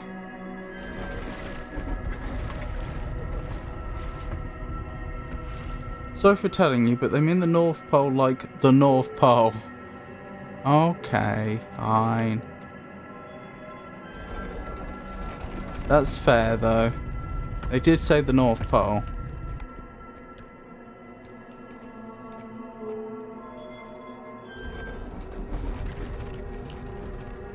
So I can't go the whole way from the Dark Bramble version.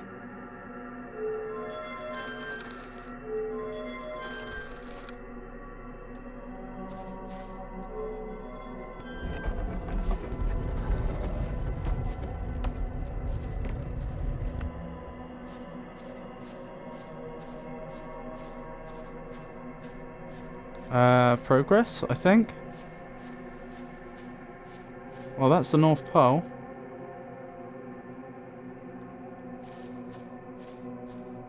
That's not on the North Pole. I may be standing slightly too close, actually. There we go. I think we're in business.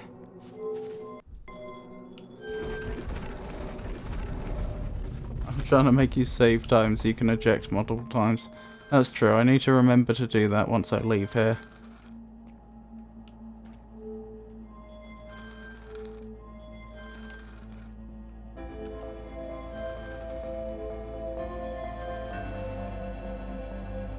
Am I being dumb? Door's shut. Torch isn't on. That should have worked. There we go.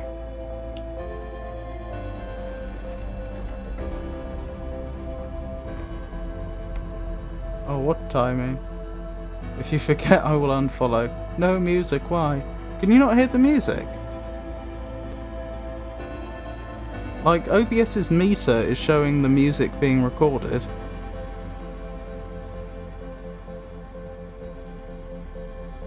I hear it. I mean, it's bad timing. Oh. Oh, because of the supernova. That's fine. We know what we're doing now. Yeah, he meant the music is bad.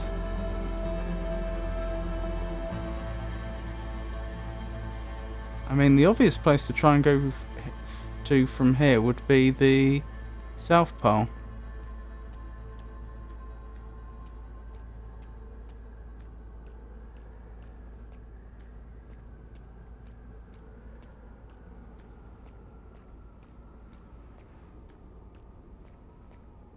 Okay. Oh, blimey. A living Nomai.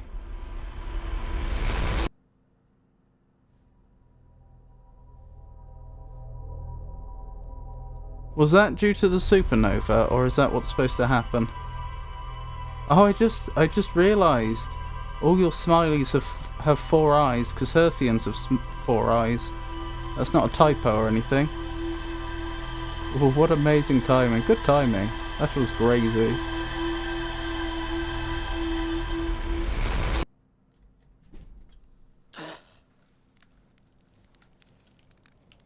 So is that the quantum moon done?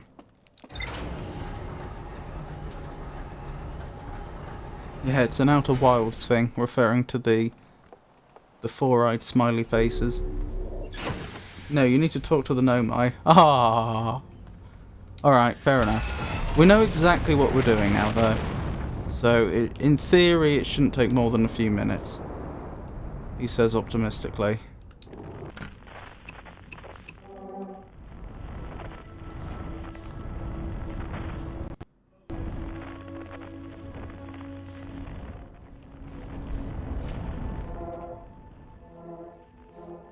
And proceeds to fly into the sun.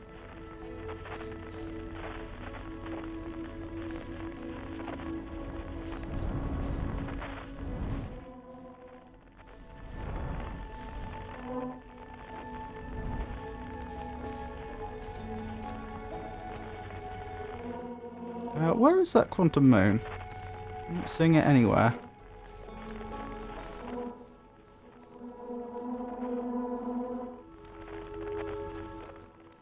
You didn't die you didn't die from the supernova because you're in orbit around the eye.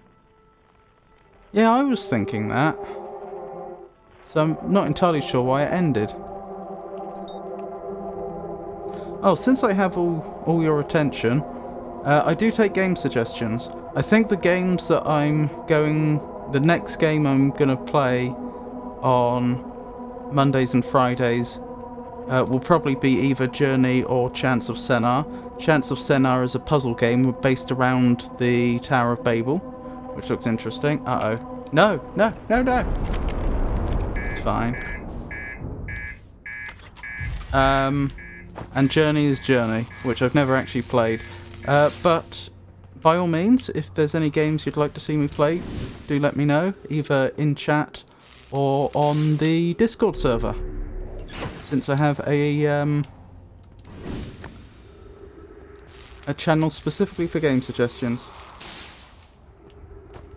Oh, the Ash Twin project got triggered. Of course. Oh, I have one. The Forgotten City is a good follow-up for this game. I have some bad news for you. I've already played it. Good game, though. If you happen to be interested... No reason why you should be, but if you happen to be interested, I upload all my streams to YouTube for posterity, so my Forgotten City playthrough is there. I can recommend Return of the Obra as an interesting and unique puzzle game. I have some very similar bad news for you there, Null Record. And yes, I agree, it was a good game. I also found Hello Neighbor 2 an interesting puzzler. That one I have not heard of. I have a mild obsession with that game, so I'll look for it. Sorry, I'm supposed to be looking for the Quantum Moon, aren't I? I haven't been doing a very good job up till now.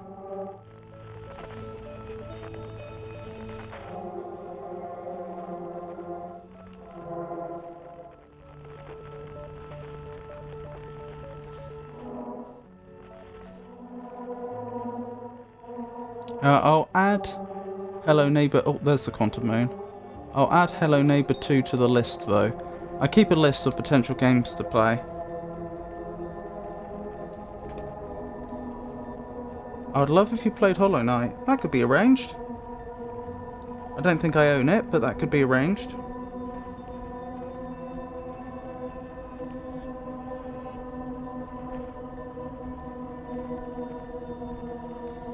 So what was it? Hello Neighbor 2.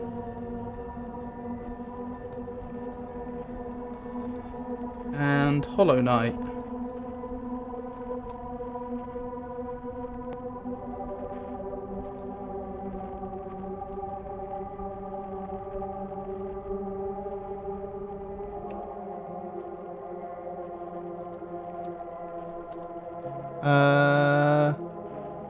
People also love to recommend Tunic as being similar to the Outer Wilds, but I find it too Metroidvania-ish.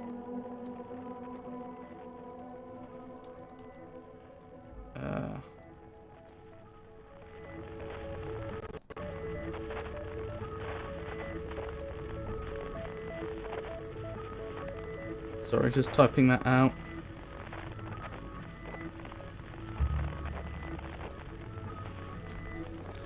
Oh, I just lost the quantum moon, didn't I? I should have been paying more attention instead of typing. I do apologise. I will actually pay attention.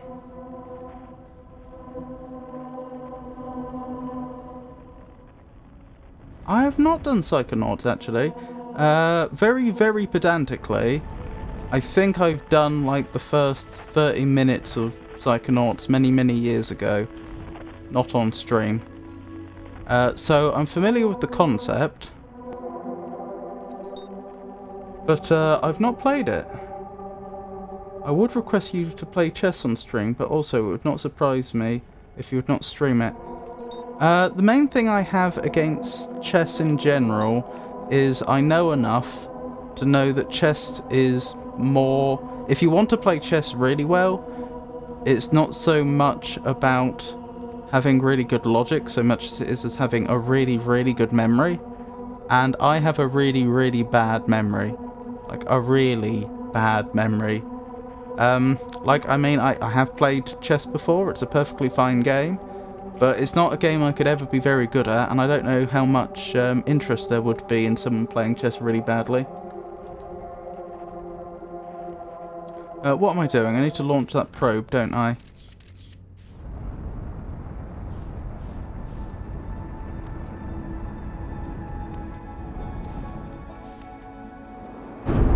Ow.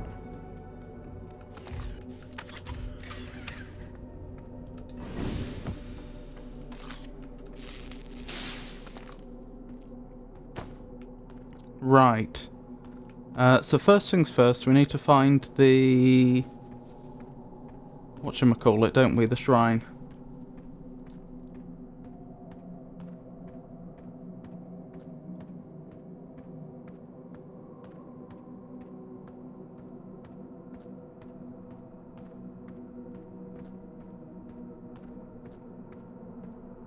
You've lost so much time, so why don't you use the eject button? You don't need to play it well. Most chess streams I watch on noobs, although they suck compared to me. That is very, very egotistical. Wait, does... oh no. There's the door. Sorry, I was being blind.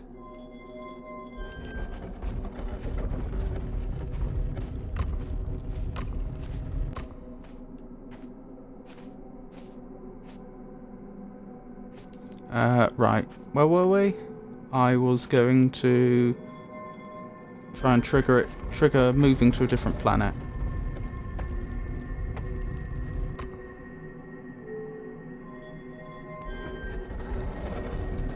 You could probably guess what egoist means. Right, towards the North Pole we go.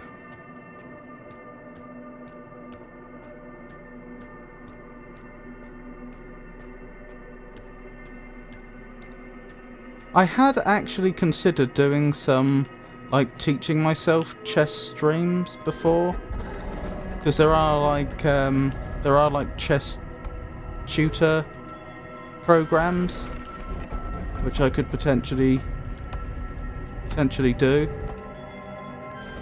I don't know how much people would want to see that.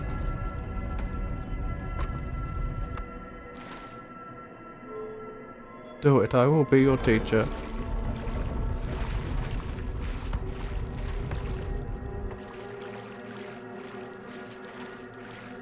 Please play chess, I beg you. That's not gonna work. Oh, now I've lost the shrine, of course.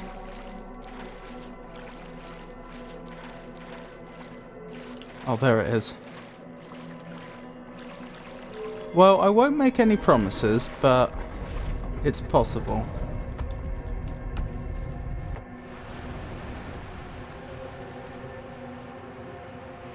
I'll make a note of it.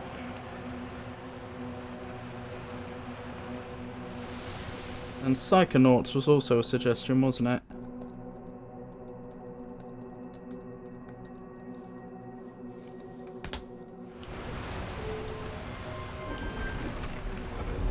Alright, where are we now?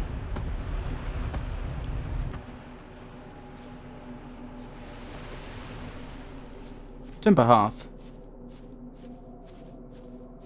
I will not beg you to press the eject button if you play chess. And East Shade, not sure if you saw that one. I have not heard of East Shade, no. Oh, I don't know why that spooked me so much. I just suddenly realised I was nearly about to fall off an edge.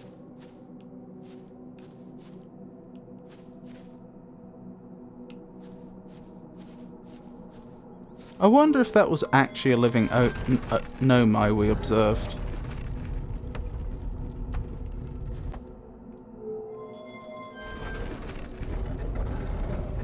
Or if it was some sort of image of a Nomai, a hologram or something. I don't think that's the right one. I did write down Hollow Knight. East Shade is very cozy, like Skyrim without fights. Dragons are RPG elements. Interesting. So, walking?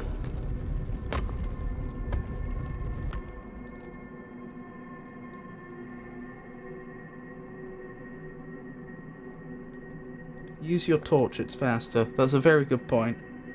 What I've written down is Hello Neighbor 2, Hollow Knight, Tunic, Chess, Psychonauts, East Shade. To be clear, things I write down are ideas which I'll draw from in the future. It's not a... that was quicker. It's not a guarantee I'll play them, but I do appreciate the suggestions.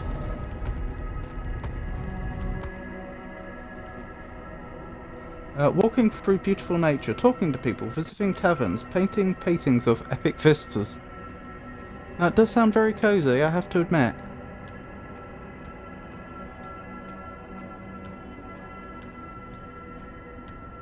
Is that what Skyrim was like before the Civil War? Just everyone living in this perfect utopia? This perfect cozy utopia?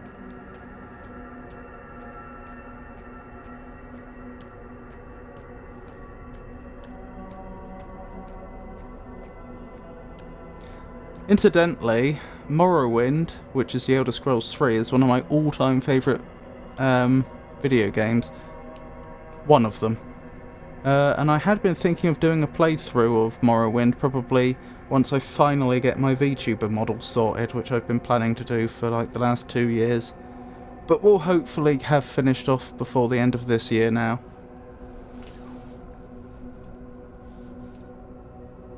Have you decided to play Chance of Senna, or are you thinking about it?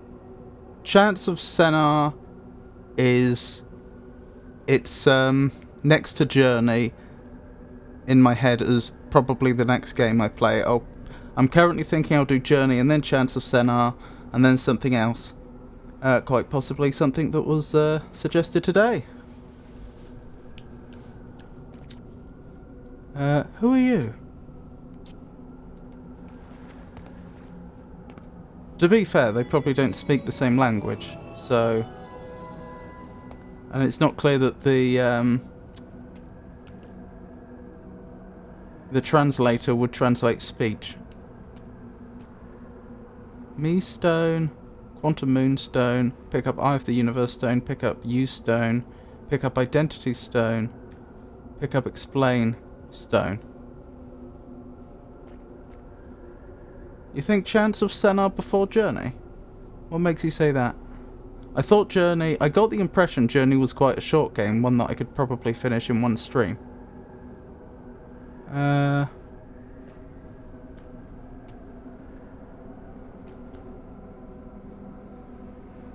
just trying to think, like, do we know whether their language is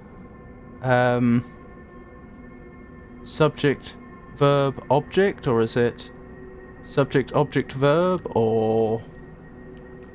I don't know. I'm gonna guess subject, verb, object.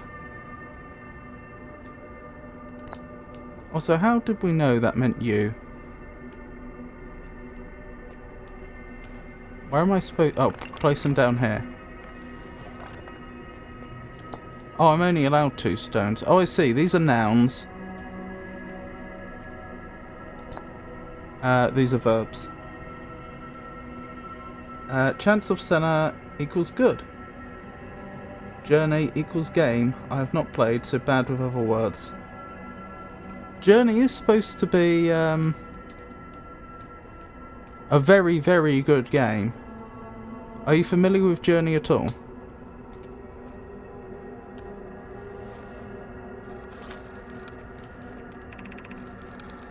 I am on my first pilgrimage to the Quantum Moon. All Nomai in my clan make this journey when we come of age. Oh, this is some weird timey-wimey stuff, isn't it? We found his body before, but this is before he died. Even though the Quantum Eye cannot be reached from here, the Quantum Moon remains special to us, as it carries us nearer to the Eye than any other place we know. I've journeyed here to be close to the Eye. While the Eye is obscured from our sight, we can see the Quantum Moon's reflection of the Eye in the sky above us.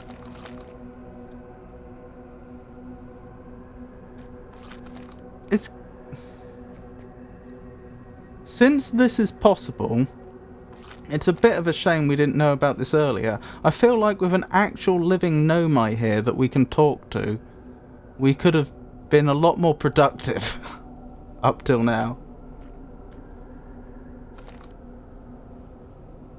Oh, Solanum is a female. Thank you.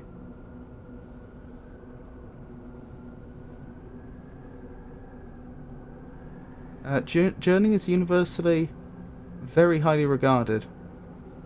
I'll remember to be fast and not lose time. That's fair enough. I mean...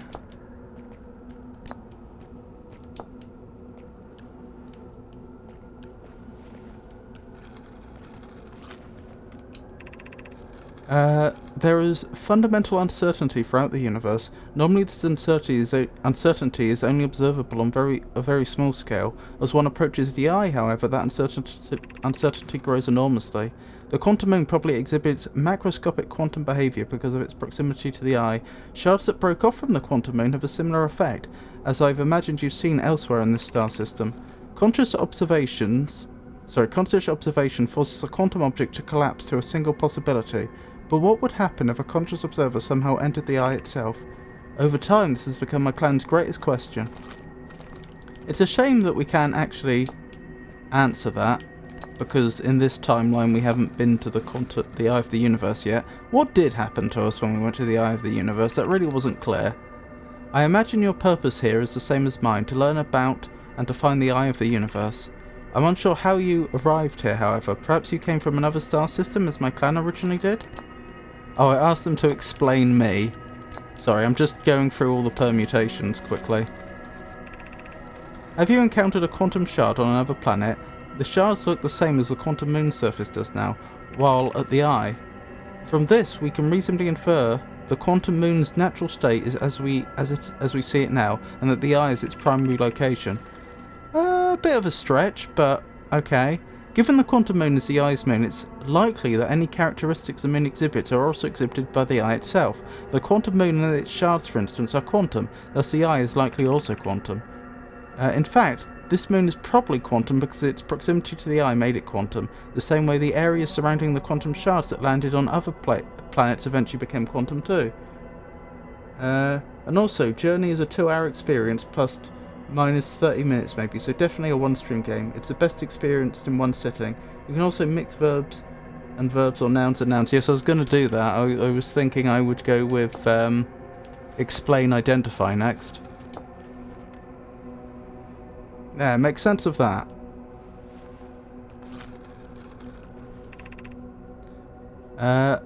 These are the 2 tenets of Nomai philosophy. To seek out and to understand is our way of living. And just to be sure, I take it order doesn't matter. Yeah, order doesn't matter.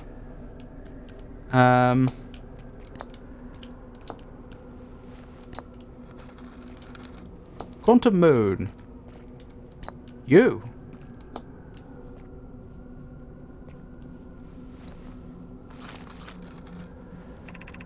Like many of my clan before me, I journeyed here to see the Quantum Moon's reflection of the Eye. This is the closest any of us have come to seeing the Eye itself. You may think I'm strange, but I have a hypothesis that I may not be entirely alive. Perhaps my journey has reached its end.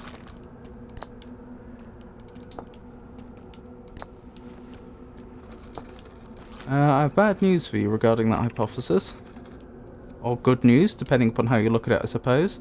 Is this your first time on the Quantum Moon? It's my first time here. If you've come here looking for answers, I hope you find them.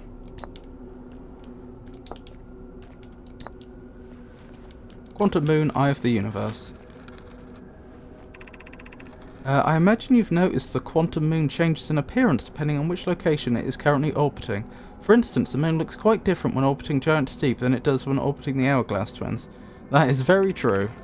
Because the Quantum Moon clearly changes in its different forms, the Eye, being this Moon's primary location, must be similarly malleable. Oh, it certainly was.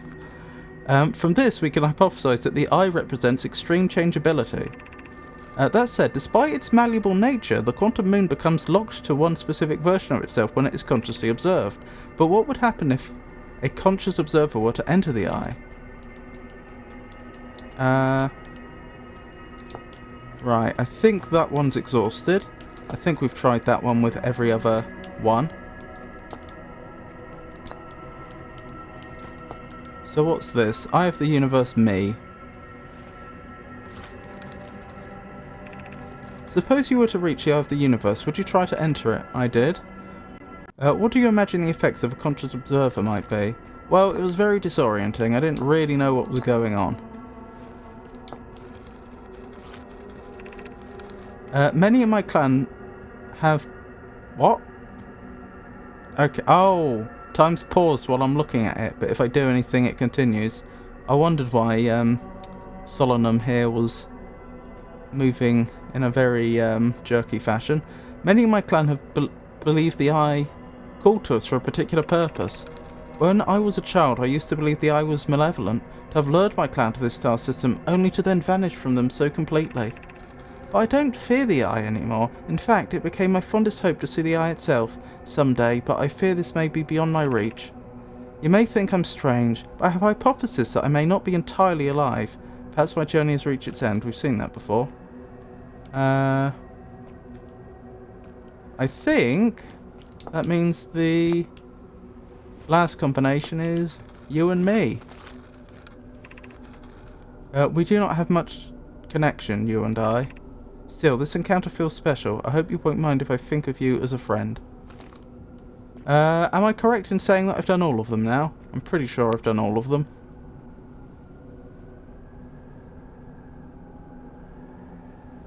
Aww.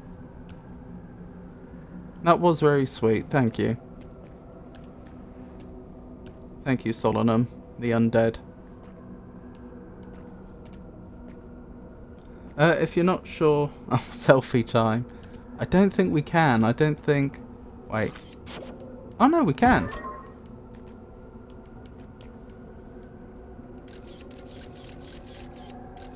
We can do better than that. There we are.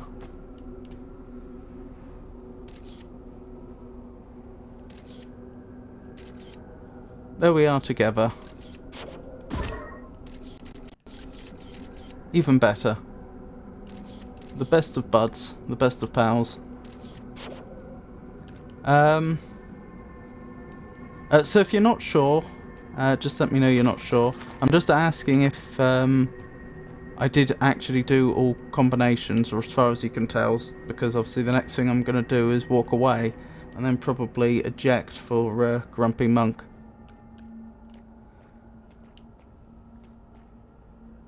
Probably you did. Okie doke. Well, farewell. It was a pleasure to meet you, friend.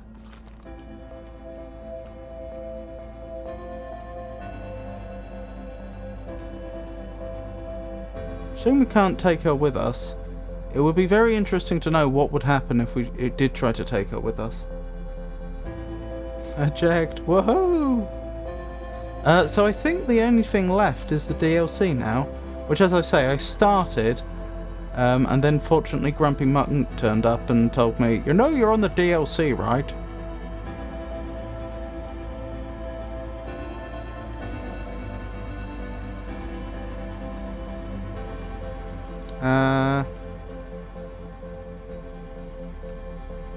Hang on. How do I get back to my ship? Beat the game again, trust me. Tell you what, I'll beat the game again, either after I finish the DLC, or at the end of this stream. Well, I suppose it would be the end of the stream at that point.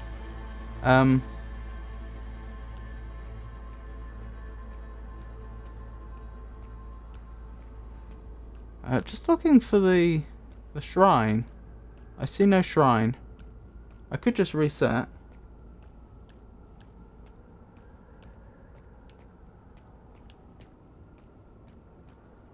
Yeah. I think I'm out of luck. That may have been a bad decision.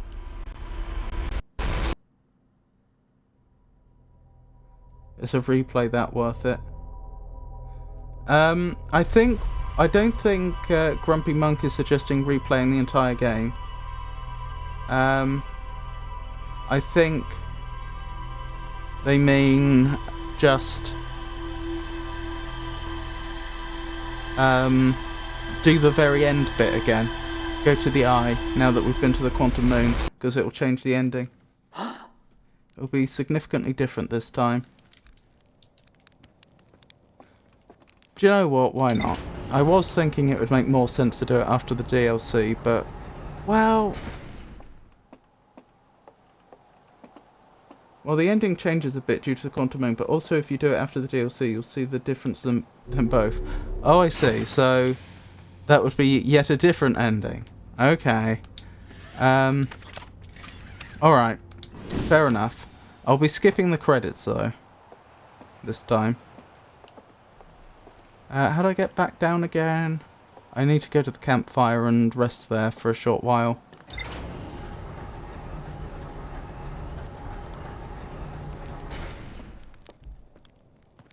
I wonder how quickly I can actually do this.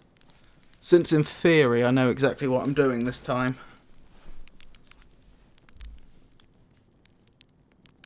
Five mins. Oh, do you mean 5 mins to wait?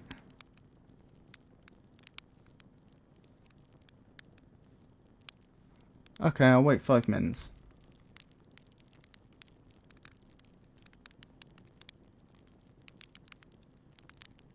I guess this does have the benefit that whatever footage was lost when OBS stopped recording, you'll get to see something very similar this time round.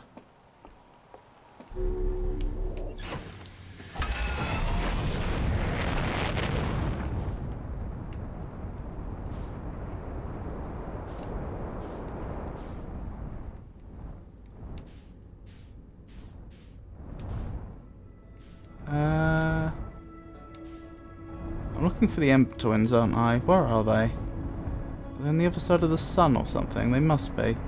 Where else could they be?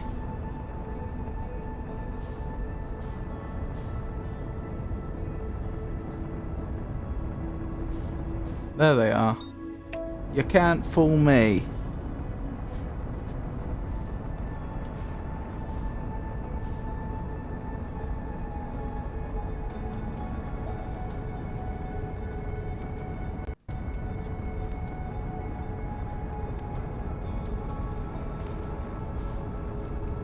I can only imagine that Grumpy Monk's foaming at the bit right now for me to hit eject.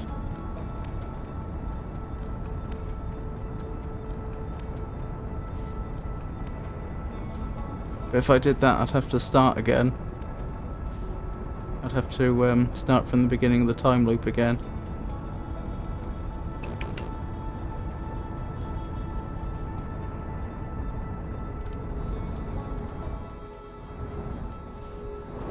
What are you doing? You can't think you can just skip ejecting. We can eject when we get to the hang on, I need to be quick here. I may not have been fast enough. Oh my goodness. Well, okay. Never mind. We can eject when we get to the vessel, because I know now it makes no difference. That's what happens. That's what happens when you don't eject. I need the ship to get to the vessel. Seatbelt commercial.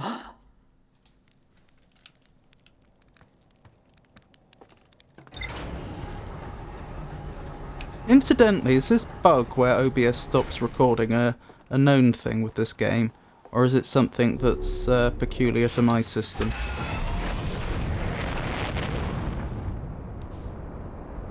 I'll unfollow, and I might follow you again if you do it. Oh, I forgot to...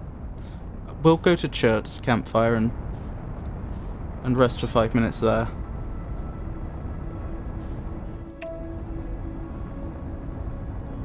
And you're not allowed to do it during the vessel. Why? Why not? If I gave you the choice between I don't eject at all or I eject at the vessel, which would you choose?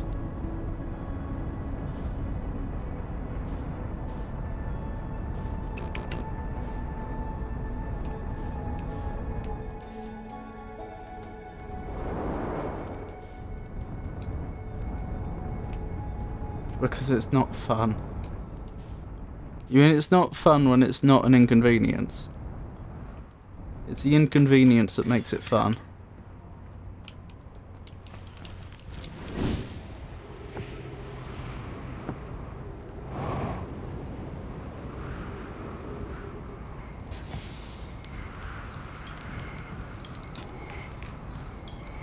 Oops, wrong one.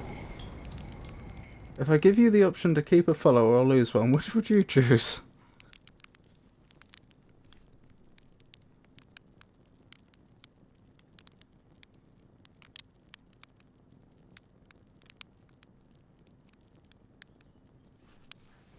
People all get frustrated with me if I'm too slow at doing things, though. If I keep doing the same thing over and over.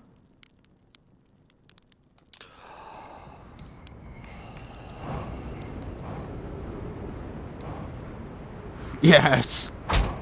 Oops. We're fine. We're fine. It's just a few broken ribs. Nothing a few bandages won't fix.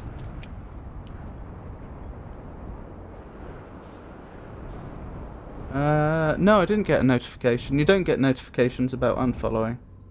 You're so inefficient.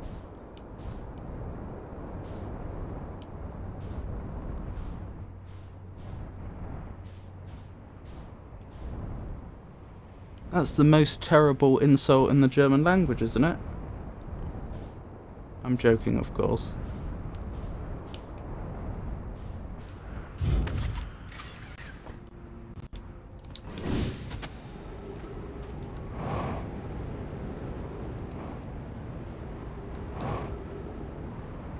Germans aren't efficient, really? I thought that's what, I thought that was like a famous stereotype that Germans are incredibly efficient. Is that not a thing?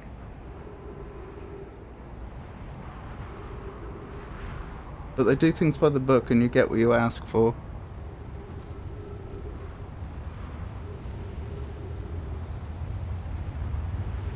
Entel's German, by the way, in case that wasn't clear from the context. Right. I've got to run in after about 5 seconds, which is about now.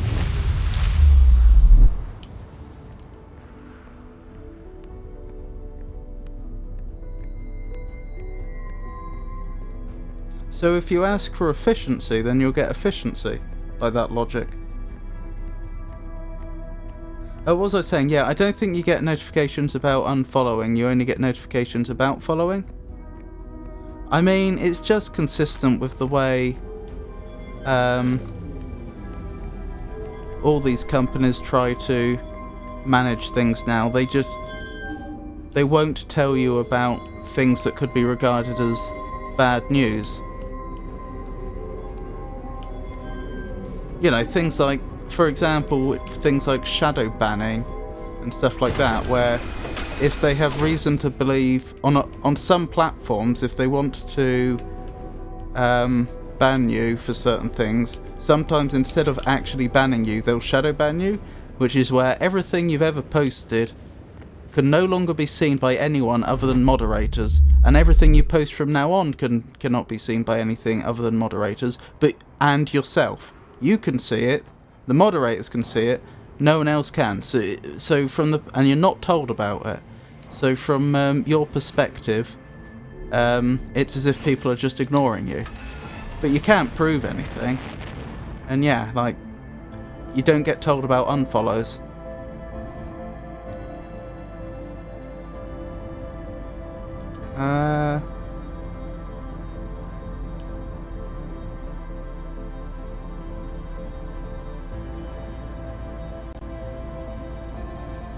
Hang on, where am I going? I'm going to Dark Bramble, aren't I? Where's Dark Bramble? I must be being blind. Where are you, Dark Bramble? Oh, was that Dark Bramble? No? Dark Bramble? Hang on, I should have highlighted the vessel, shouldn't I? That would have been the clever thing to do.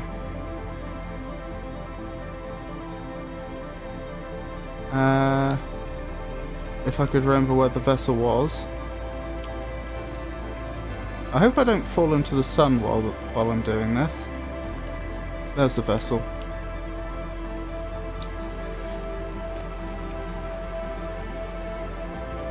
And there's Dark Bramble. And we'll put autopilot on. Was it enter?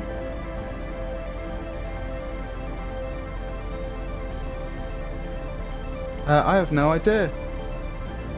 If I use a VPN, I get shadow banned here, and there's no indication. Oh, blimey. Well, I suppose that's not technically a shadow ban, because it's not a ban on the account by the sounds of it.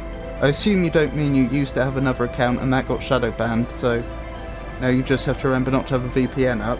You just mean that it's like a temporary shadow ban.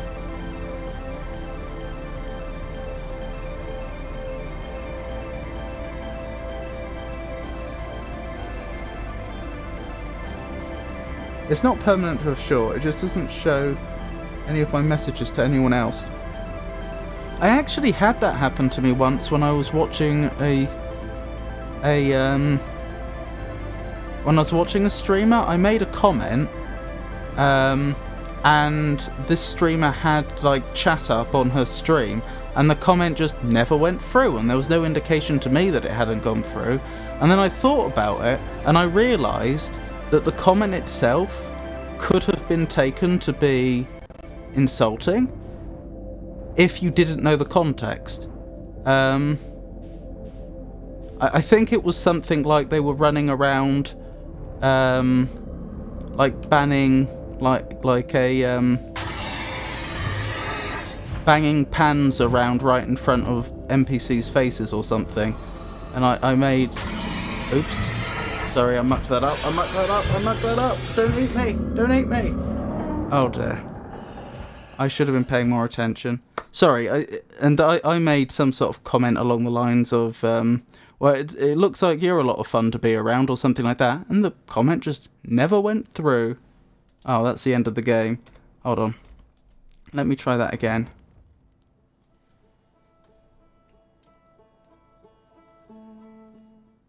It's the only time I've ever seen that.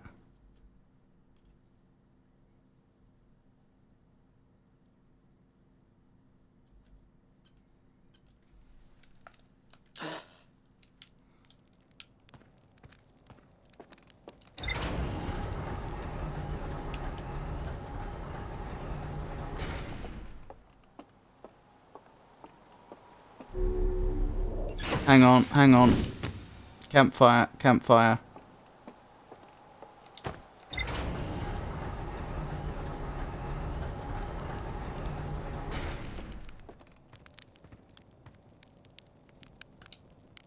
Tell you what, if I'm going to want to be a successful streamer, I'm going to have to get the hang of telling stories and playing games at the same time.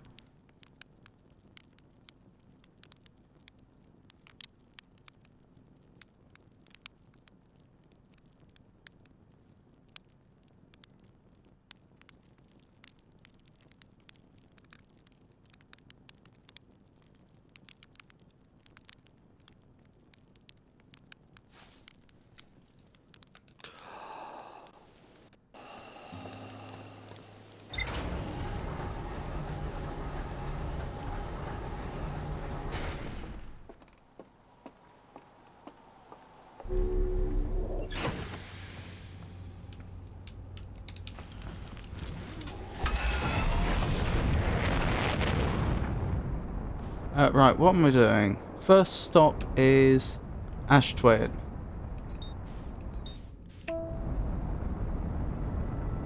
I hear it's a learned skill. I've got a bad feeling that's going to go... Yeah, that's going to go behind the sun before the autopilot gets us there. We need to avoid crashing into the sun. Always a good idea, that.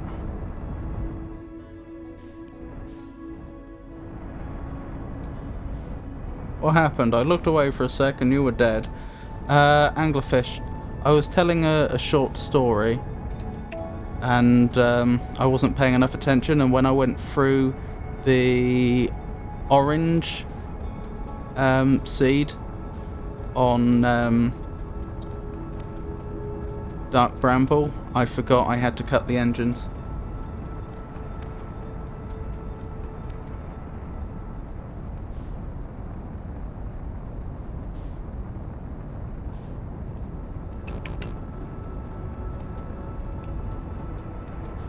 Did I forget to sleep? I thought I did, but the present evidence suggests otherwise. So we'll sleep up here. You should have used the eject button to dodge the attacks. That might have actually worked, to be fair. I don't know.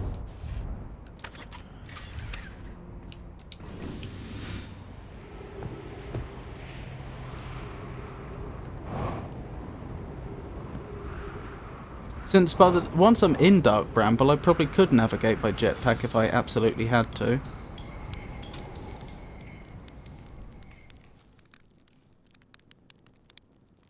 Right, so 4:30.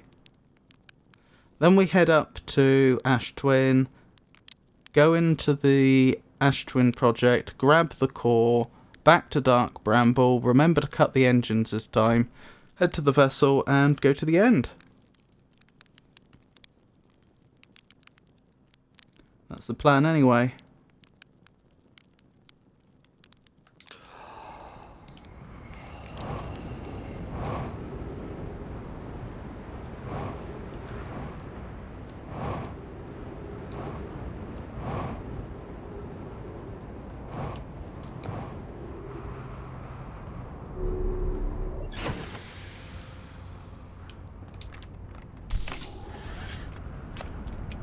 Right, that looks more like it, doesn't it?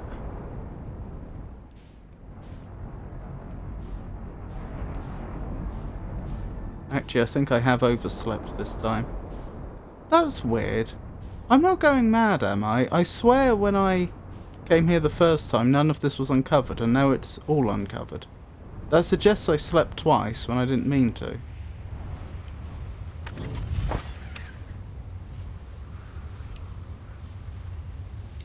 Alright, well, just to be sure. Church is looking at you like, must have really needed a nap. You did sleep in the beginning this time. You have a 100% win rate when I've been following and a 0% win rate when I have not.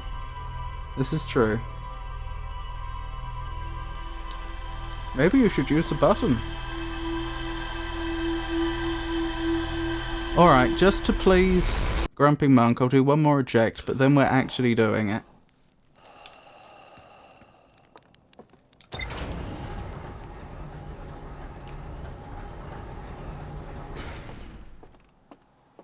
And by actually doing it, I mean I'm going to make a serious attempt and will probably muck it up like I have these past few times. There we go. Ow.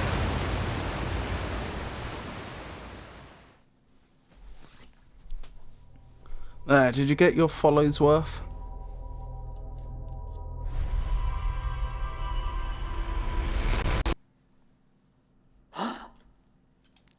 Right, so we sleep.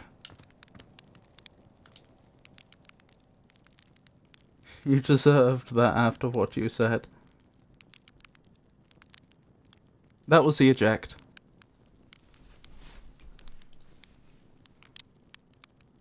I just went into the ship and I ejected while we were still docked. Yeah, I ejected while parked. I feel like the ejects while you're on the ground are a lot more spectacular than the ones when you're in space.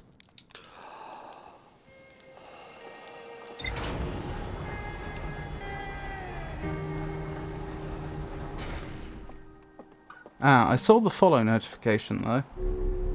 In fact, I see 2 follow notifications. One from 2 follow notifications for Grumpy Monk, one from 3 days ago and one from this minute.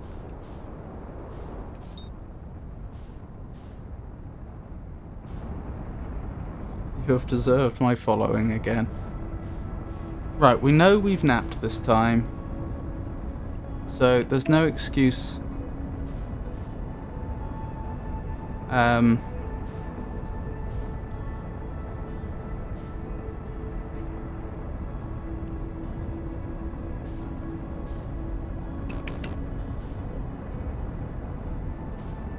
What am I trying to say?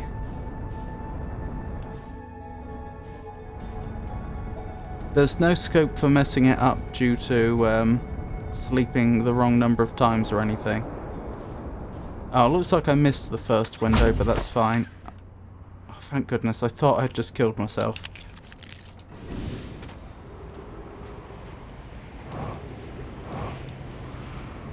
That's fine, we'll catch it on the second window of opportunity. Which shouldn't take that long. Oh, actually...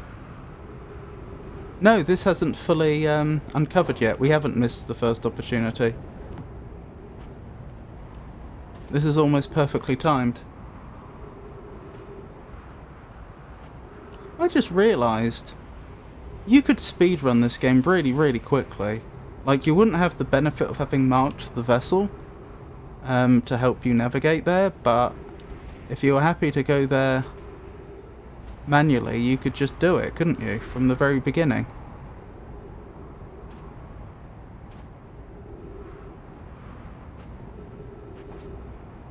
Ultimately, you're just gated by knowledge, nothing else. Wow, and that's a good point, because actually, just through sheer luck, someone could discover this really early in the game. Like, I know it took me a while to figure out the right interval when I have to stand on the pad, but just, oh, I wonder what happens if I stand on the pad when the sands are moving. You could easily discover that within, like, the first hour of play, depending upon where you explored. You wouldn't necessarily know what to do with the warp core, but if you went to Dark Bramble shortly thereafter, you might find the vessel.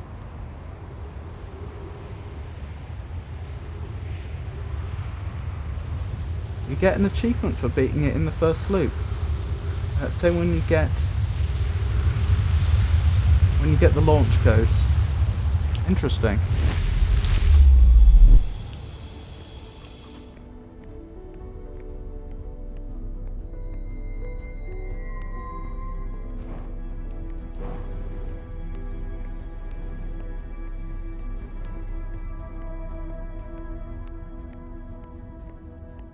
One streamer I watched got into it within 2 hours and realised they ended up somewhere where they were supposed to get later in the game due to the lore dump in there. That's true, there is quite a lore dump in here. I wonder if the reason there's a lore dump in here is because the developers realised some people would get in here really early though. Because there's nothing I read there which we hadn't already found elsewhere.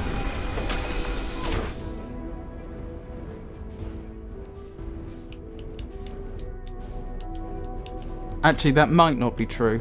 I think there were a handful of points of lore that we encountered for the first time in here, but there was a lot of stuff that was just repeated.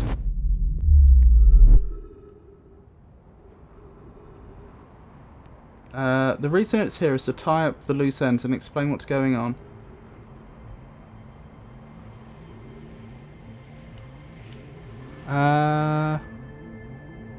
Where'd I put the ship? There. I feel like the ship wasn't there when I landed. Still, I can't complain. It was conveniently placed, if very unusually placed. Spider ship.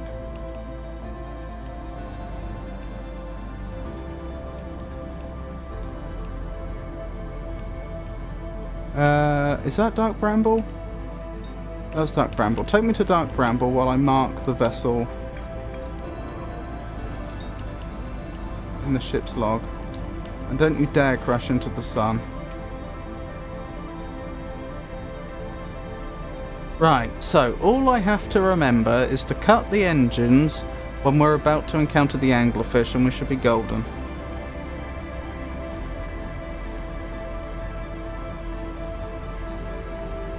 And then I guess we head to the DLC area.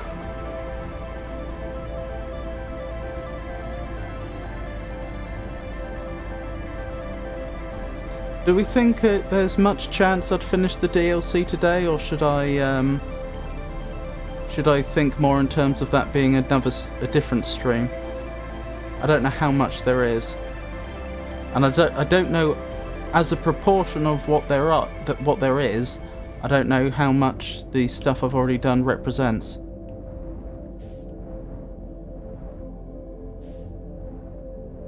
Are you clear on the purpose of the time loop, by the way? My understanding is the time loop they're using as a way to have one probe search the entire... an extended part of the entire solar system, all in a very short period of time, because it resets every time loop. Am I going slower than I should be?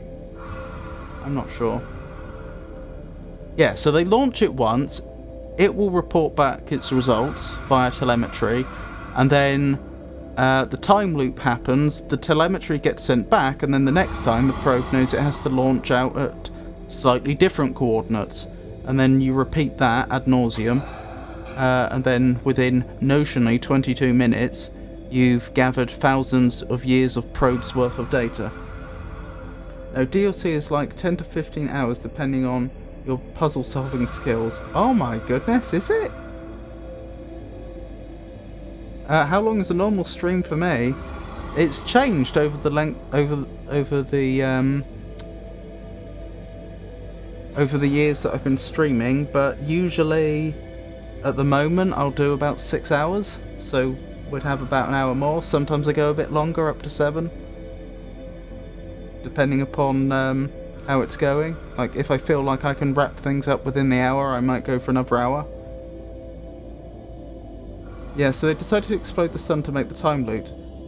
So basically to brute force the search of the universe. But they failed to get the sun to go supernova, so they had to wait for the natural expiry of the sun. You have a fraction of your momentum when you go into the sea, so you're marginally faster if you go in faster.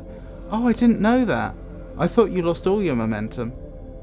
But they couldn't get the sun to explode. They died, and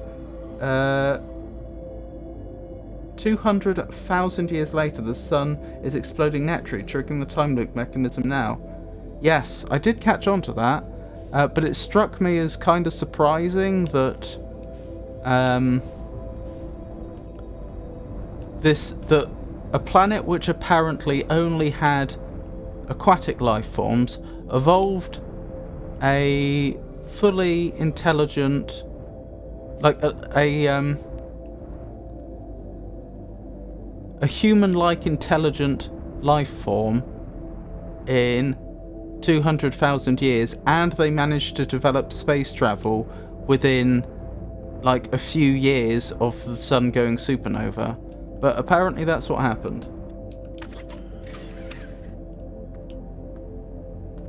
Well, you're skilled and you beat the DLC in less than 22 minutes. Yeah, okay, so it sounds like we're gonna end up having at least one more Outer Wilds stream then, which I'm sure Entor will be very happy about.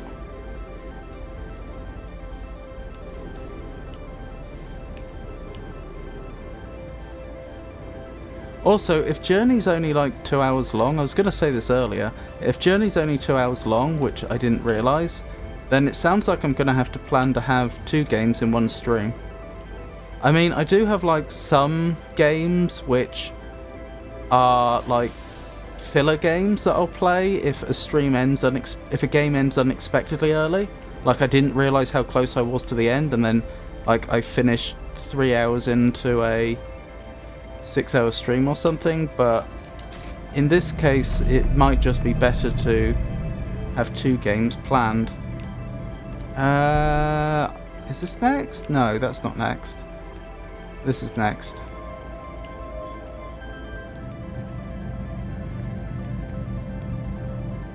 I mean, I don't watch it all the time, just enough to insult you periodically.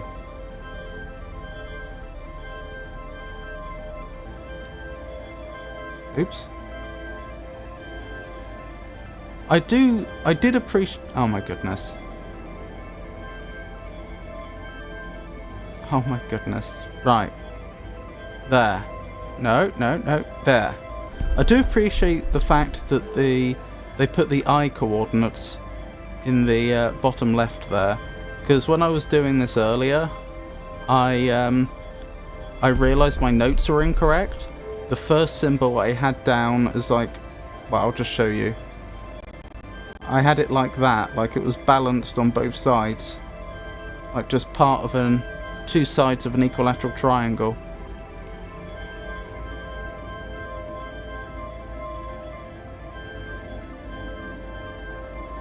Obviously, when I had read the coordinates, I hadn't read them correctly.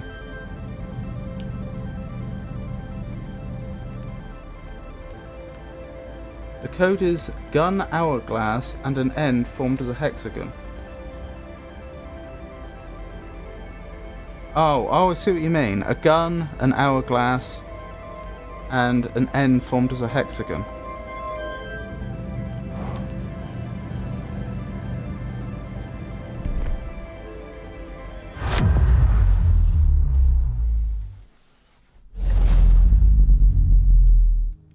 Right, so that's where we lost footage last time.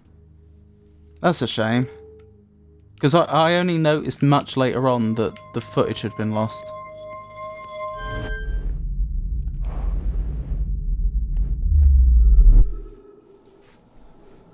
So this is the bit that people watching at the time missed. I took a screenshot of the coordinates during my go. Never noticed them being there at the bottom. At least we are seeing it now. Indeed. And this does look exactly the same. So yeah, I am curious. Is this bug a known bug with this game and OBS, do you know? Is this something you've seen other streamers experiencing? So to be clear, what the problem is whenever time resets, or occasionally at other points in the game which I haven't managed to pin down, but like then, it also happened when the statue turned around right at the start of the game, OBS will just stop capturing the window, and the solution is I have to cause the window to lose focus and then regain focus. So like Alt-Tab out and back in again, and then OBS realises. No, not that I've seen. Okay. I am playing on Linux. I mean, in theory that shouldn't be a problem, but that may be the difference. Haven't seen that either. It's annoying because like I lost a load of footage on my first stream, like my first impression stream, because obviously I didn't expect that to be a problem. I had no reason to anticipate it.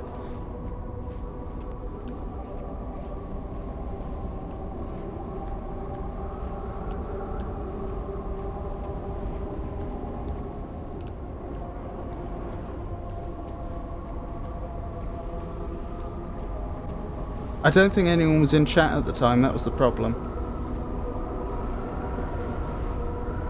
Sadly, I'm not a successful enough streamer that I always have people in chat. I still have to stream to the void occasionally.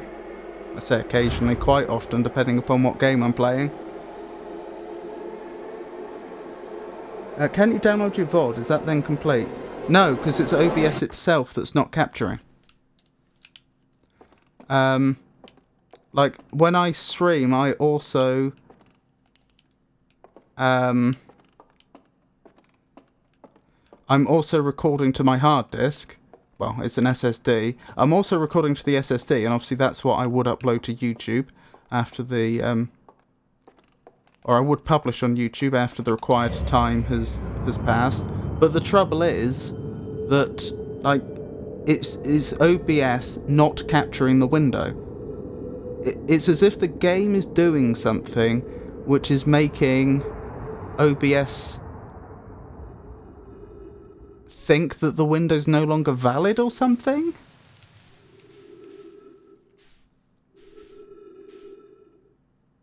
The stream doesn't go black.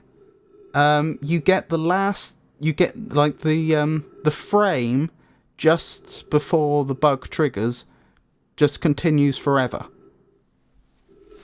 So, like, usually you have the little loading symbol in the bottom right and everything else is black, but you may have seen when I activated the warp drive just then, instead you had, like, there was loads of white on the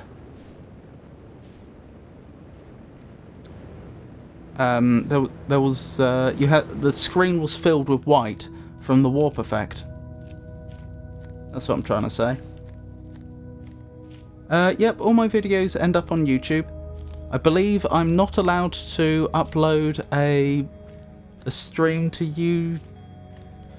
I'm not allowed to publish a VOD on any platform other than if I've streamed on Twitch. Twitch's rules dictate I'm not allowed to publish the VOD on any other platform other than Twitch for the first 24 hours. So I endeavour to try and get my streams uploaded for ready to publish 2 days later. And how are you playing this under Linux, with Wine? Or is there a Linux version of the game actually available? Or Steam has some Linux magic? I haven't checked whether this is... Steam has Linux magic. I haven't checked whether this game is natively running or not. So some games are published obviously for Windows and Linux. And for a game like that, if you install it on Steam, then Steam obviously installs whatever's correct for your platform. But Steam also has its own port of Wine called Proton. They've ported Wine and they've put loads and loads of fixes and custom code in to make it work really, really well with a lot of games. And this makes sense because the Steam Deck actually runs Linux. So obviously they must have put all this work in the lead up to releasing the Steam Deck, I assume. But, like, I'm exclusively a Linux streamer. Every game I have streamed, I have played on Linux. And I have very rarely had any problems. Like, almost every game I've tried to play has just worked flawlessly the first time.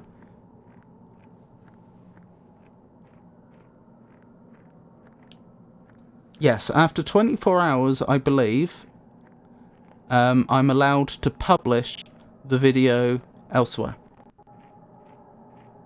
Why even have this rule? Well, that's Twitch's rule, so you'd have to ask them. I assume they're thinking in terms of larger, more successful streamers, and they want to make sure that there is an incentive to watch on their platform. Because you could imagine, if someone's used to only ever watching stuff on YouTube, there's going to be a certain...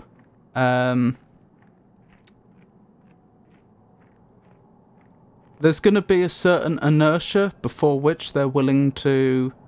There's going to be a certain inertia that has to be overcome before they're willing to watch a video on another platform. And being able to watch something a day early might do it. Although I only just thought,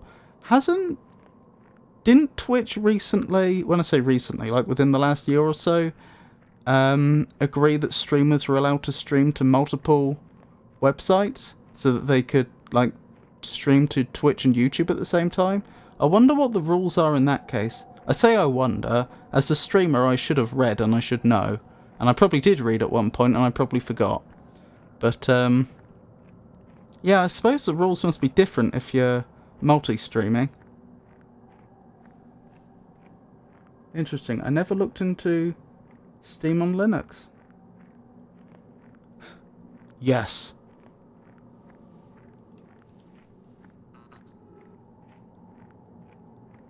Yeah, like, I cannot emphasize enough.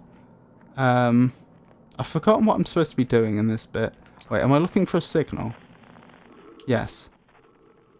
I cannot emphasize enough how much Valve have done for Linux gaming. Like, it's hardly constraining at all now. As long as you're willing to play your games on Steam, you're good. And for the games that are too old, there usually are emulators. Like, you know, I played games in... Have I played games in DOSBox on here? Yes, I have. I've played games in DOSBox, for example. And other emulators. Some of the earlier games I streamed were old adventure games on ScumVM, which is another emulator. Like I did the Monkey Island series not that long ago. I don't remember exactly when, like a year ago.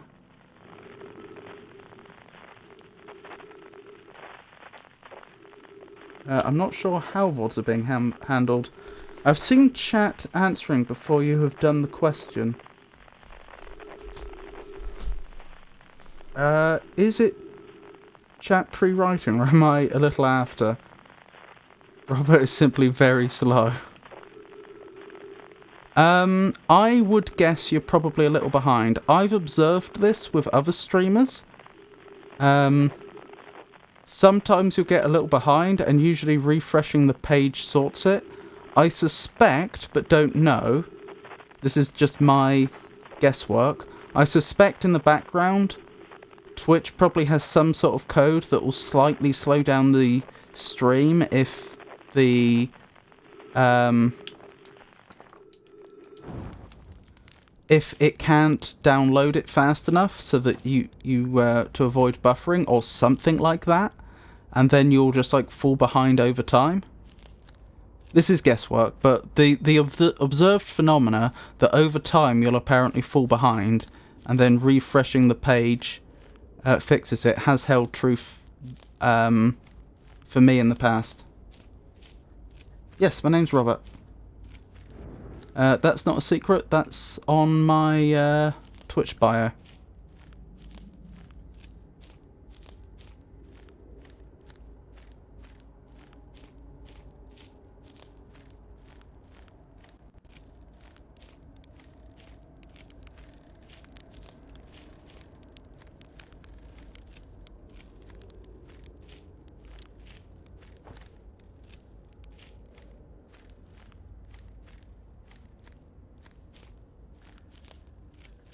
Right, so we need to do this once more, so Esker spawns in, don't we? And then we're on the musical instrument hunt.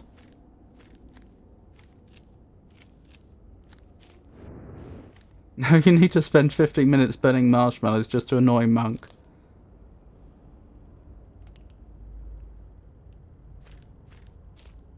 Oh, you don't have to go away, it's enough to look away. Ah.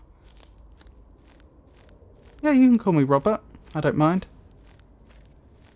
I'm sorry it's so annoying to write my Twitch handle. Do you hear music?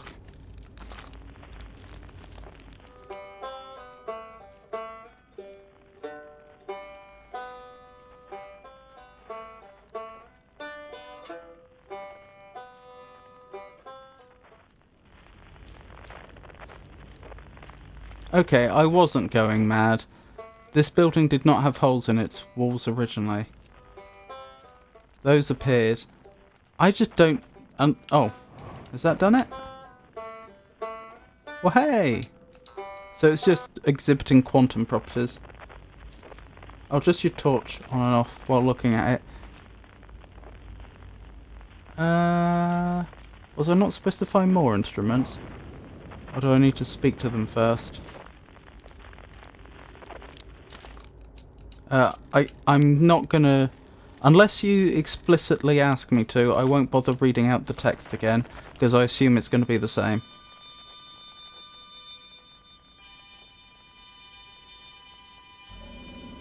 No.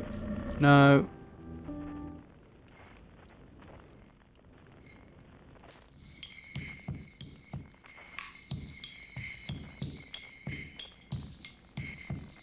Right, this was the telescope one, wasn't it?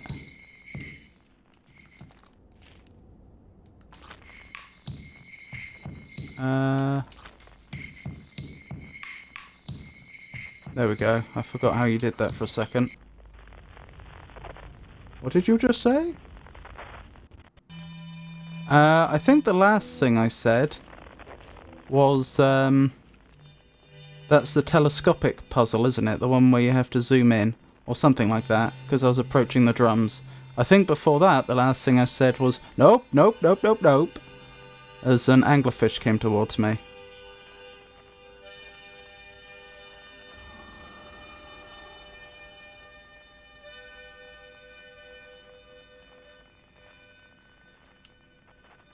Excellent.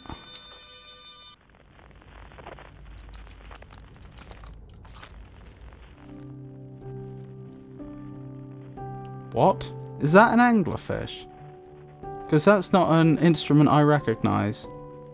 I mean, obviously it's a piano, but that's not an instrument I recognise from the game. Okay, they use pianos in some of the scores. You know what I mean? That's not one of the ones that... Okay. That's not one of the instruments that the main characters play.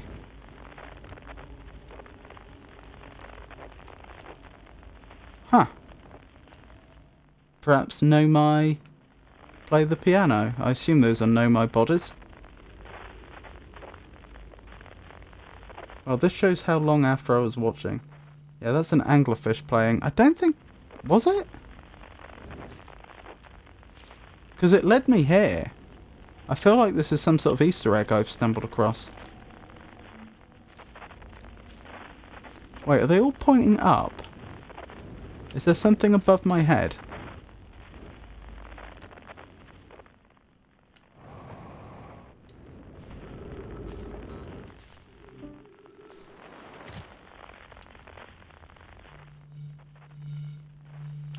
Anyway, I'll get on with it. I'm joking. Do you think an anglerfish played piano? Am I going mad? I thought the anglerfish were luring me in with fake instrument music. Like, I didn't think they were actually playing the music. I thought within the Eye of the Universe they were somehow able to produce the sounds of instruments.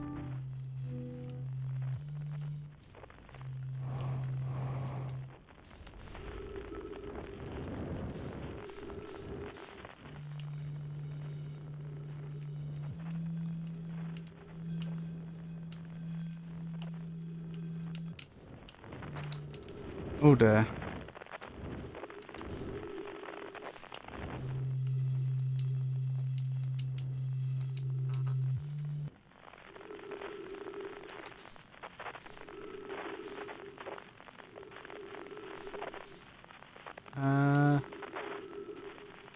I'm lost. Oh, I'm a long way in the air, that explains it. A to stop mid-air.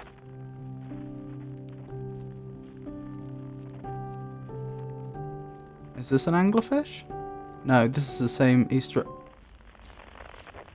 Okay.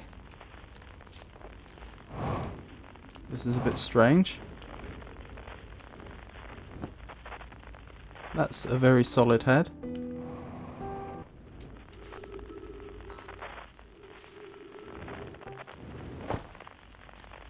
Anyway, where are the other instruments? Turn on your torch, please. Not now, though. Oh, I see. Oh, is this what going to the quantum moon achieved?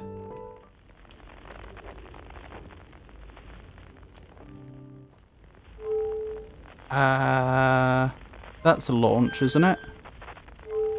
Okay, that's return home. Maybe I had them backwards, either way. So is this what the quantum moon does? I meant when you were lost, you should have used the torch. I was using the torch, I was in the air. I was so far above the tree line that I couldn't see anything. At least I think I was using the torch. Okay. I will grant you, this is different.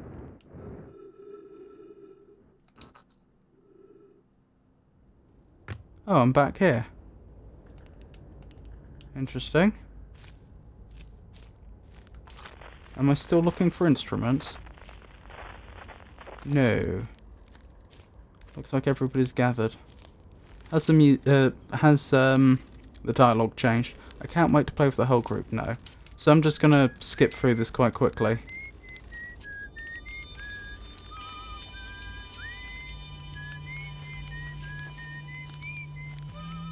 Congrats, an anglerfish joined the party.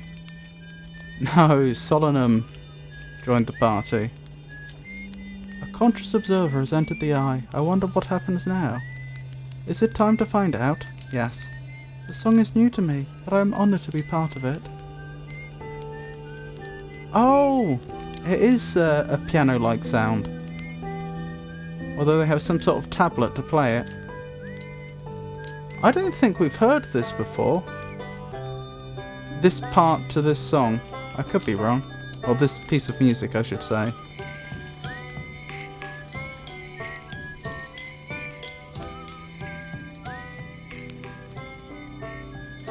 Maybe we have.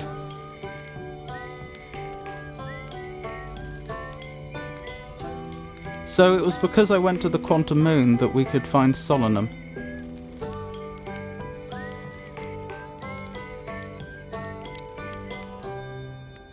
Why did everybody in chat go?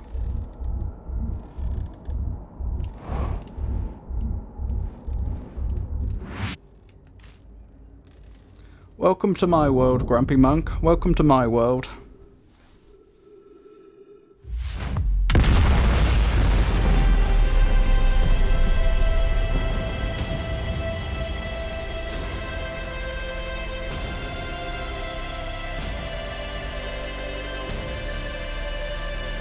So to be clear, is that the only difference?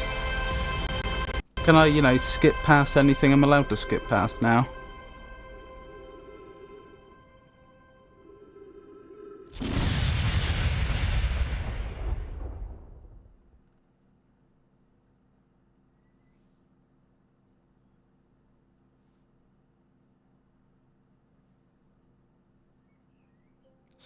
Small thing at the end. So, can I skip the credits? Or will I miss the thing at the end? At the last picture. So again, can I skip the credits or do we miss the small thing if I do that? Or do you not know? You can skip credits, I think, but not sure. Well, we'll find out. Wait, can I not skip the credits at all? Oh my goodness, I'm not allowed to skip the credits. Ah, really? I mean, I appreciate that the people that worked on the game want to be acknowledged, but it is so annoying when games won't let you skip the credits. I suppose what I'm getting at is if you don't want to watch the credits, forcing someone to watch the credits won't make them then acknowledge the people that made the game any more than they would have otherwise. All you've done is just annoyed them. Who would be such a monster to skip the credits? Well, I played the entire credits once when we completed the game before.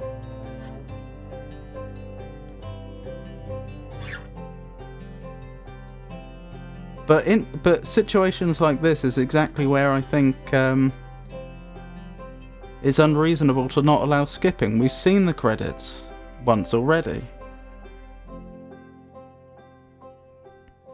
Anyway. Never mind. Oh no, Jenny, I haven't stopped yet. There's still more to do. This is just one of the endings. But anyway, The bit at the end will be all different. Look for your own name in the credits. That's what I always do. Did you work on this game, Grumpy Monk?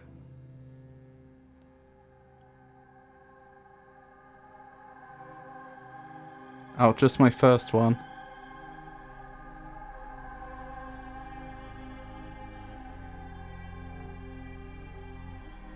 So you're looking for Grumpy then?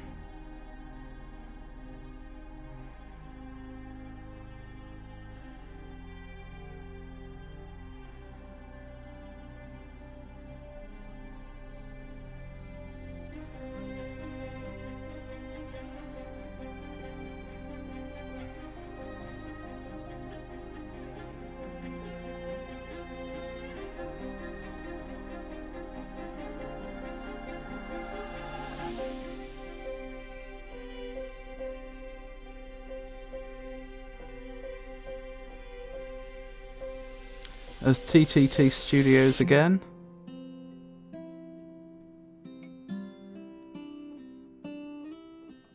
Huh.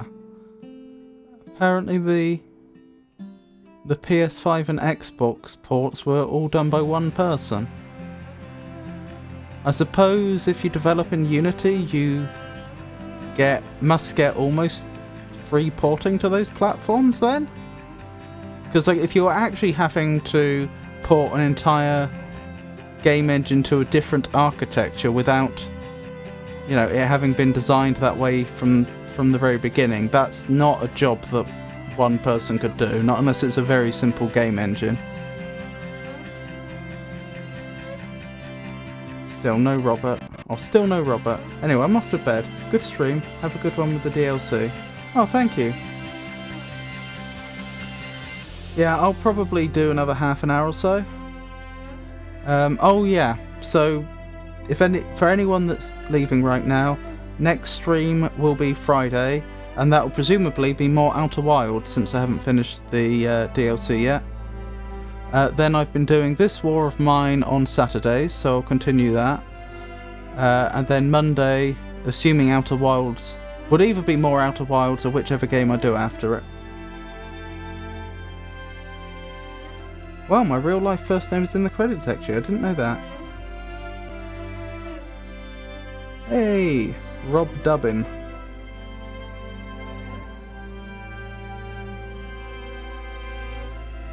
But maybe Rob is short for Robin.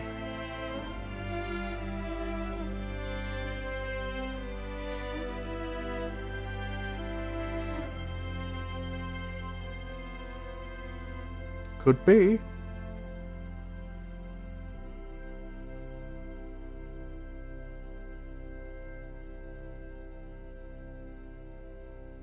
Right, so this is a bit that should have changed then. 14.3 billion years later.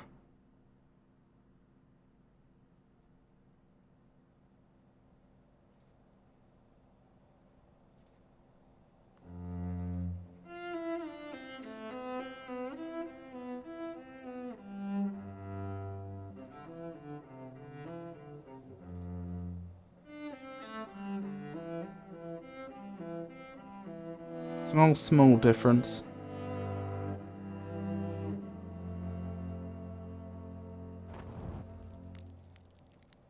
Oh, they've been added.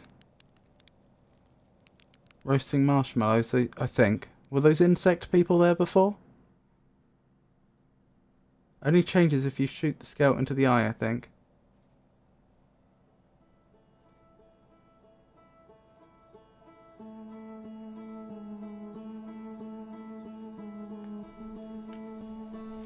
Right, so we'll have a quick look at the DLC again.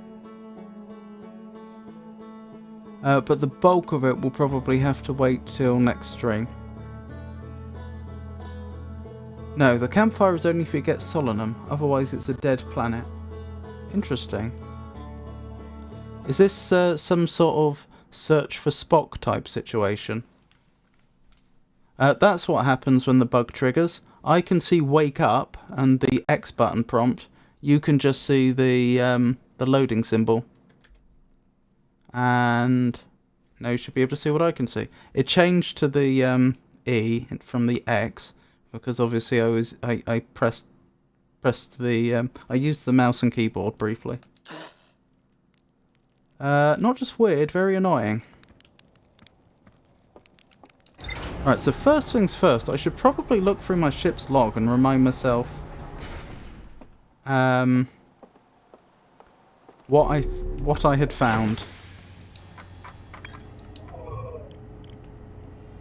Actually, I should mark the stranger, shouldn't I? A massive artificial ring world hidden within some sort of cloaking field. It does not appear to be Herthian or Nomayan in origin. Sorry. Nomayan. A radio tower designed to receive photos taken by the deep space satellite. There are several photos of the entire solar system hanging on the walls. Hornfels noticed something strange in one of the photos, but concluded equipment malfunction was the only sensible explanation. A large metal structure suspended by chains. It can be entered by swimming from below. There's a sealed vault illuminated by a green fire inside the structure. We saw that structure depicted in some slides. A slide reel that shows a strange vault being encased in a large metal structure and lowered underwater. Nearly all of the slides have been burned and cannot be viewed. I appreciate the fact they let you see the slideshow again, though, without having to go back and find the slides.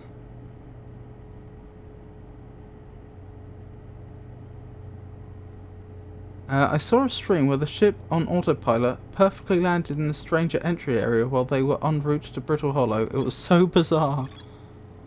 An enormous reservoir with wooden piers and buildings on both shores. I found a room with a burned control interface and a projection that seems to indicate a broken connection between the stranger and another craft. Oh! That must have gone over my head. I found a strange vault wrapped in chains and marked with green glowing symbols. A slide reel from River Lowlands showed a strange vault being closed and sealed with chains and a glowing symbol. Interesting. Very interesting. A low-lying region near the entrance to the stranger. There are wooden buildings along the banks of the river. There's more to explore here. Okay, well, that would be a good place to start looking then. The River Lowlands. A slide reel that shows the origin of the stranger and its inhabitants. Several slides have been burned and cannot be viewed. Sorry, I have watched too much Outer Wilds and my brain can't comprehend more for the time. That's okay. Like I say, I won't be doing much more. In fact, yeah, I will do a tiny bit more. But I'll probably be wrapping up at 10. Which is about 23 minutes time. Thank you for dropping by, though. I really do appreciate it.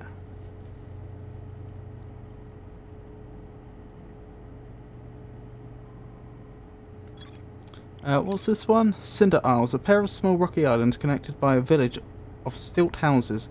I found a large metal symbol for the Eye of the Universe inside a burned out building. There's more to explore here. Right. We've marked the stranger. We'll make our way there.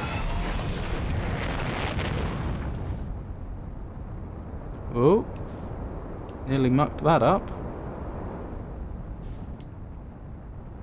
Right, where's the stranger? There you are.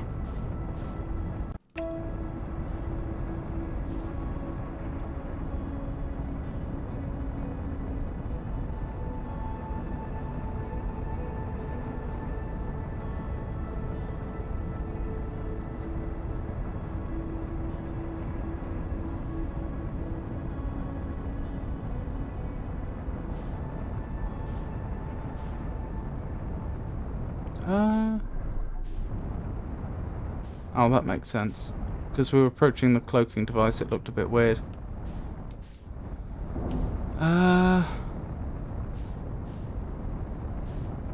That's... No, that's not it. Where's the area we need to dock in? There it is. Found it. I believe there's at least 2 docking areas. Good enough. Actually, that's not good enough, because we might get shoved outside of the area if we try and exit the ship at that angle. That should be alright.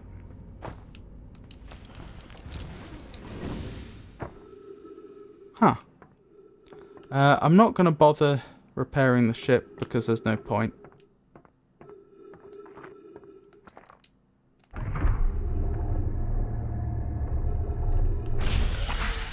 We'll be spending the rest of this time looping here. So was that the lowlands that we hadn't fully explored? Probably. Ah.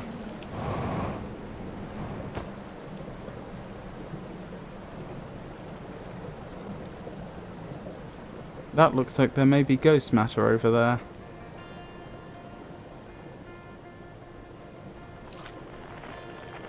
Wrong one.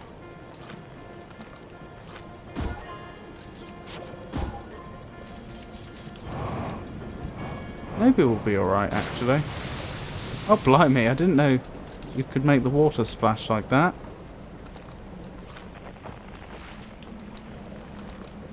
What have I done?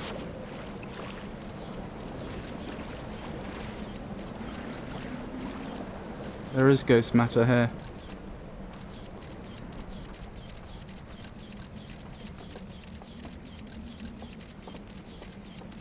Can't go in there.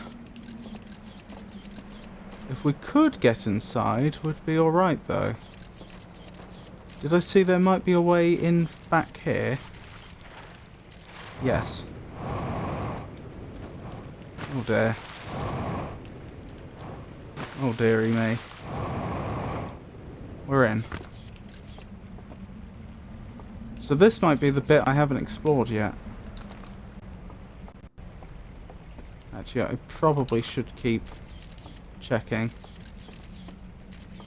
Huh. Ah, so this ship must have been here when the interloper arrived. So this civilization was here longer than the Nomai were, presumably. Well, I mean,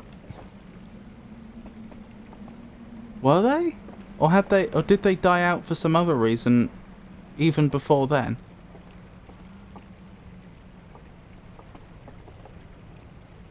I should make a note about this. The fact that there's artifacts here.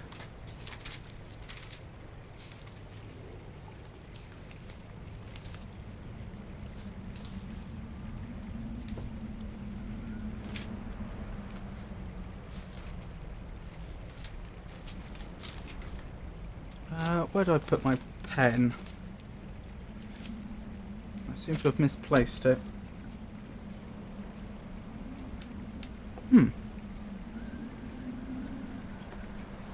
That's odd. Huh. I'll just try to remember for now. Don't know how I managed that. Wait, what? This does something. That's interesting. No idea what this is used for. I can't use it to suck up ghost matter, can I? Ow. Well, apparently not. Unfortunately, I can't scan for ghost matter while I have this in my hand.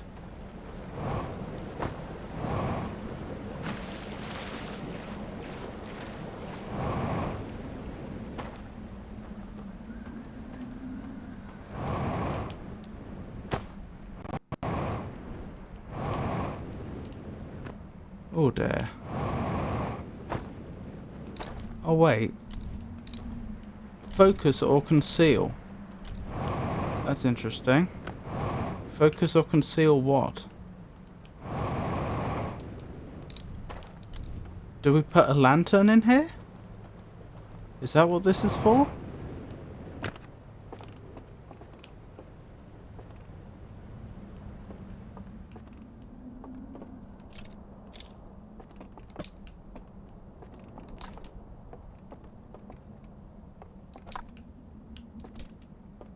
Doesn't look like it.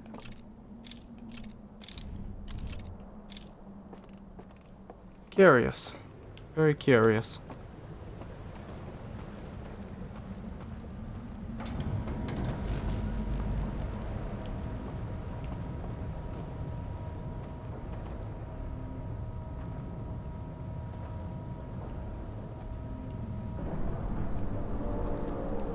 What is causing that noise?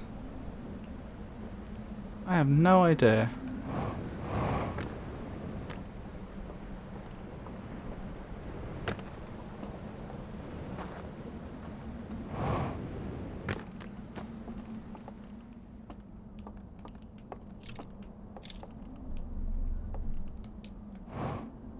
Artifact does not fit.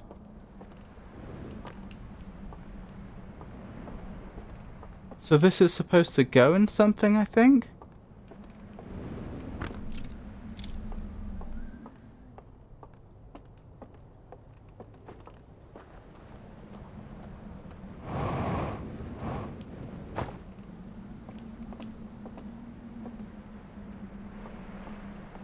Huh.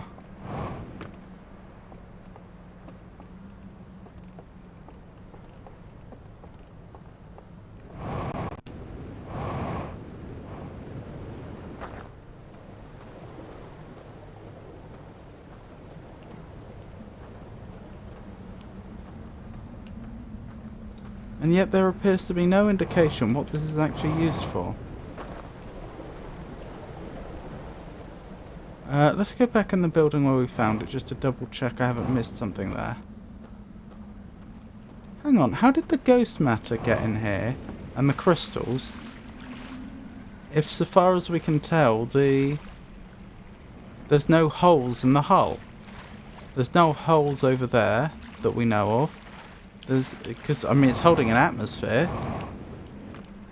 There isn't a hole in the ground. Very odd.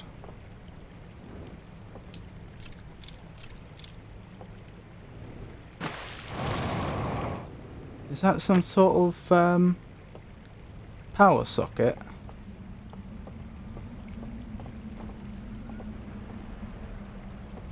There's absolutely no indication what this thing does.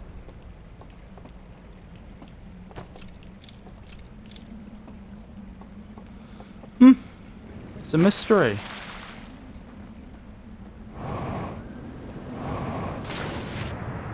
Guess we should keep exploring.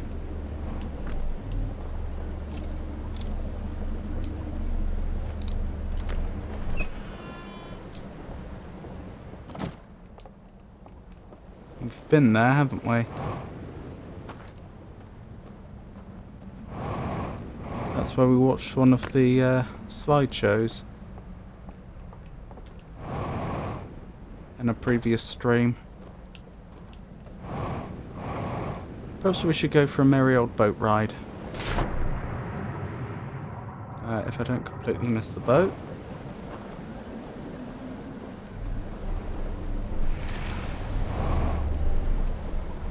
There we go.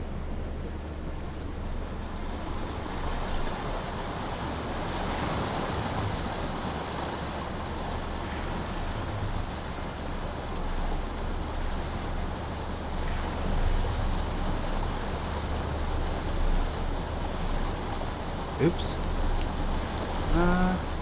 Am I able to control this raft at all? Oh, I can! Oh, I get it now. I never understood how these worked before. If my torch is... If my torch... is lighting up one of these pedestals, the pedestal lights up and the raft moves in that direction. We actually have quite good control over where we go. I didn't realise that.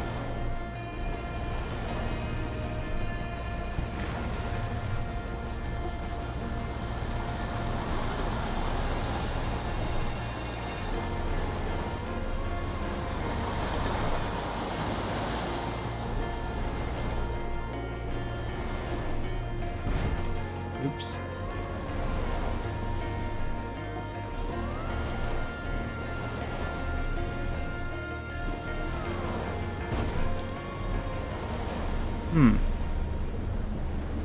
There we go. Now, can I make it up there? No. Not a chance. Well, this is suboptimal.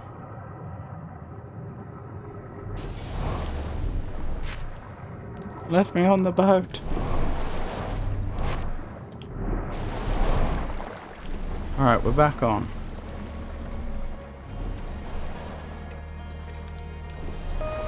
Where should we disembark? Over here?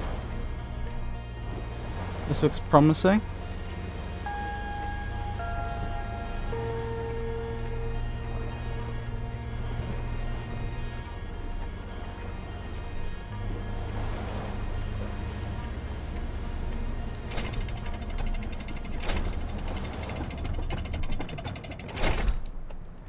Oh, there's my pen. Right, so I can make that note now. Artifact in Lowlands shack. Noted. Oh my.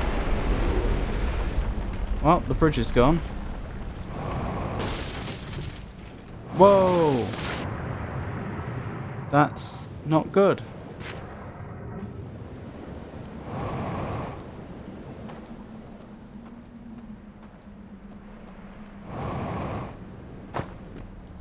I don't know how good of a chance we're going to stand getting up there now.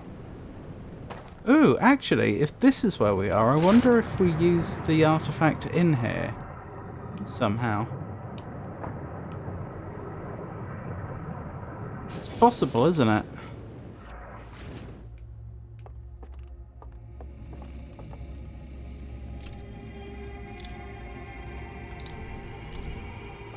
Nope, doesn't look like it.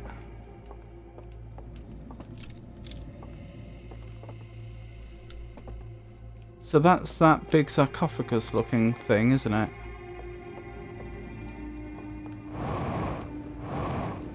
What is that? Oh, fuel level's critical.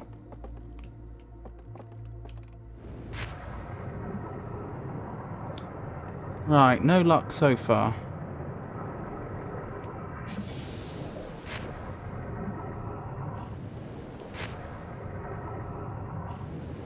Where should we explore next? There's a boat there. I wonder if that's our first boat or our second boat. Or just some other boat that got dislodged. Ow. Blimey. Water's moving very fast here, isn't it?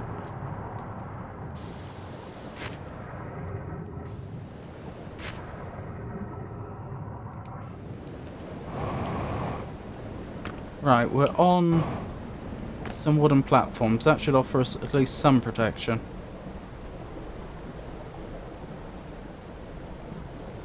Not sure where we're best off exploring next.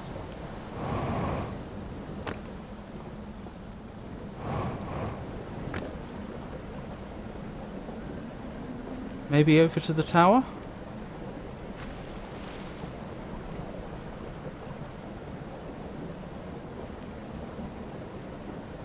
We would be better off getting on that boat there, but the problem is we're very, very low on fuel.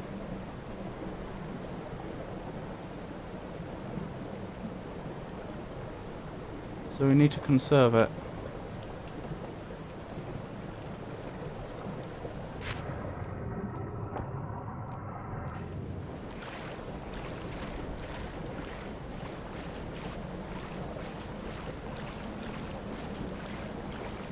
As best we can.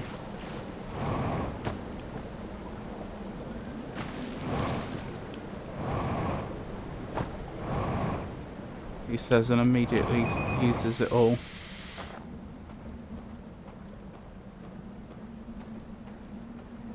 Yeah, that may not have been the right move. We may be in a spot of trouble now.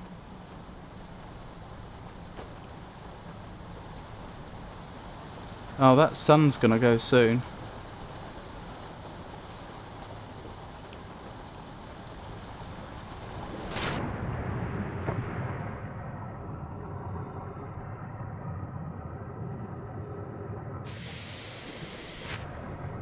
Right, if we had any fuel... Probably wouldn't be too bad getting up there, but we don't. Yeah, we're not going to be able to do it on oxygen alone. Unfortunately. Oh, can we go up this way? Oh, we can. That's convenient.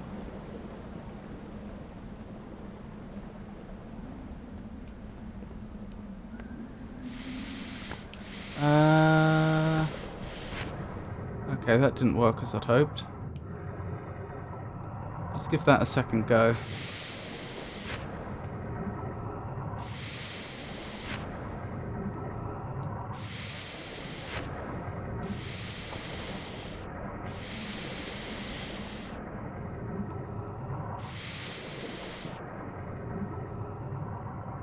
Oh dear. Nope, just been carried off.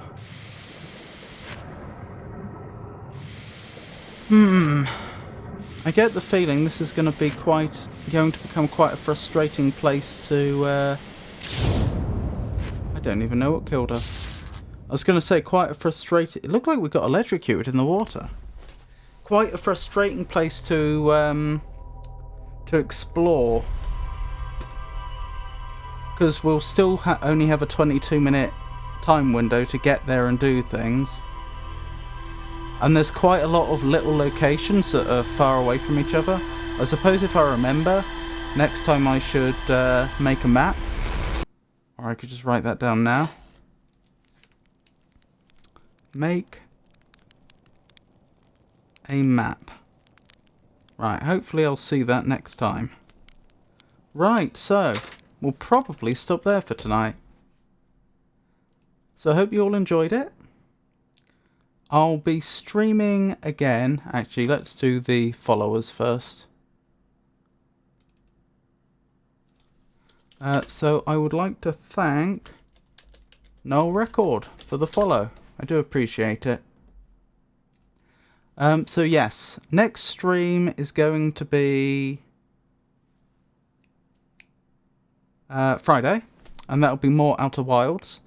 As far as I'm aware, we only have the DLC left to go. And then the stream after that will be Saturday. That will be more This War of Mine.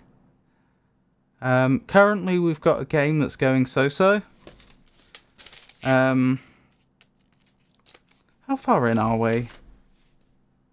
I think we're about 2 weeks into the war or something like that. I may be misremembering. But everyone's still alive. We're not doing terribly for supplies. Entor's given me some very good advice about how to do things like creating, when you're looting a place, create mega piles that you can go back to later. How to trade effectively, that sort of thing. So I'm very appreciative. It's been very helpful. That's This War of Mine. And then Monday, that will probably be even more Outer Wilds, if there's more of that to do. Could well be, actually.